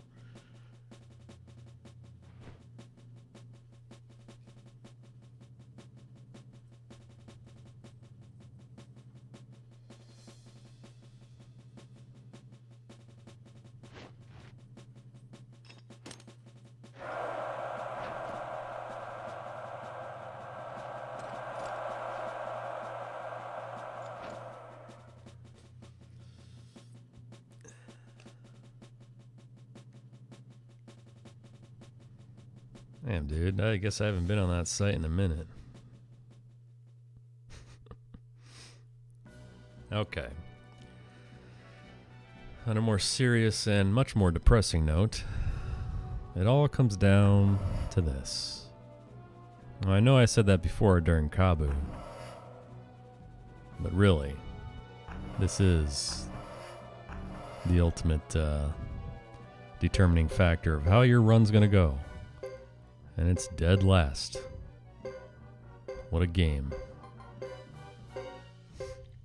So we're going to move everyone up as much as we can. In 108, you have more units than you do turns. So you just do the best you can with alternating units and trying to keep everyone together. Because some of those support skills on the support units that you have, they do actually stack on top of one another, which is why you see some really high damage sometimes. Okay, number 11. No, Sarah, please. Please don't do it again. Not twice in a row.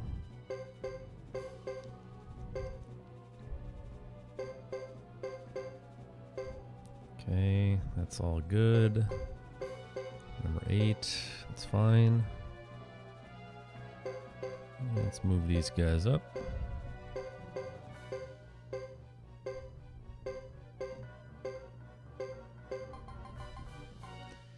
And we're going to use our attacking group to go right. Shred these fools.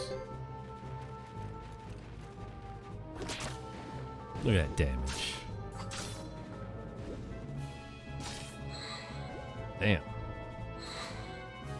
Some cold-blooded killers in this group, let me tell you. That's what you like to see.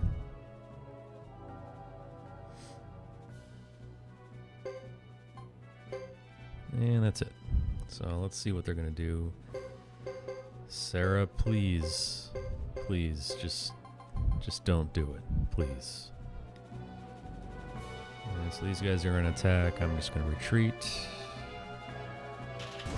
No successful retreat, of course.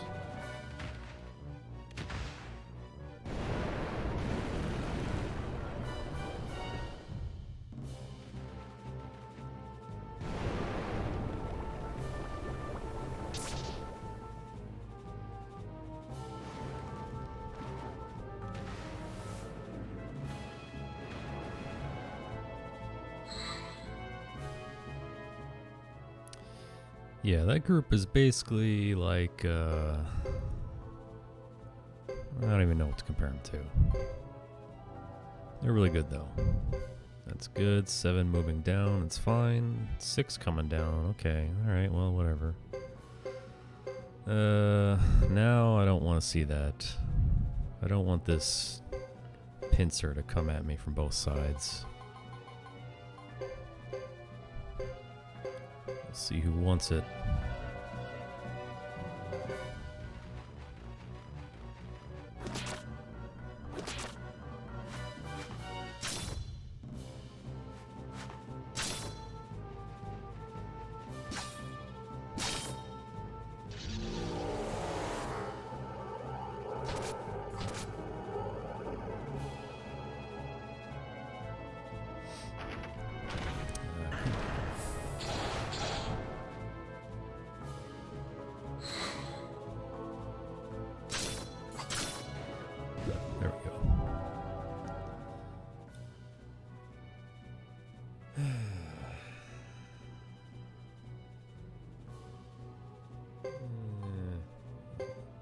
That's all we can do, really. We're kind of stuck here.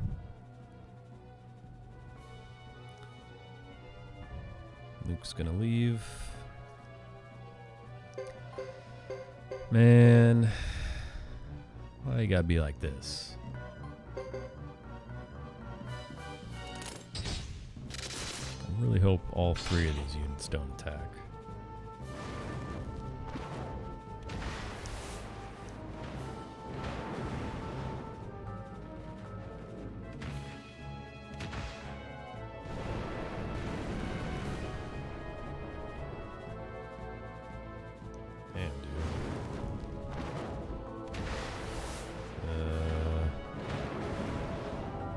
Seriously? Okay.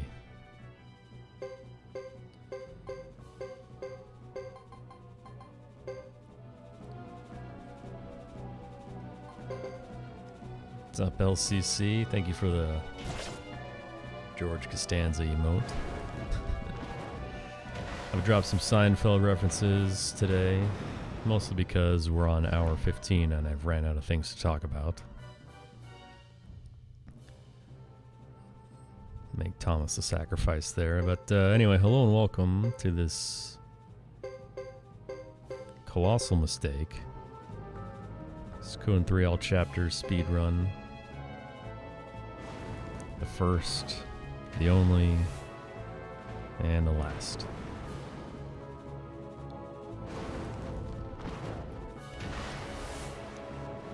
Hope your Saturday is going well. Better than mine, no doubt.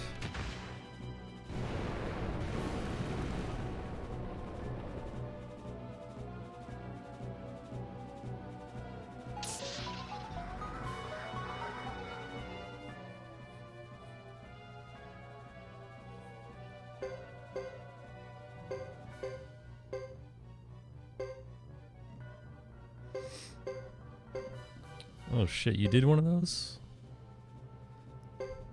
Damn.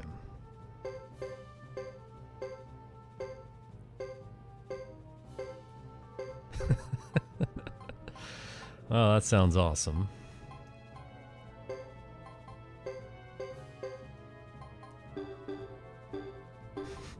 God. You didn't stream that, did you? I didn't see online.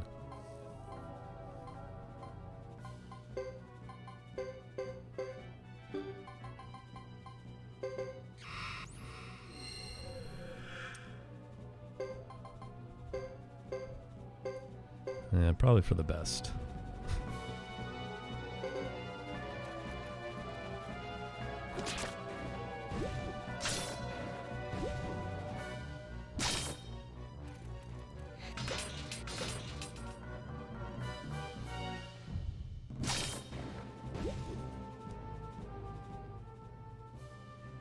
I'm sorry you had to go through that, but if it's any consolation, this is also a mistake. Alright, we gotta start moving out of here. But can we even do it safely? Because I don't want number 12 to... yeah, well... Alright. Kind of in a tough spot here. These guys come in from the left side. I'm running out of people to defend with. This isn't going very well, in case anyone was wondering.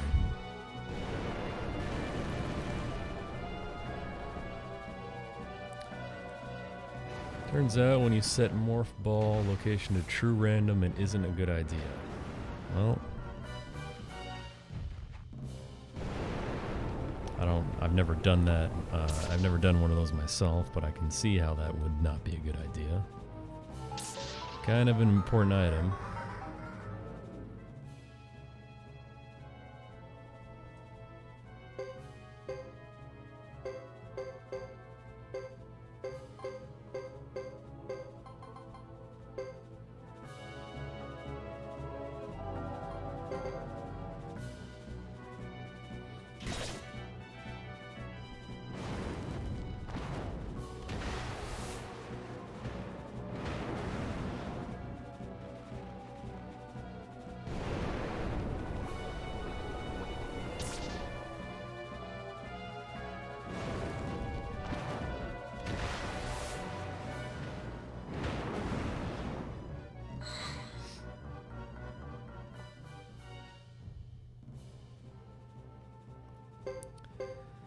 Oh man, I was really hoping they would retreat back to the right.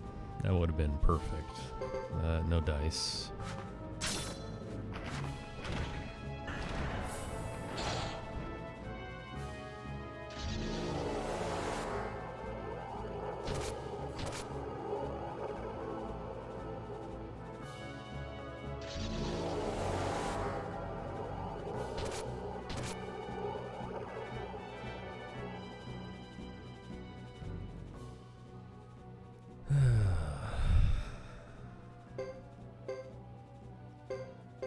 No, Sarah, please.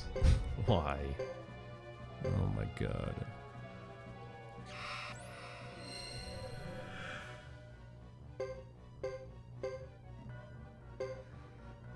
Well, it's kind of like seeing Hugo right now, but we just can't get to him, because everyone's in my way.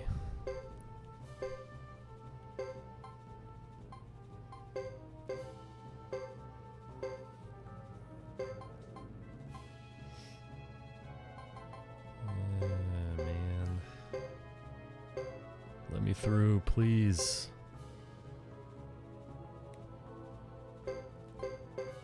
Oh my goodness, he's using the fire magic. Now normally that's okay, but not when you want to counterattack and free up that space so you can move forward. Okay, at least we got a successful retreat here. Of course, retreats to the wrong spot.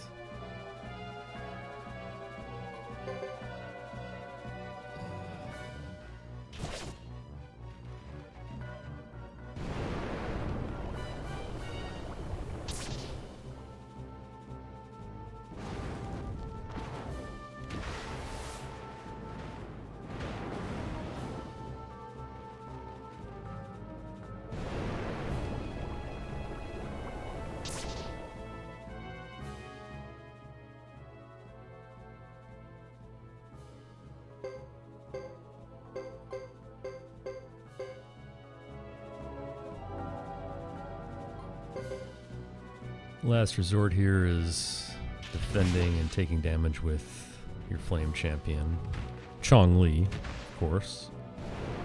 Because if he dies, it's an automatic game over. But he's got Gyzos on, so I'm not that worried about it. Still, it's just really slow.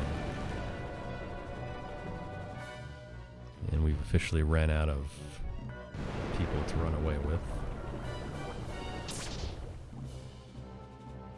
Man. This pincer attack is just brutal today.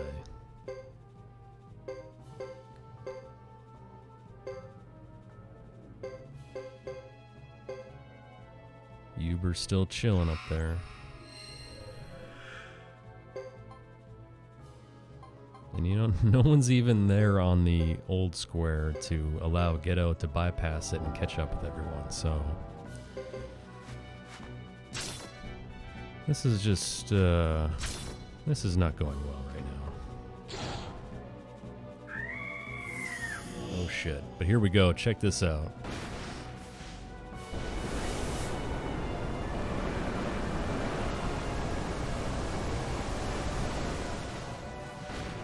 Damn, dude. The huge damage from Fubar. I'd love to see it.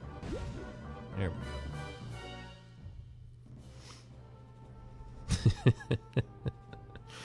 That's right, the ducks are on Chong Li's side. Okay, let's heal, because I'm taking a real beating.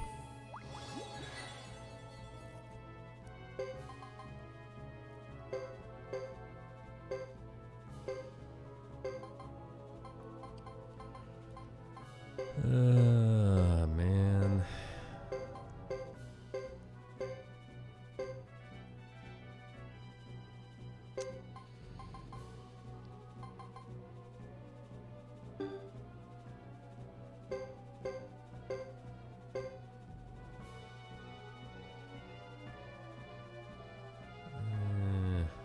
This is just not going well, honestly.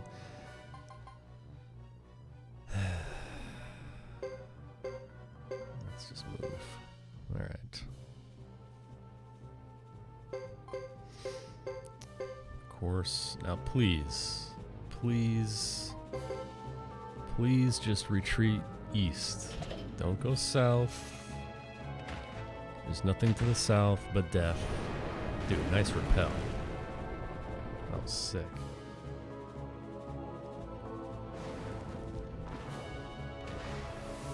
Please do not retreat south. Just don't do it, please.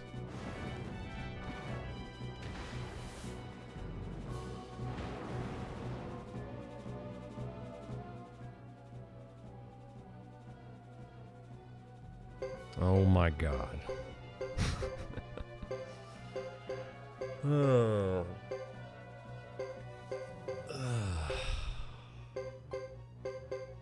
Of course, here comes Sarah. Oh shit. Yes. Wait, is that it?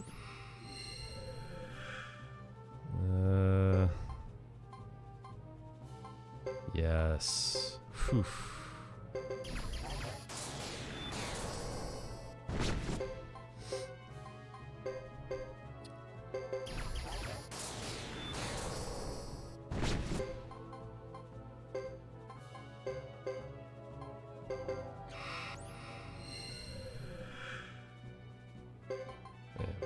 Alright. That was still pretty bad, to be honest. But I'll take what I can get at this point.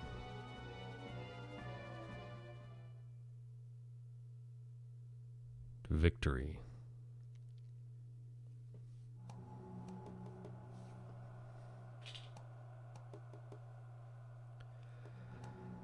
Alright. Now we're finally on the home stretch. Before we get our first break of the game that's over 1 minute and 50 seconds in length. And it only took over 15 hours. So you guys will have to excuse me when I use every last second of these of the credits roll before Luke's chapter. 'Cause man, I'm dying.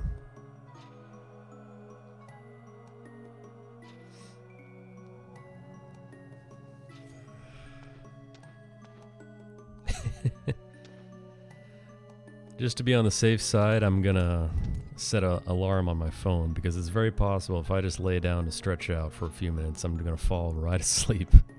And you guys will be sitting here stuck at the Trinity side screen waiting for Luke's chapter to start.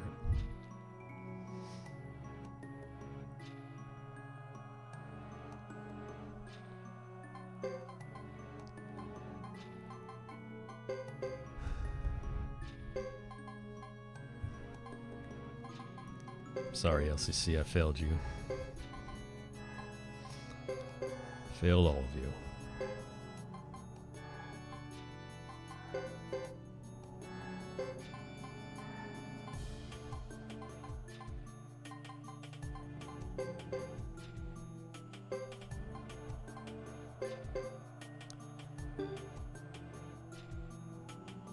All right. Dude, Chrono, what about SRD dropping the lore last stream that he somehow knows that Apple is divorced? I don't know why or how.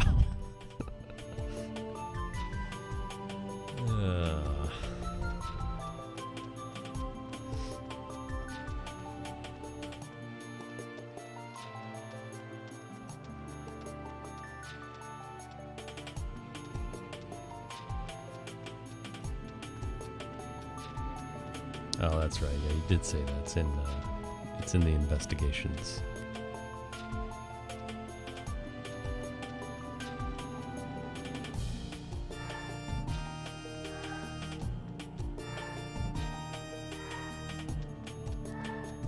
Well, Chrono, you're right. In terms of combat ability, it's not debatable. Young Vicky is clearly superior.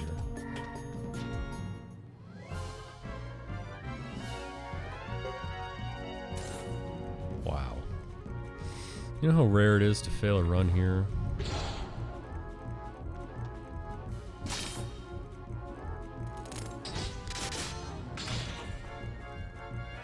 That was a weird camera angle.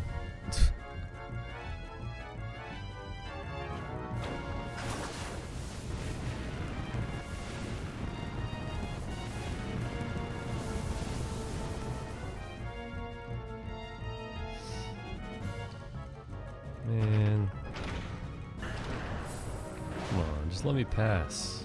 Dude, that guy just whiff on everyone? Oh my goodness.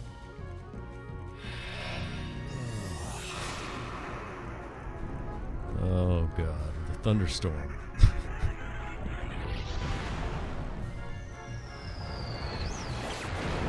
Perfect.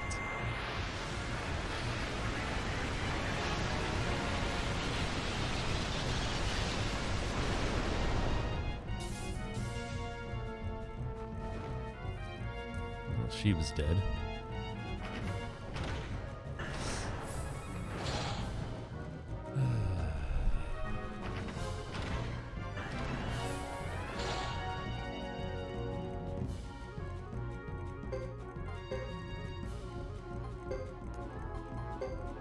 I've officially had enough.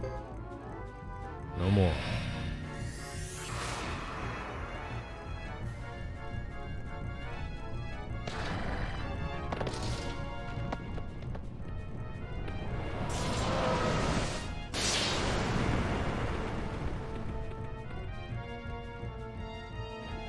Oh, good. The ghost armor didn't even... Well, this is the worst encounter of all time, officially.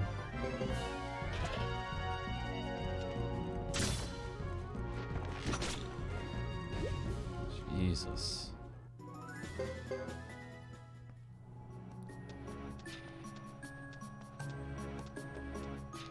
I mean, the encounter rate is already pretty rare here, but you really never see a failed run. Let's all get healed up here, since we just ate shit.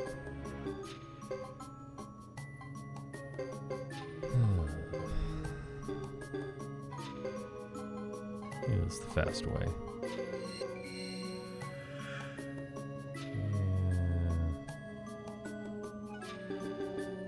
That's fine. Now, once again, the most appropriate dialogue in the entire speedrun.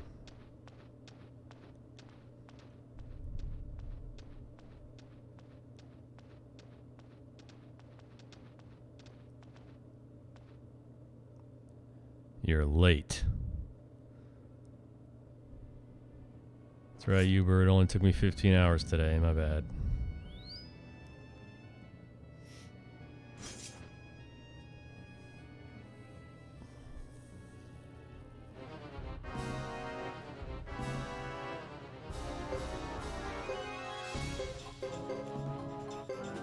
Alright. Earthquake, battlefield. Furious blow on Hugo. And miss on the skeleton, of course.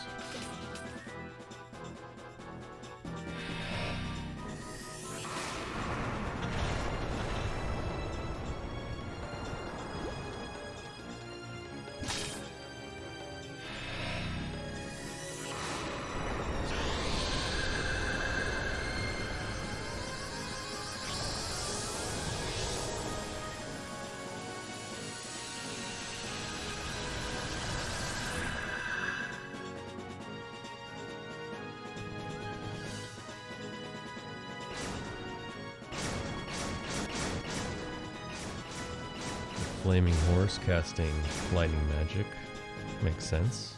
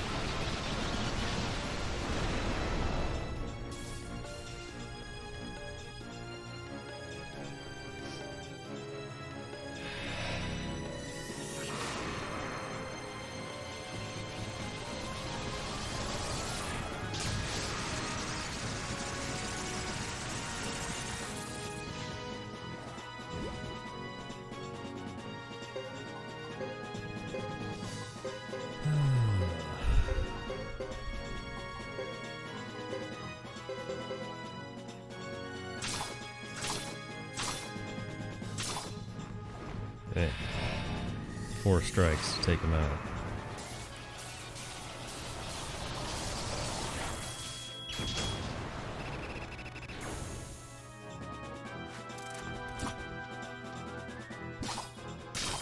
Jeez.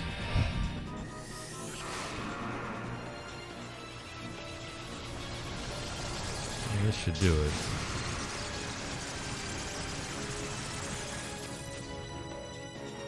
All right.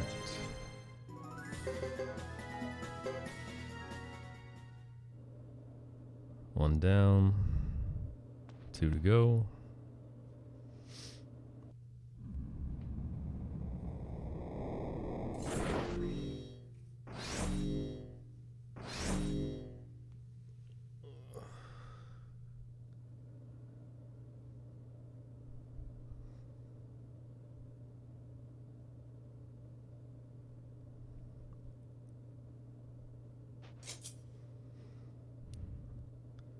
We did it, guys. The sub 15-hour Uber fight.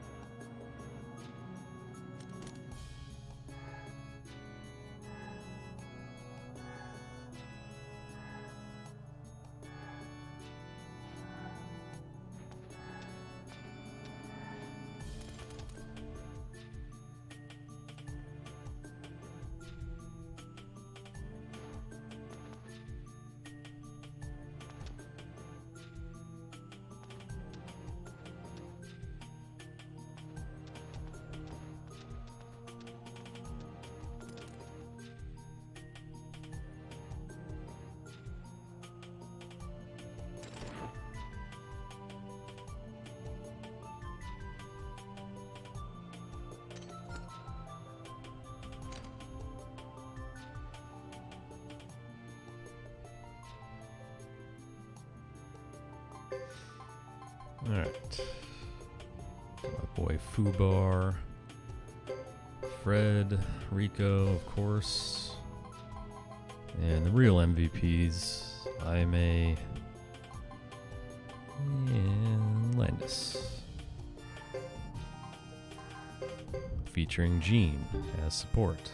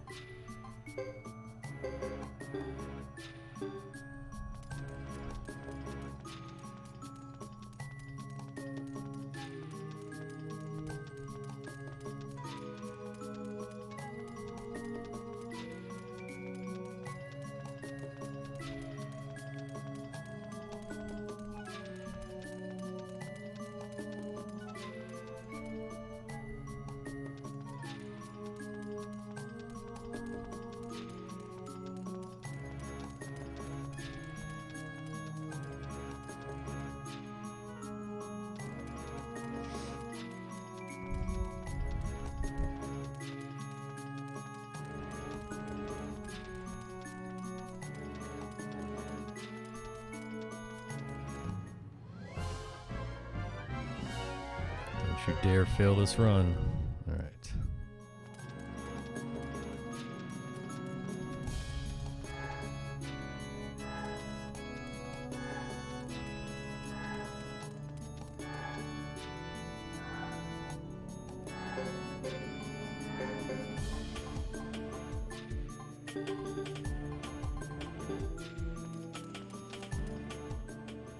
Okay, let's see what you got, Sarah. Hopefully it's not Breath of Ice, move 1, stop chant on Chris, and ruin the last 15 hours.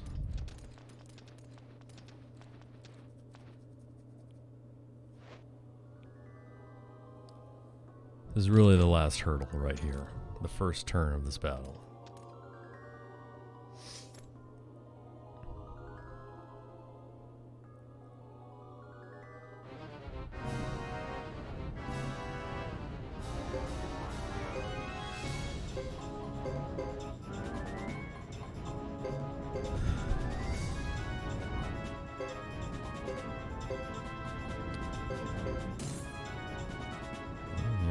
Silent Lake and Unite attacks on the Azidises. Take them out, no problem.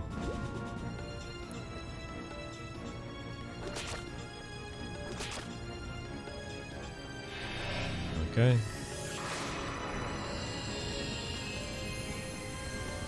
We will finish this run. And hopefully it takes less than 2 hours.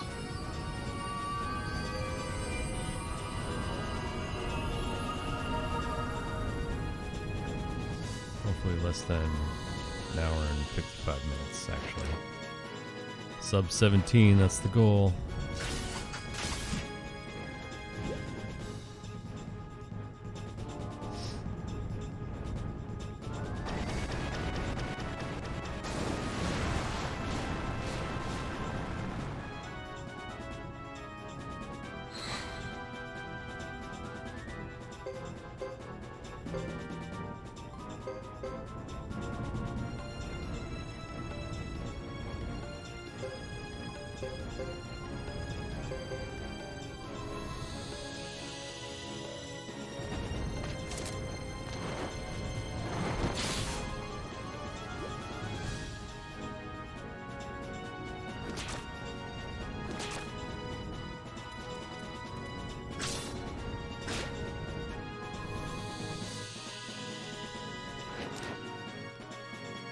Let's see what kind of numbers we get today from Fred and Rico.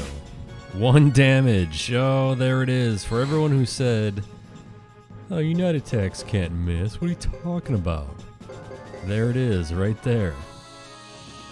What a joke.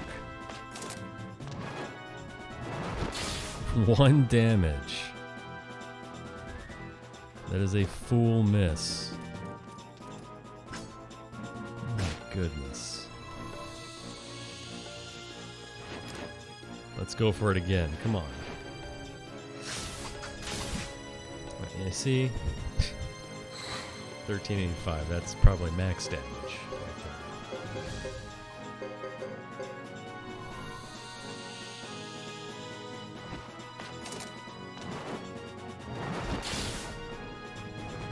Oh, that's a solid hit. Alright. I'm glad that happened, actually. So now we have a record of it happening definitively at a exact moment that I can easily point out.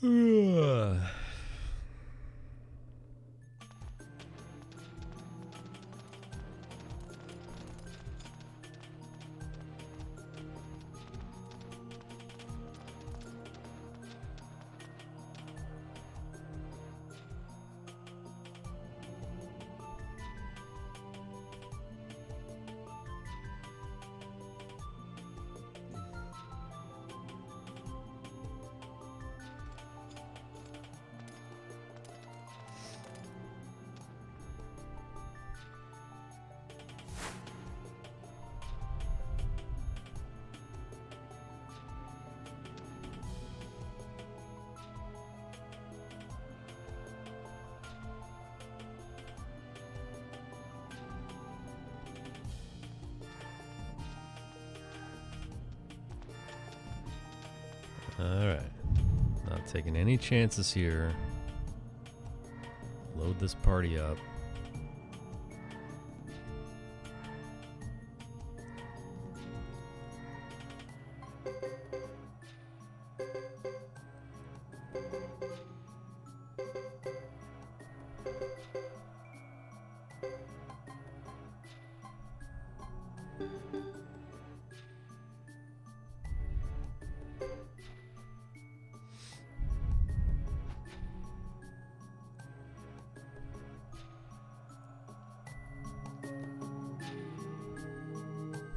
Let's go, Chong Li.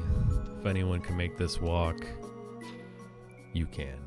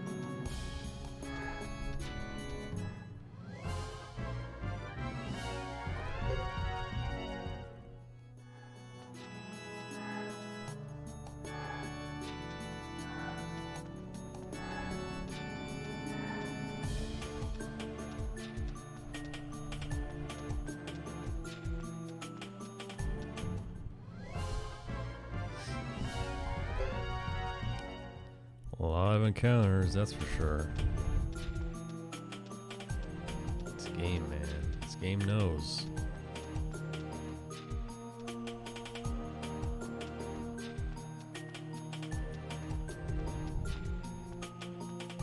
Not going to be stopped today, though. Chong Li will not be stopped. Alright, we did it. Made it all the way here.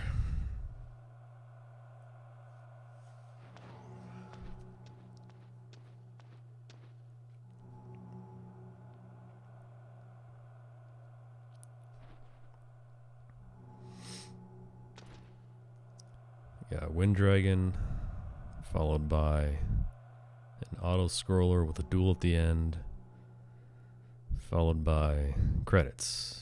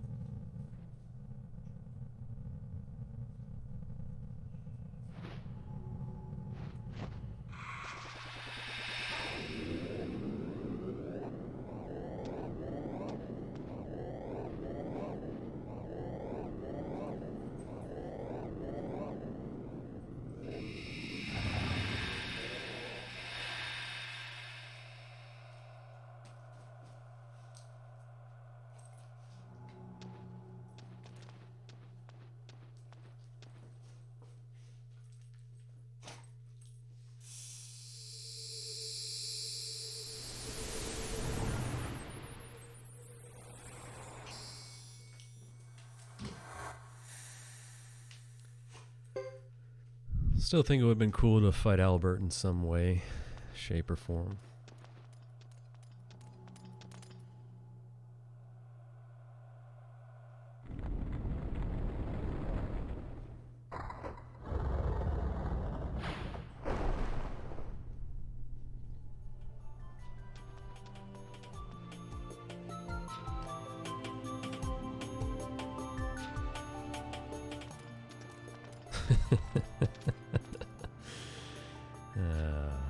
Degenerate gambling at its finest. How many hair flips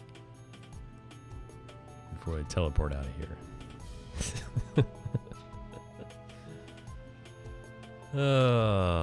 Thanks for sticking around, Wiley. I know you've been here pretty much the entire stream as well.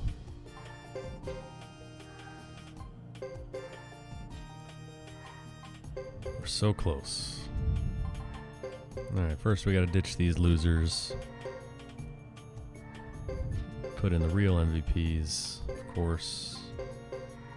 Fred and Rico with the classic 1 damage unite attack. That was my favorite part of this run, I'd say. I'm a Landis. And who could forget our boy Dios.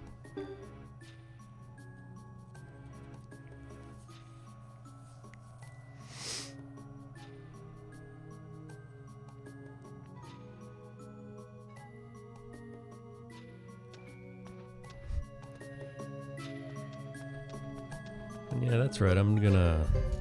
First of all, I'm gonna heal.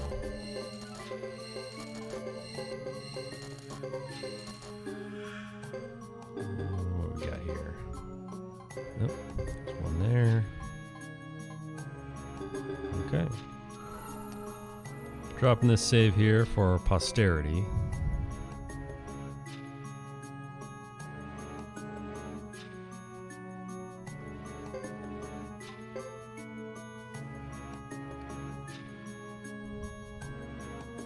For those of you who weren't around earlier, Wily Bird gave us a new great nickname for Sebastian, Fat Mozart.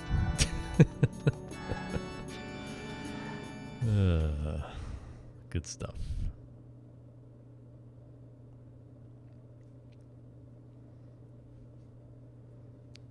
That's right, LCC. Square Enix took over and, you know, Luke went back, fought some ghosts to defy fate and rewrite a new story. Yeah, I'm pretty sure that's what happened.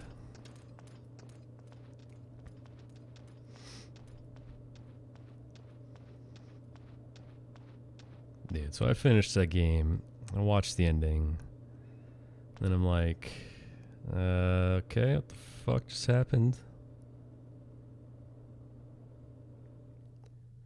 So I started going down that giant rabbit hole of reading fan theories about who those, you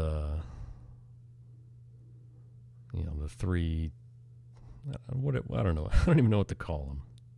The three things that merge into the Bahamut thing. All this shit just comes out of nowhere. Indeed, I am way out of my element when it comes to FF7 lore. I don't know what the fuck's going on.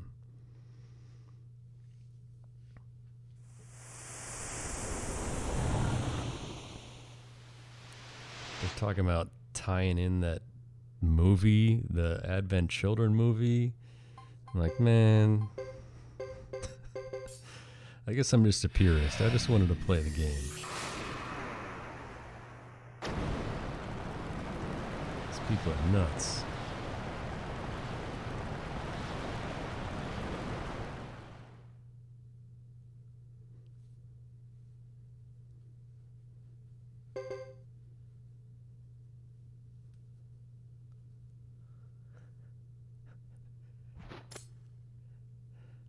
Suikoden 1 remake in the style of FF7. You see it. Ah, Dynasty Warriors. Hell yeah.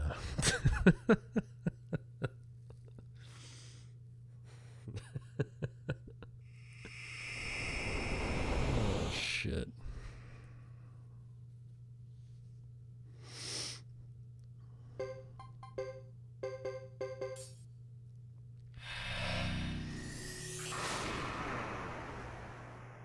Sub 1630 pace. Where'd you get that from, SRD?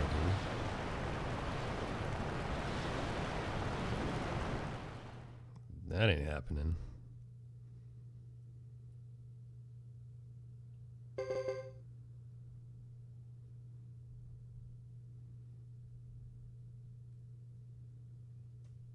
Luke's chapter is an hour. We still got the final boss and both credit sequences. Yeah, there's no way.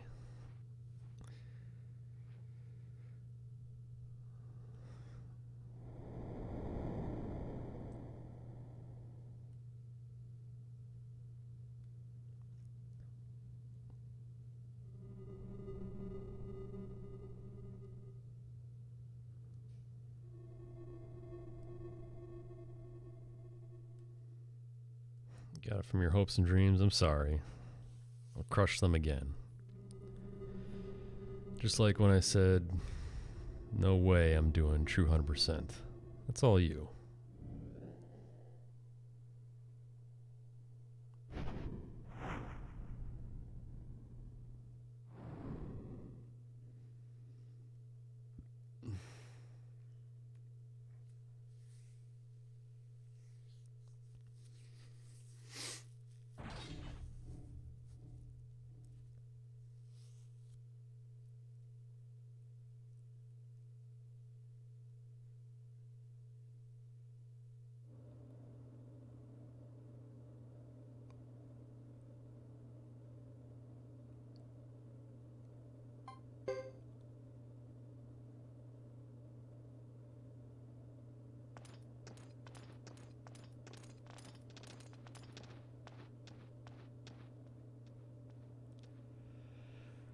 Alright, final battle. Let's go. Come on. I saved your life by making you not wanting to do 100%. Well, maybe you're right about that. Thanks, SRD. You did it. That's why I don't speedrun. I still sometimes start 90-minute movies when I have 45 minutes to spare. If you try hard enough, you can get through it. Yeah. Speedrunning is a mistake.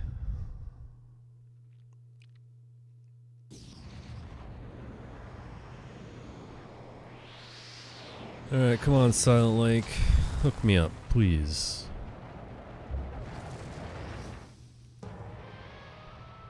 Let's finish on a high note.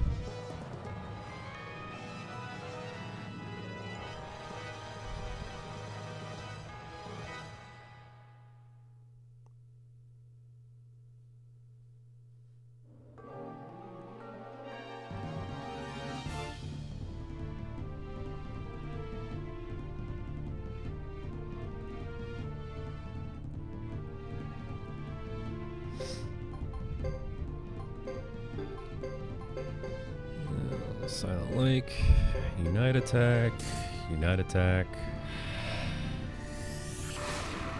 Please do something.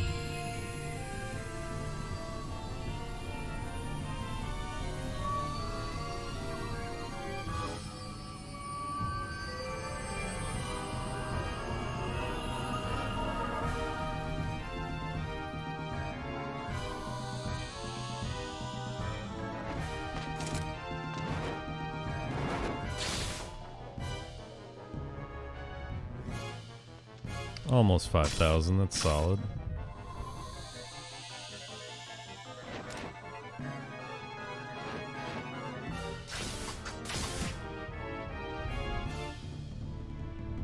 $3,500, it's a little low.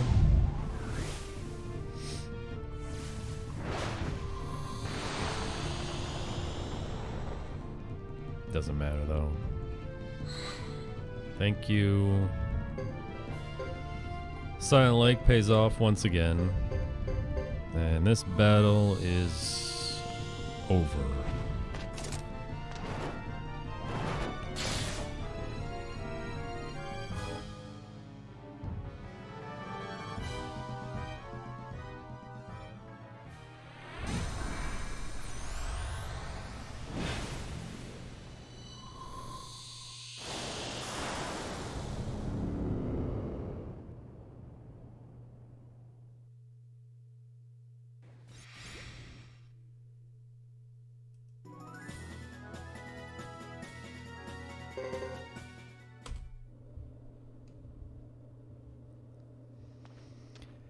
Okay.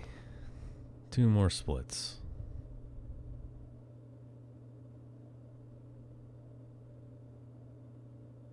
It's over. No, it's not over. Wrong.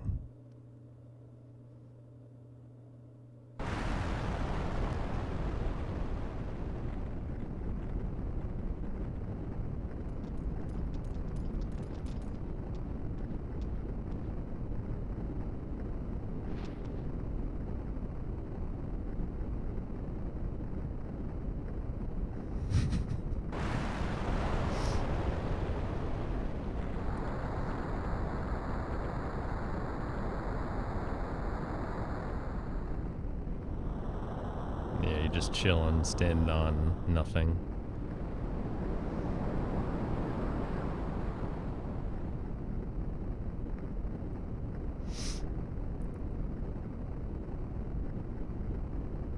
Not sub C glance is 108. What is his 108 time?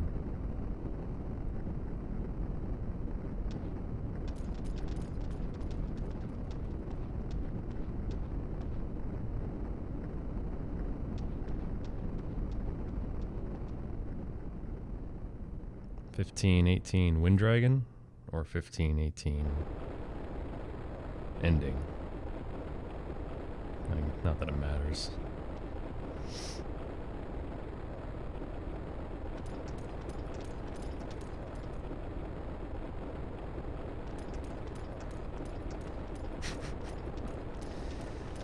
Don't forget, we did do 2 extra chapters,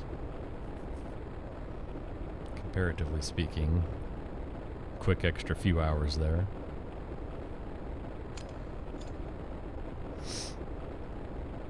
Oh man. So yeah, if you somehow try to shoehorn Thomas into your final battle party, you do skip this scene right here.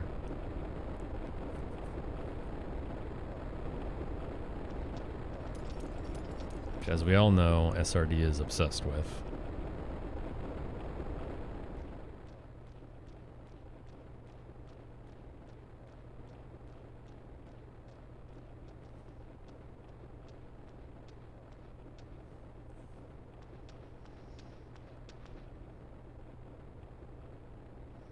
Yeah, but you know what happens if you don't Silent Lake? You eat 4 rune animations and the Wind Dragon attack. And then you lose way more time than you would have saved.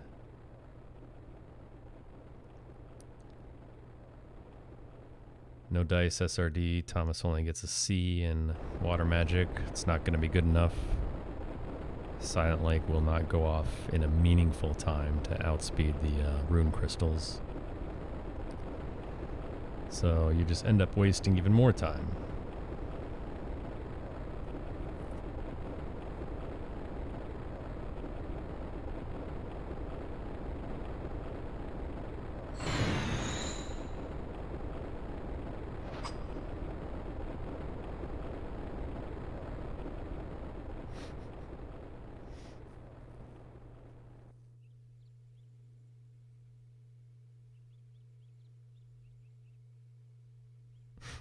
Wizard hat. If only it upgraded your water magic. Have Cecile permanently die in the war battles? Not possible. Nice try. Chrono has the best idea.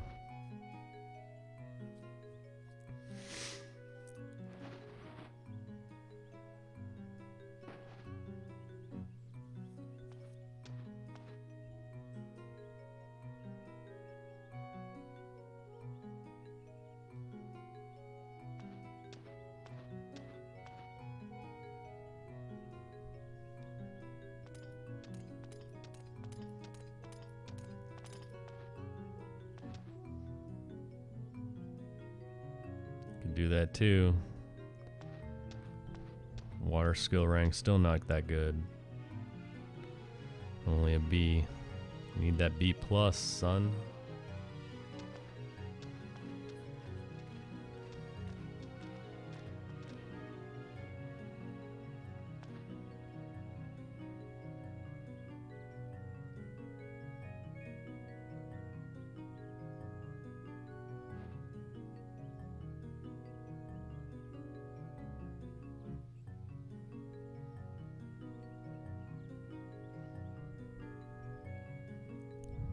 Wizard hat's only for fire and lightning.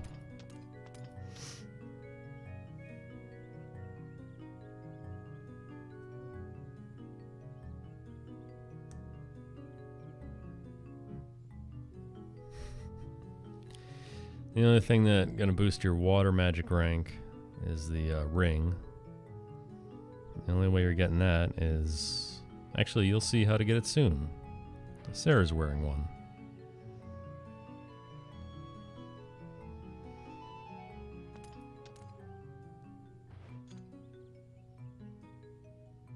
Just bring all the dogs. Yes. Final battle, all dogs. Let's go. Yeah, unfortunately they're both main storyline characters that have scenes, so neither of them are dying.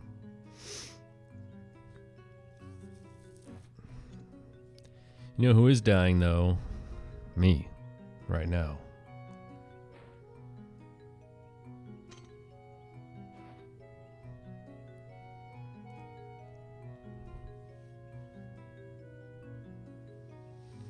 Great question, Seaglance. I've personally never seen it. But, you know, if we're going off past Suikoden games, then yeah, it's possible. But I have never seen anyone die permanently in a war battle. So I don't know if they took that out this game. I've never seen it, though. Someone will have to show me the tape on that. Okay. Coming up very shortly, a much needed break after 15 and a half hours. Well, you've actually seen Wanfu die? Well, there you go. SRD dropping the hot truths right now.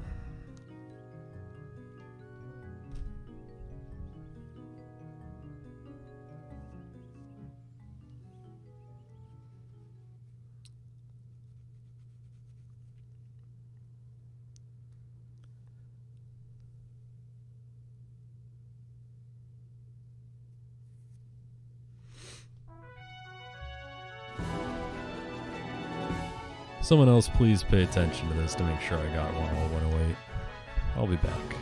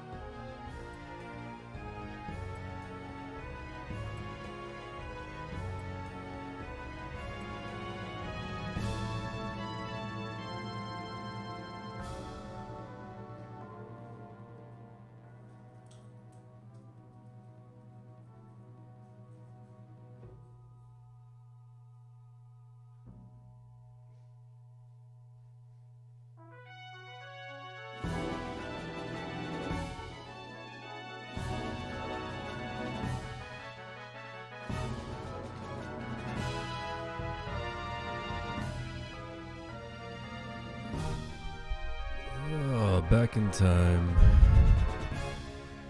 Just to see Albert. Means we did it.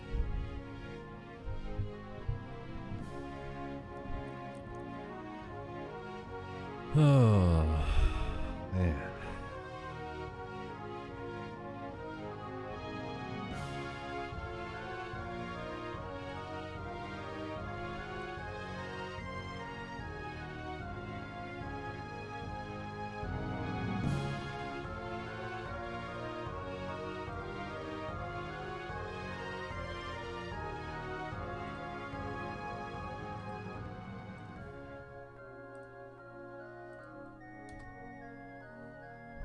We're all loaded up now. We're ready. All right, ready to get through this last...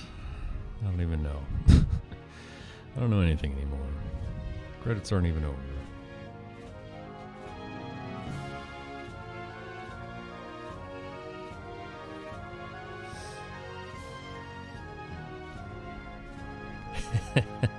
That's right, Chrono. Don't worry, I pointed it out to him. He knows. It was actually SRD's idea. Wouldn't stop whining about how the descriptions weren't accurate.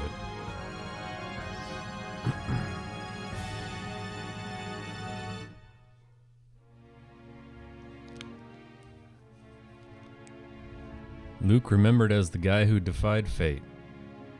Just like Final Fantasy VII Remake.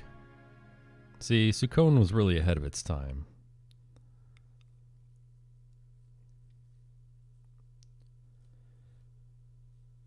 Okay. Now, I don't know why it takes so long to load up here. This always freaks me out. Staring at a black screen. Please. Please, can we just load? Please.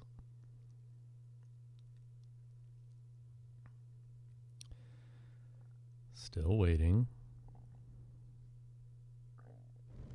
Okay.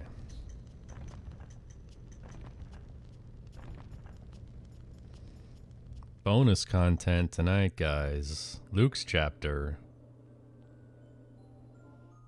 Let's go.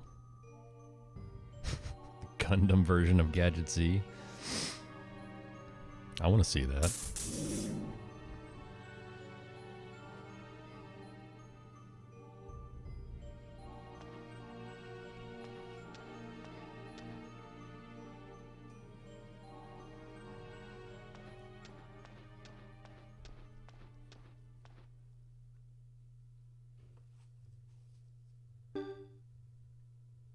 Always remember to cancel these automatic save prompts.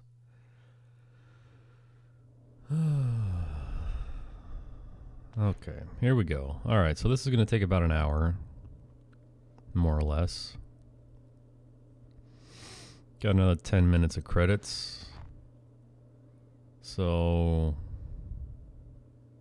you know what, I'm not going to jinx it because I could probably just die to a bunch of failed runs and that would just really end my night on a high note.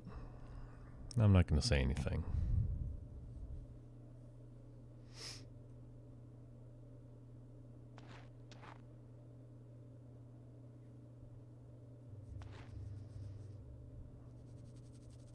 You can't in the I mean when you're just recruiting them. All you see is a giant screw. Now, you think that screw that the dark hair drops is just something that fits in your pocket? Apparently not. Apparently it's the size of, you know, your entire leg.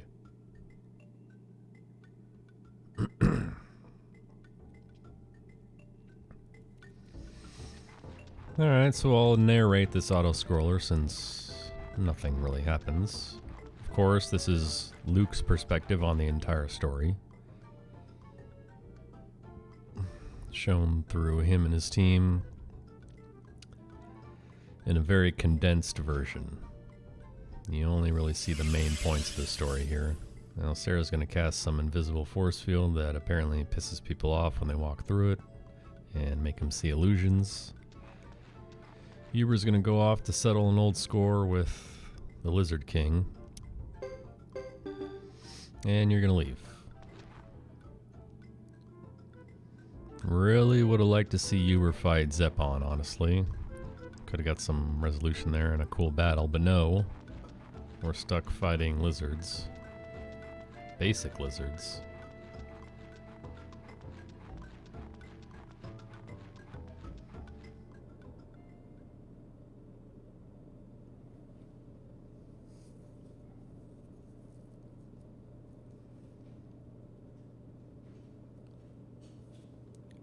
This first battle here you don't actually see in the main game.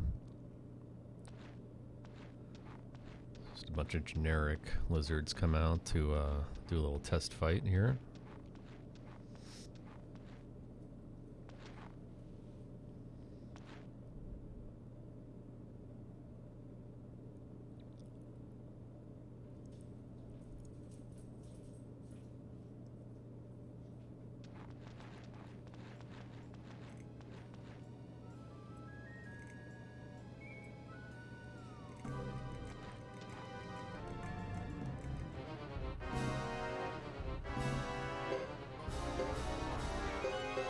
Throw out a quick breath of ice here.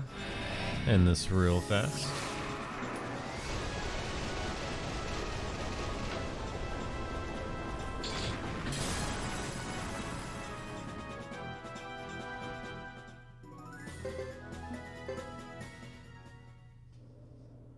And this next battle is the one you're actually used to seeing.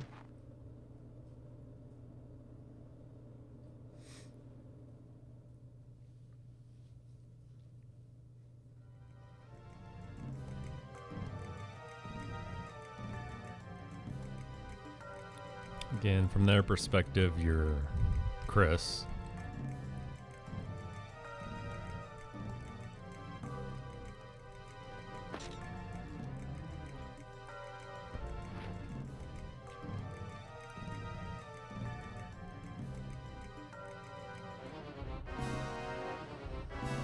Same thing though.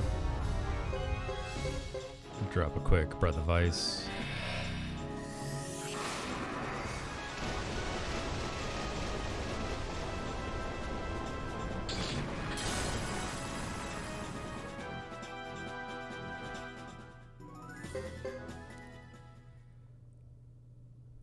And that's that.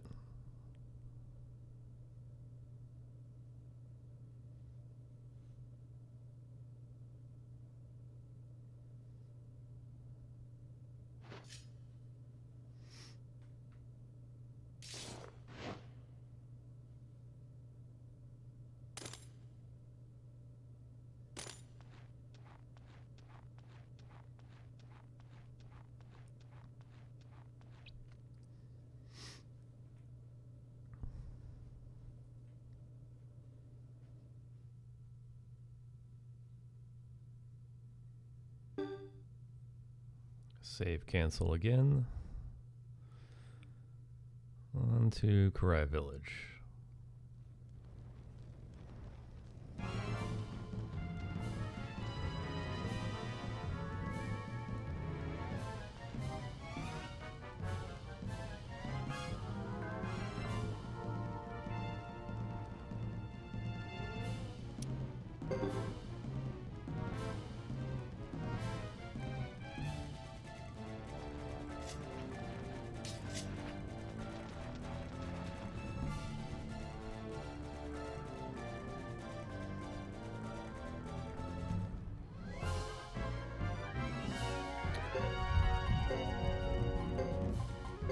Since we don't have Sarah, we're gonna bust out Luke.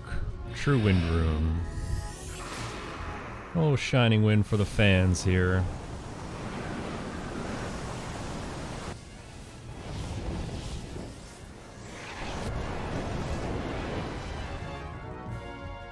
Big damage. Even though the shredding is marginally faster there, let's just use the cool spell.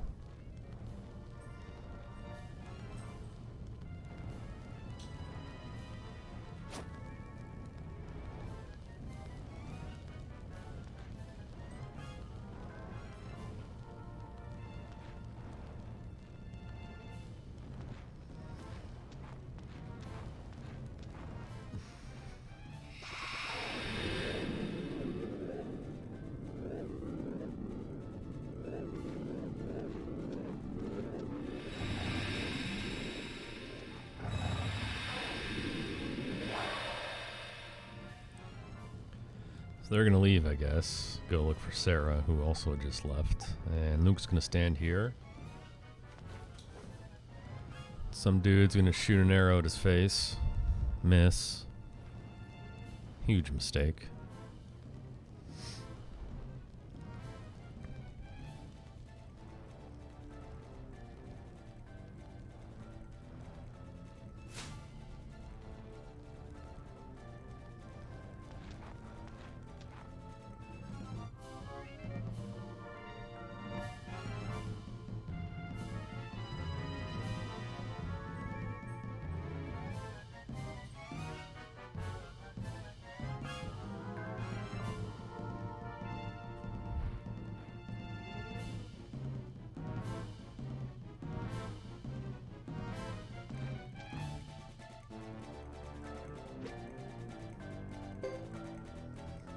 I have to kill you.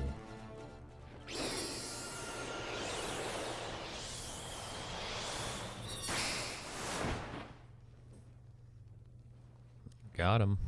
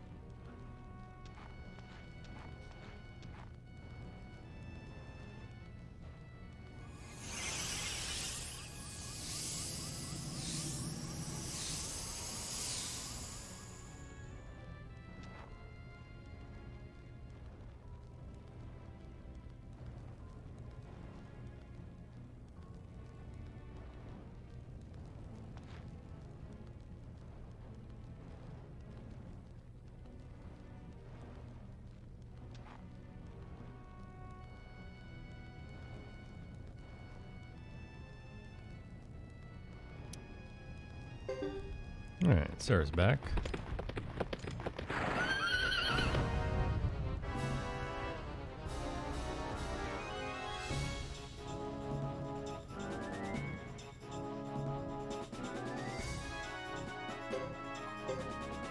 Again, Breath of Ice here. That's it.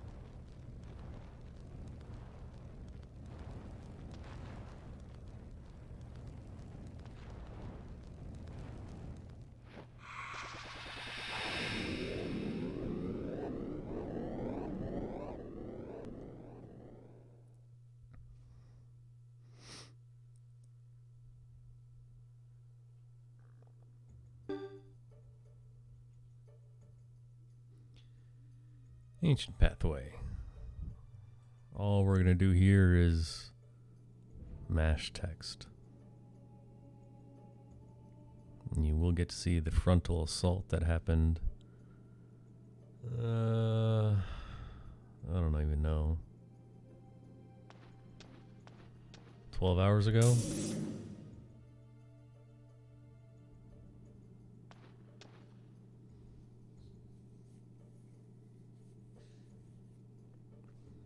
Dude, honestly, I got about I gotta put a post-it note over that timer. It's starting to get depressing.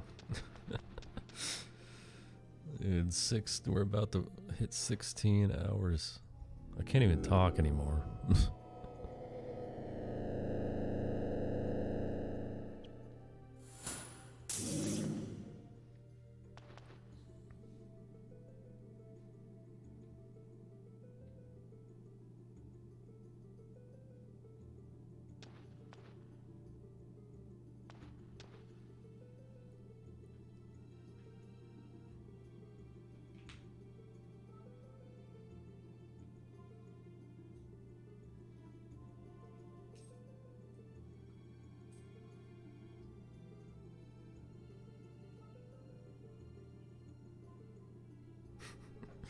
I love how they're just completely in view right there. The worst hiding spot of all time.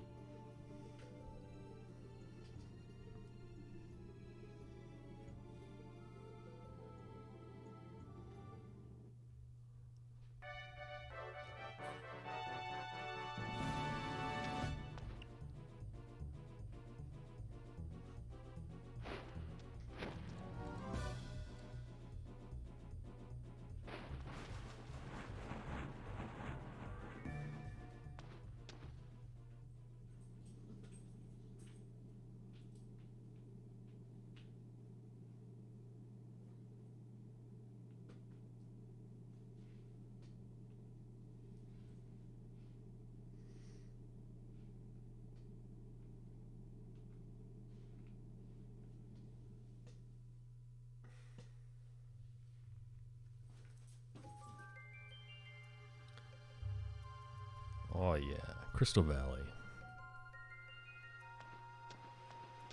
Again, just gonna mash some text here, although this is a new scene. Kind of.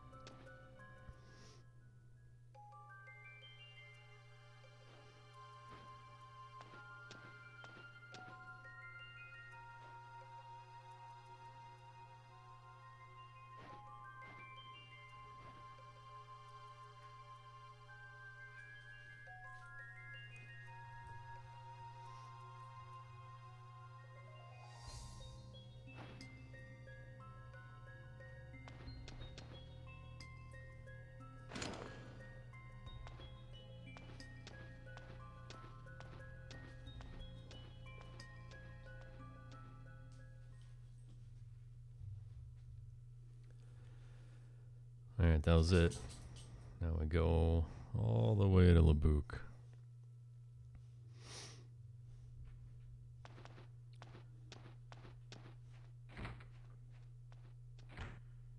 And we're going to walk to the entrance of the village.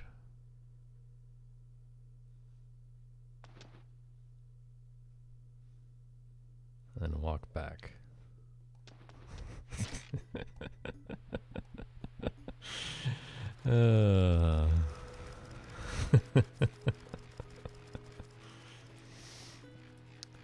Damn straight.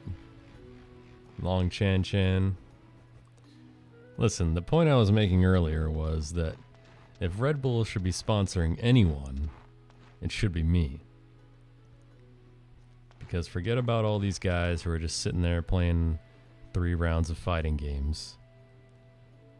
The person who truly needs the Red Bull sponsorship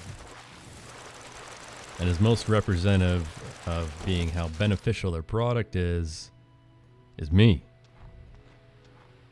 Because without the power of Red Bull, this Suikoden 3 all chapters speedrun could never have happened.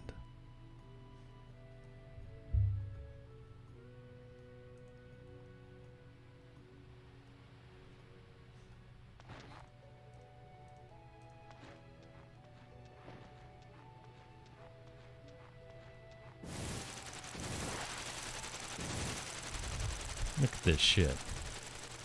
It's glorious.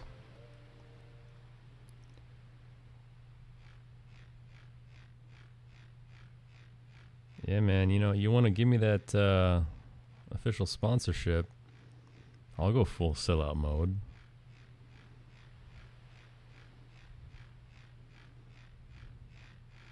I'll dress up like a Red Bull can, and that's how I'll play at Evo. You'll just see a Red Bull can sitting at a console, and that'll be me.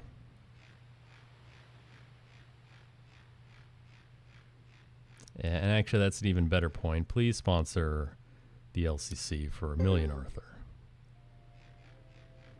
Also, look at Sarah run. Look at those arms. Player base has recently tripled. Is that true? People just jumping on the wagon now?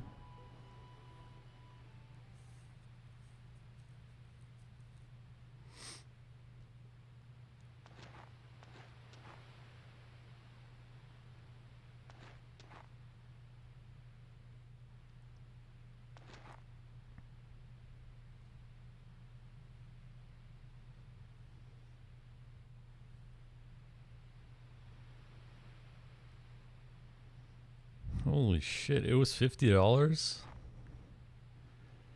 Damn. I did not know that.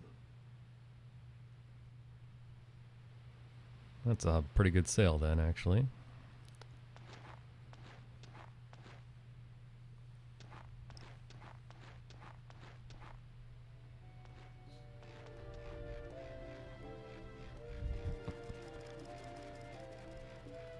Also available on Steam now with rollback netcode. We've got from our boys over at SNK, Last Blade 2, Samurai Showdown 5 Special, and of course, who could forget Garu, Mark of the Wolves.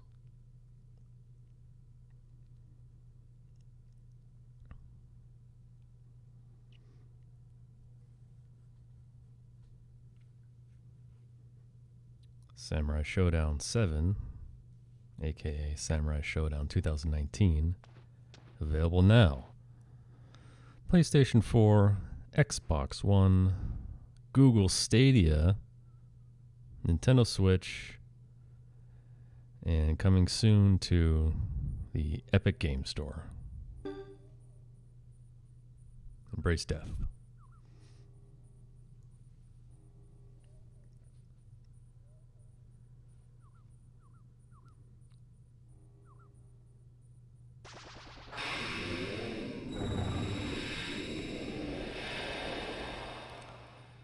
Oh yeah, it's on Switch. Allegedly at a lower frame rate. Not sure how that works, but okay. I mean, not by much. It's like, 57 or something. I mean, I don't know. There's a whole thread about it somewhere.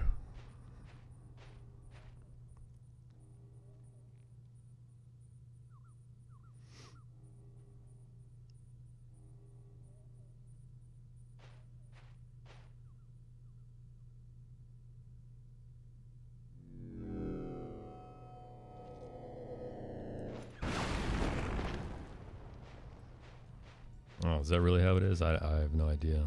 I don't own one.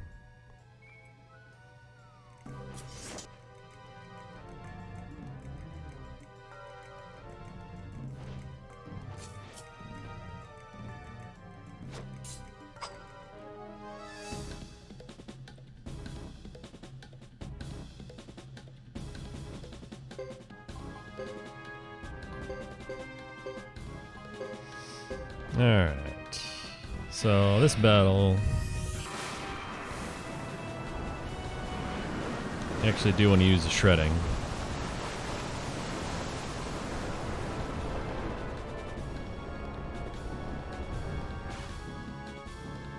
It's going to be one-shot kill, despite the fact that it actually wasn't a one-shot kill when we played it earlier.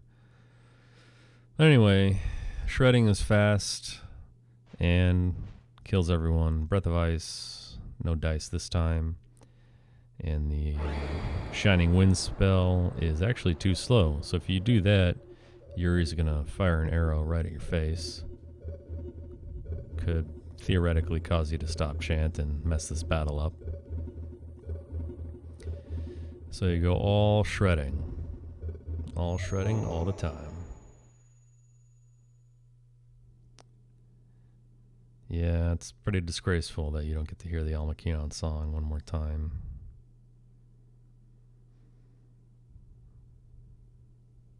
Best town theme.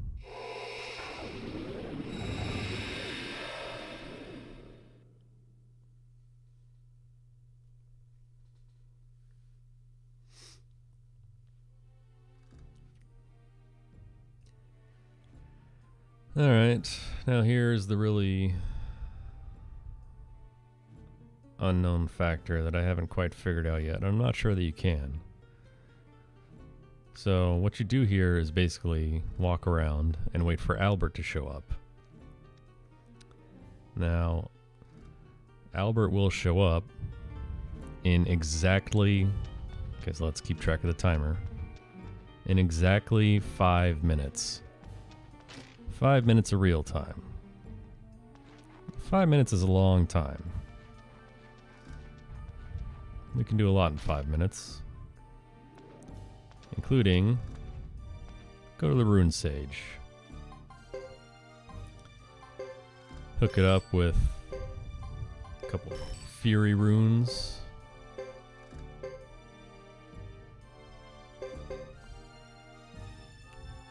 Just go right over that pale gate. We don't even need that.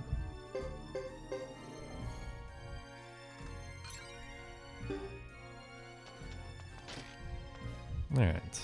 That's one thing we can do.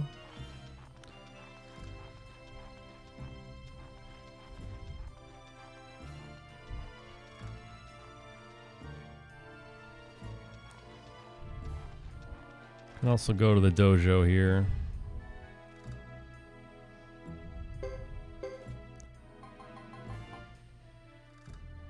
Pump up damage for Luke. You actually do have a reason for doing this and attaching the Fury rune. You want to bump up his physical attack so you can take out his brother, the true last boss of this game. And this actually does make a difference. Yeah, let's go for accuracy too. Just for fun.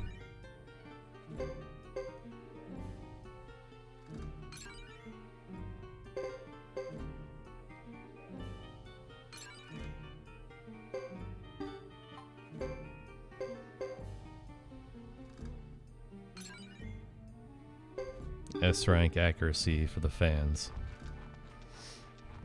Talk to this guy. You have an unusual face. Nice comment. Now we must get our revenge again and go play casual Kabu. Just kidding. Some asshole who says his name is Leonard. No Kabu here, unfortunately. And we're going to go to the item shop.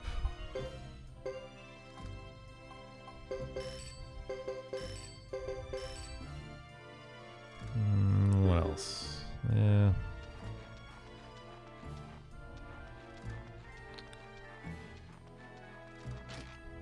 Sharpen my weapon too. Sharpen his guardian's eye. Whatever that is. Anyway, yeah,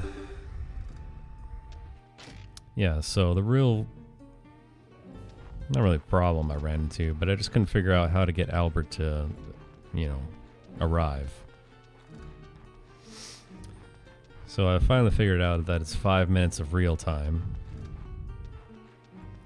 And then I went back and I said, is there any way to speed this up? So I tried a bunch of stuff, like staying at the inn 30 times, going and talking to random people around town, and then going back to see if something specifically triggered Albert to arrive.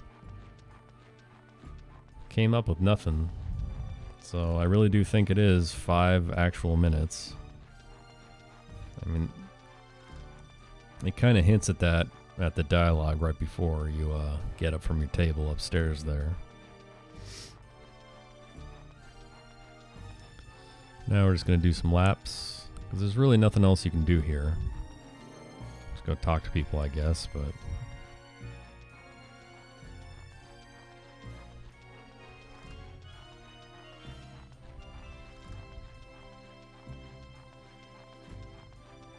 did I have 2 tailgates? No, I just removed the one from Luke. Sold it.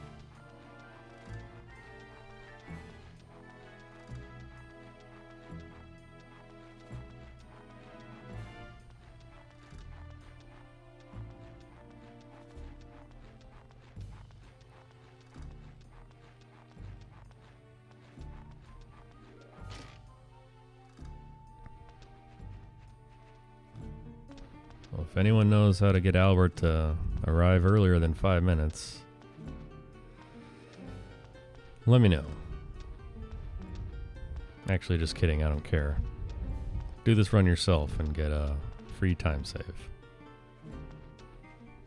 And there he is. Right on schedule.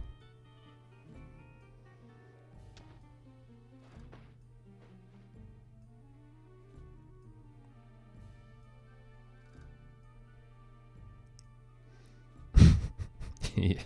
Honestly, you're right.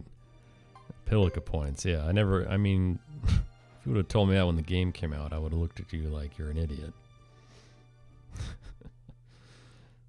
Yeah. Sleep twice. Buy medicine C. You know, we're gonna drop this real quick. New save slot.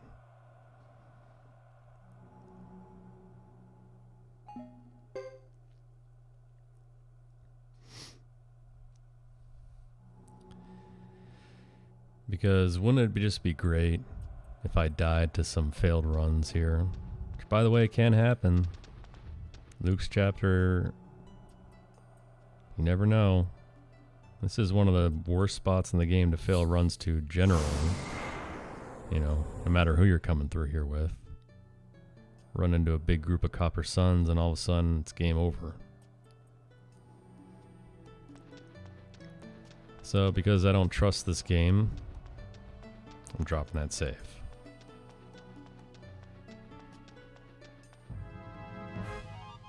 See, here you go. Oh my goodness, I fucking called it.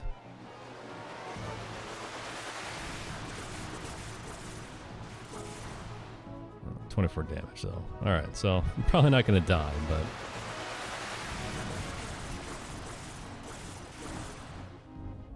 still gonna waste a lot of time.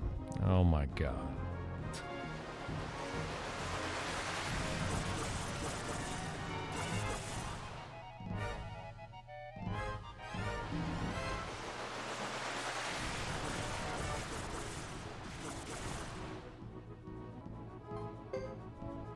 Jesus.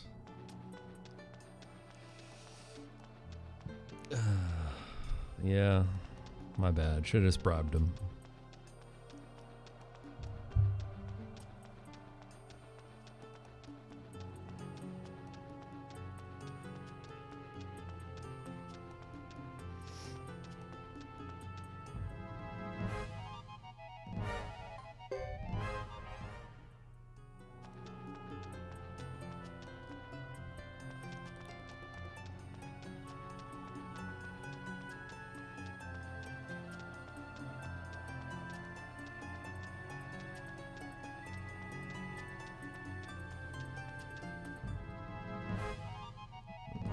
Please.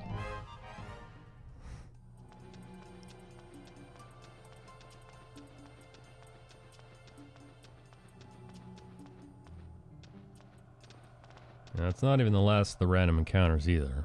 We still gotta go through the Sindar ruins.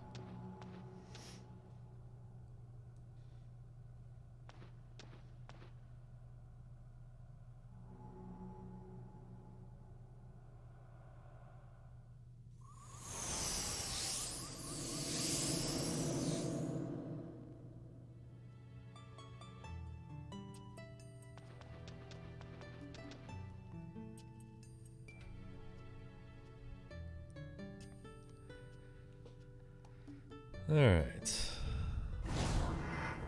Well, let's see how this battle goes. I think I had Jaizo's on at the end of the Fire Dragon fight, so this should not be clean. This will be dirty. Not clean.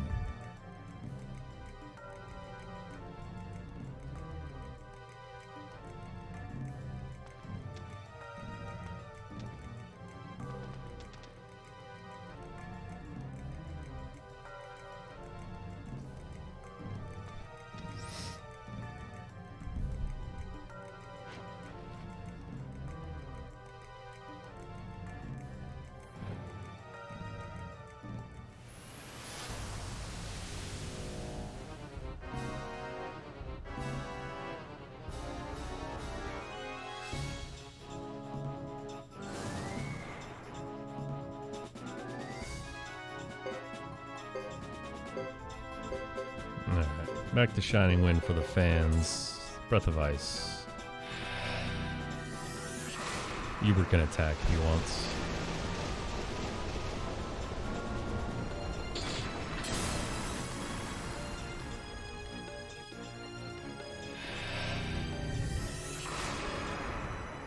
Don't know what happened to my chimeras.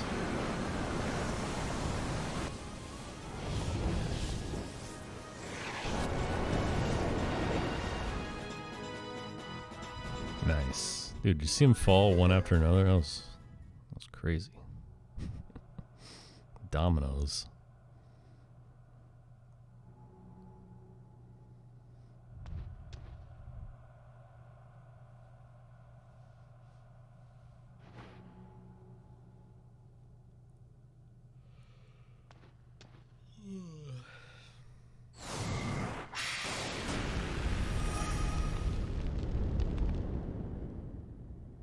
There's my boy, the real Chong Li, making a quick appearance.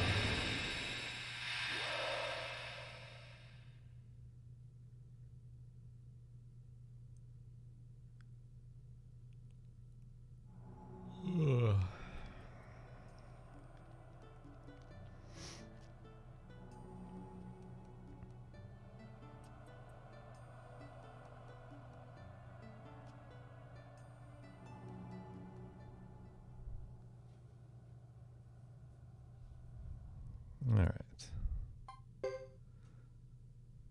Now we're going to do this again.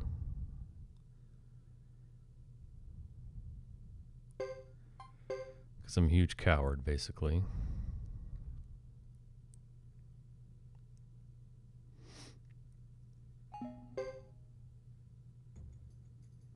I don't trust this game.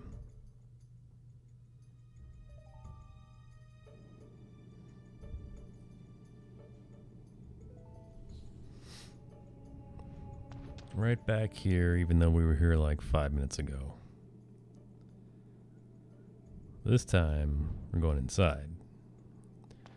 But just because you're the bad guys doesn't mean you're exempt from random encounters, including a group of 3 troll dragons and 2 sirens. Fail a bunch of runs, and then your all chapter speedrun is over. Imagine that, like I go out like this. It's not happening.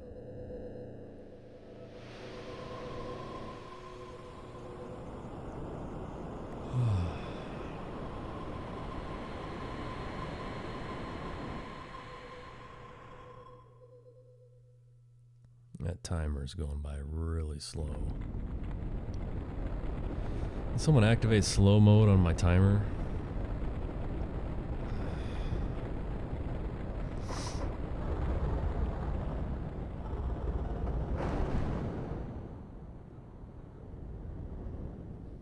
You gotta admit, man, I am done.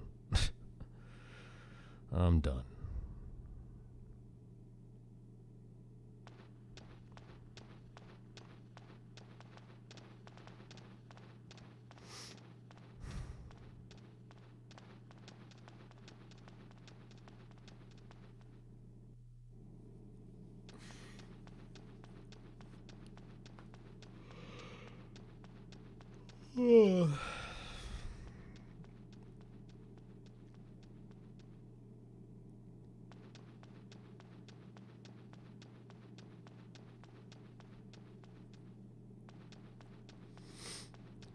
Yeah.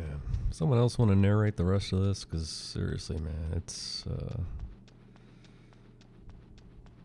last few minutes I just hit a gigantic wall.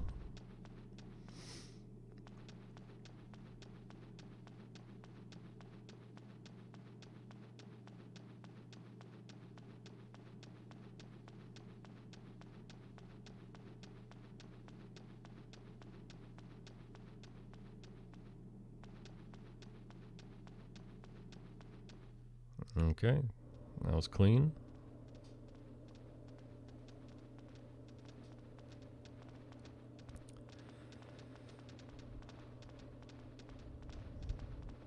Damn, dude, zero with the wake-up call I needed, because I was literally about to fall asleep. What's up, Zero?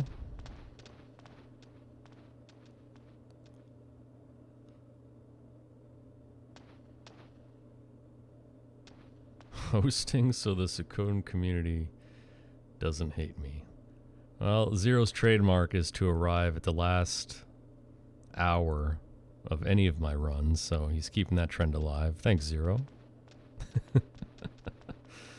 So the Suikoden community doesn't hate you. I have breaking news. Nobody cares. How'd the run go? Actually, it actually went really well. We're not done yet. We've still got a hot duel at the very end of this. But basically, the synopsis is we lost to Billy's card game, so we had to do a soft reset there. Only once, though. And we had to do one soft reset to get the Rose Brooch at Ixay. And the final war battle was... it wasn't garbage, but it wasn't good either. It was below average. What else happened? I only remember the bad things, so that's pretty much it. All in all, pretty solid attempt, honestly. Which is good, because I will not do this again.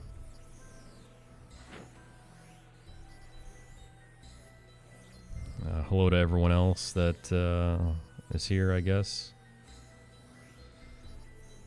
You're watching the the riveting finale of this Suikoden 3 all chapters speedrun.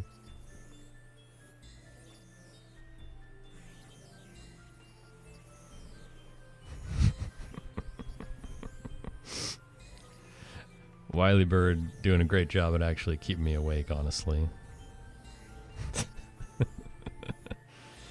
Giving Jim that spinal massage. What else? Honestly, I don't really know. Honestly, if I do this again, there really only needs to be 3 splits. Billy, Kabu, and Final. Oh, Kabu was awesome, by the way. Got it pretty much immediately. We won the first hand, and then we got 19, but Mike tied us with 19, and so it carried over to the next round, and I got 18, and then Mike tied again with 18, so it carried over again, but then I beat him on that third carryover, so we did it, dude. Easy Kabu. Which honestly makes up for the soft reset for the Rose Brooch and the soft reset for Billy's card game, so. But then the final war battle equalized everything, so all things considered, pretty happy with how this went. Kabu God, yeah, that's right. Except for when I'm not.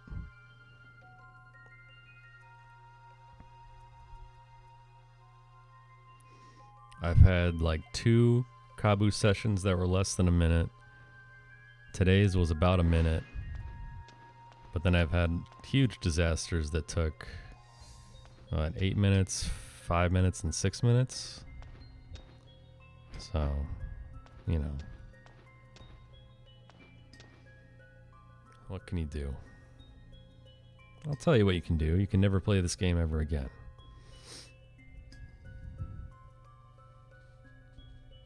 What were you doing anyway? I assume Octopath?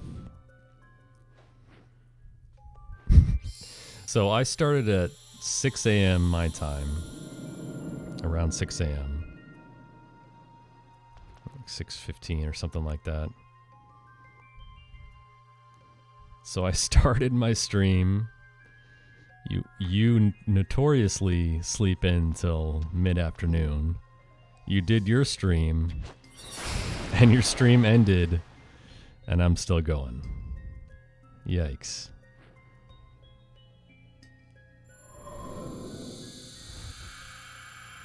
Alright, cool. Did you do any runs, or was it just practice or something?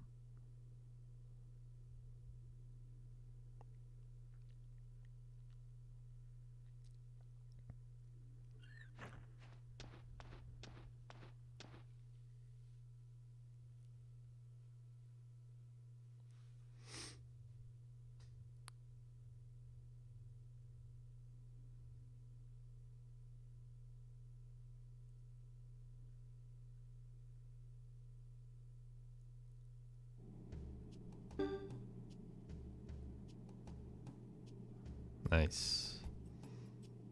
Did you see Connor doing his S2 run earlier?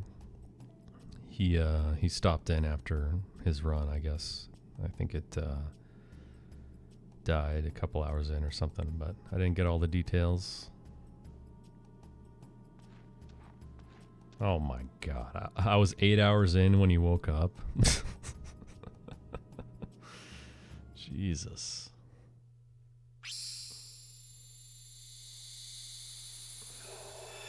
Dude, that was like 8 hours ago.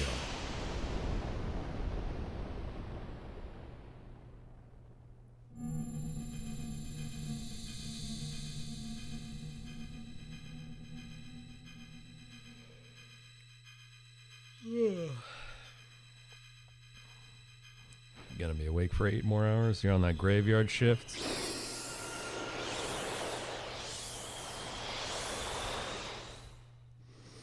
Dude, I said this earlier, but you know you're... Just hold on a second.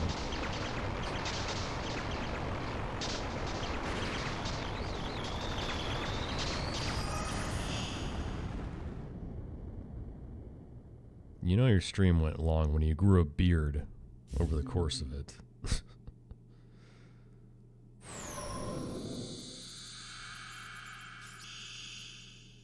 5 o'clock shadow? No. This is the 11 p.m. shadow.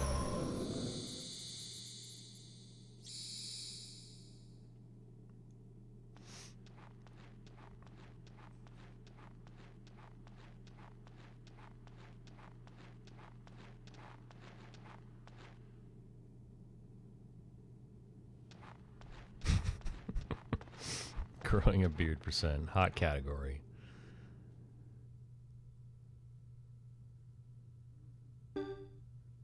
Got the face cam, you know, close up on the beard.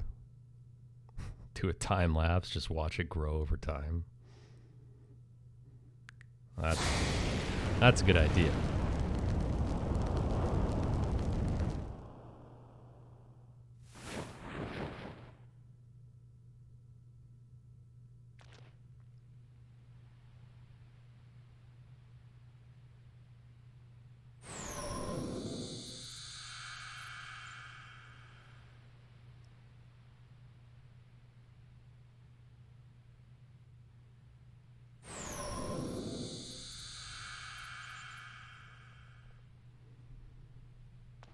Speedrun quarantine, hell yeah.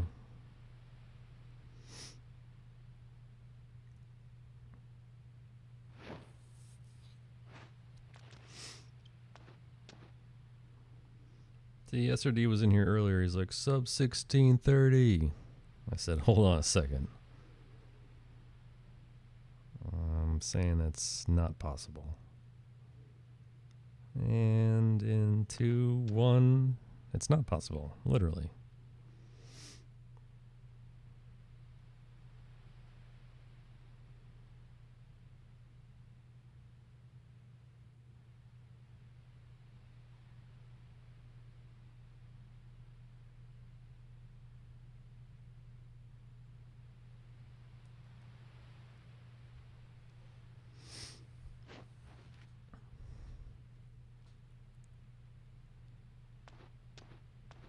About to put SRD in my bio.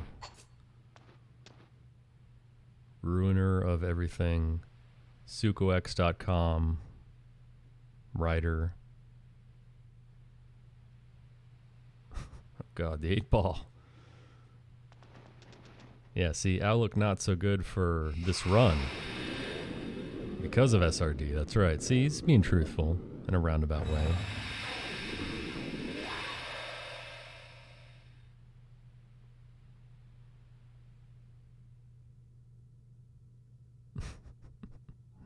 Kobold.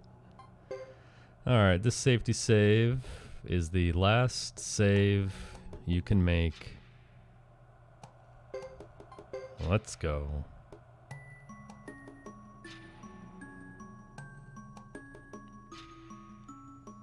Chongli, Brass Castle. It says Brass Castle, but that's where you saved at. You're right before the ritual site ruins.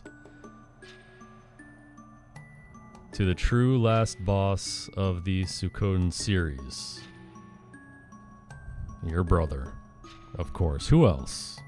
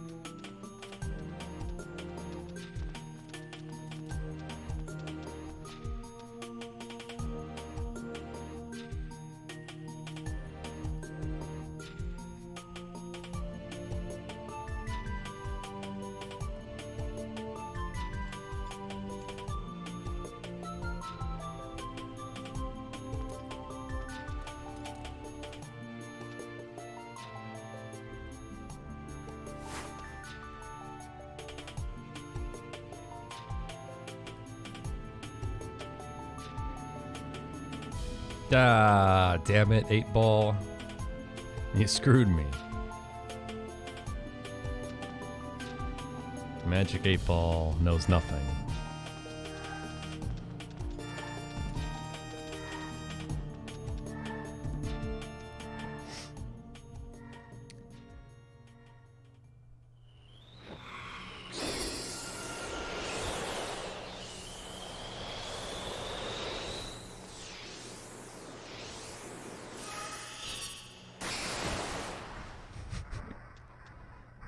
Yeah, you messed that one up for sure.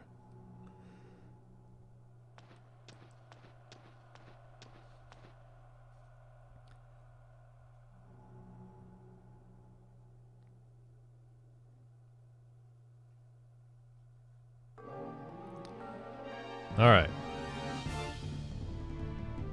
Let's go. Here I go. Look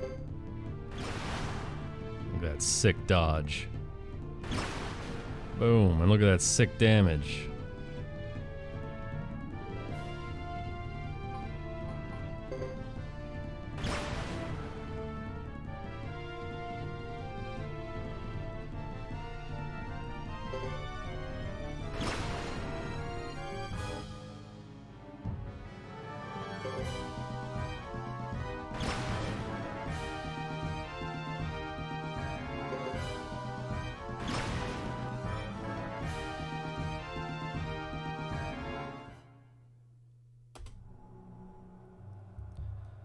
And do the 1635 brother. Ah, what? Defeat Space Coyote. Well. 8 Ball never lies.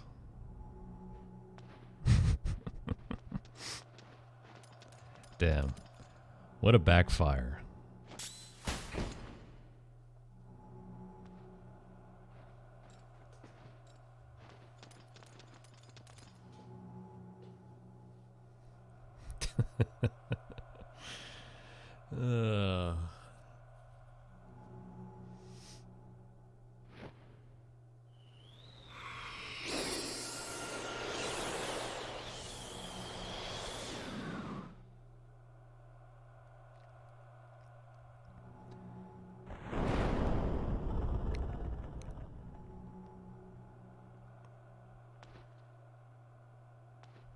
Still not over though. We gotta wait for the last dialogue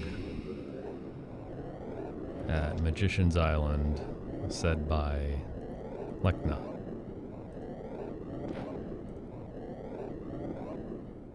Now let's remind myself what that is.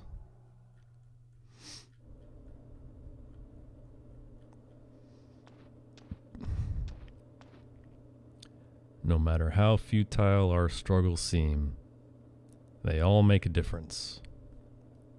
Alright, that's what we're looking for.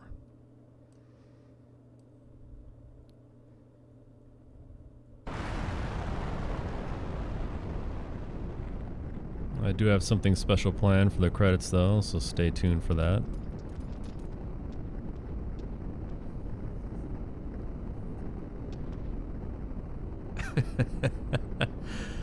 Oh, God.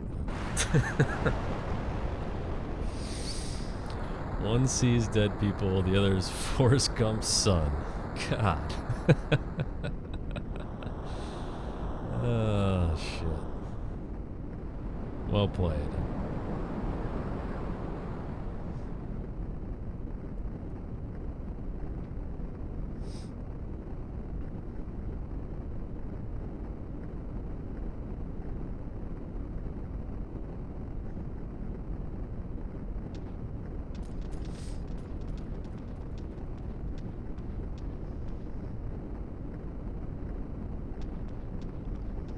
Actually, a pretty good acting choice for either one, honestly. If only we could travel back in time.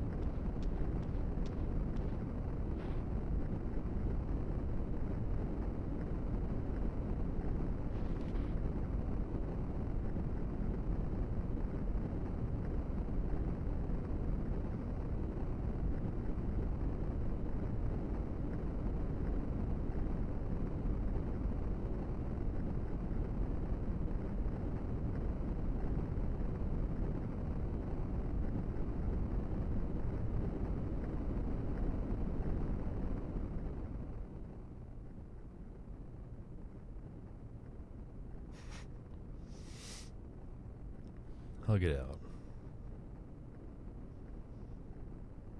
I don't know why, but I just read that. I thought of Ogre Battle for the Super Nintendo Entertainment System. When two units meet on the battlefield and it says fight it out. That amazing SNES sound quality. Some great drops there. We got fight it out. We got, what else? Liberation.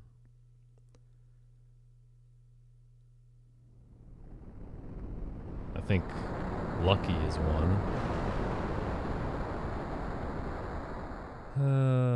And all the rest.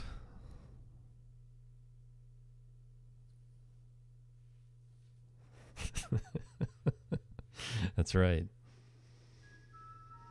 All right. The nice credits. As promised.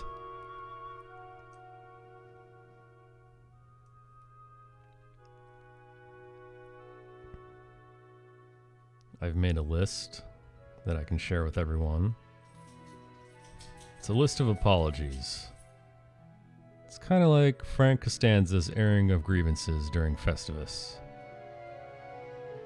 And actually, it's not like that at all. It's just a list of apologies.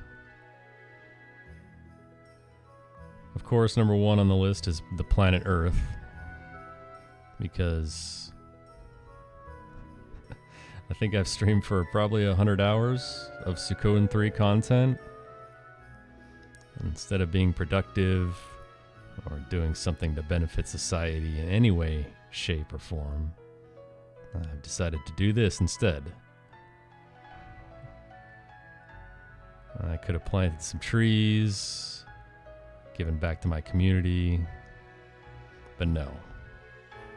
So really I deserve to be punished, honestly. Ostracized, or even exiled. Not that that would be any different than what's going on right now. But seriously, the one thing I really need to apologize to are both of my kidneys, to which I can only assume I've done irreparable damage to. You know, when my body said, please, just stop.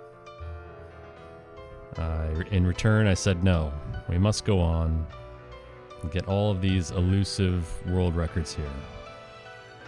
So I apologize to my kidneys.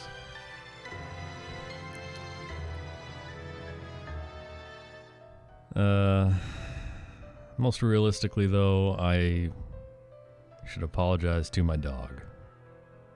Even though before every run, I took her to the dog park or took her on a long walk, filled up all her puzzle toys with treats, wedged her rope in between two doors so she could never get it out, giving her something to do. Got her the premium dog bones each day there was a Suikoden 3 run. Yeah, I'm still sorry. Because honestly, you should see the look on her face when she's done with everything. And she just sits here and watches me. Because honestly, it's a mix of disgust, disappointment, resentment, confusion, and boredom. I also need to apologize to my hockey team, because there was one occasion last year when I was doing my 80% runs that I actually skipped a game so I could finish my Suikoden 3 speedrun. Unacceptable. It's never going to happen again. I can't believe it even happened. The only defense I can say is that it was my last weekend to do 80% runs before the long break I had to take, which would have been until just now. And I just wanted to get it done. Of course, I'm never going to actually say this to their face because they would just kick me off the team immediately. But I'm apologizing here.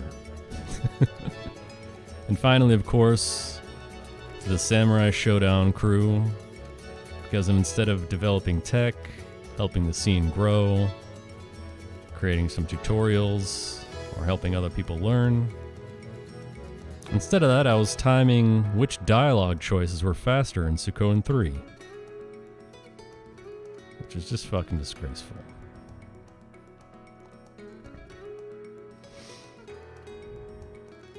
The only other thing I can really say is to all the future generations of Suikoden 3 speedrunners out there, to which I assume there are none, my advice to you is just don't do it. Don't do it. Just say no to Suikoden 3 speedruns. Thank you for listening.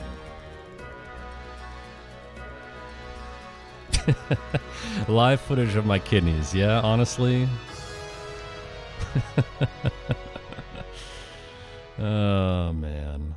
That is my favorite GIF, by the way. I have that one locked into my phone under my favorites. I'm dead serious when I say I use that one every week in some situation, in some way, shape, or form, whenever it's appropriate. Sometimes when it's not even appropriate. Just Homer receding into the hedges. That gets me every time. Not as bad as timing dialogue choices in Suikoden 5, yeah. You're probably right. Still bad, though. Yeah. Yeah, just trying to hold on to my precious records.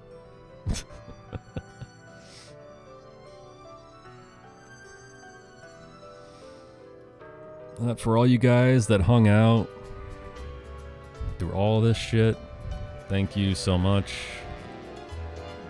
Honestly, could not have done it without you guys. The chat interaction is something that's really underrated. It's something I definitely underrated before I started speedrunning. I figured, yeah, you know, I'll just go on, stream this, no big deal. But man, dude, when people are here chatting, that helps out so much. Especially in a game like this where nothing happens for long periods of time and you're just like, damn, dude, why am I even doing this? And then all of a sudden someone drops a data face in chat.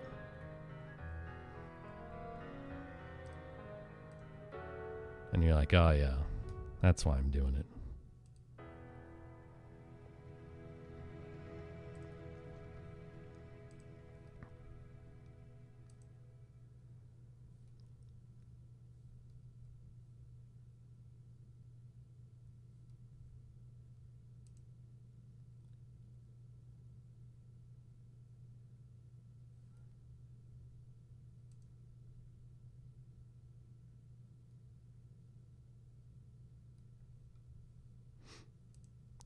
So here we are, back at Magician's Isle.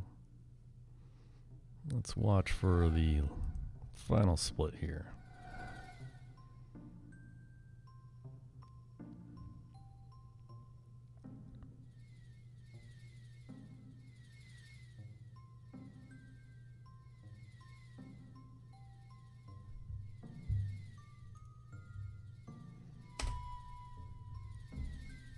There it is.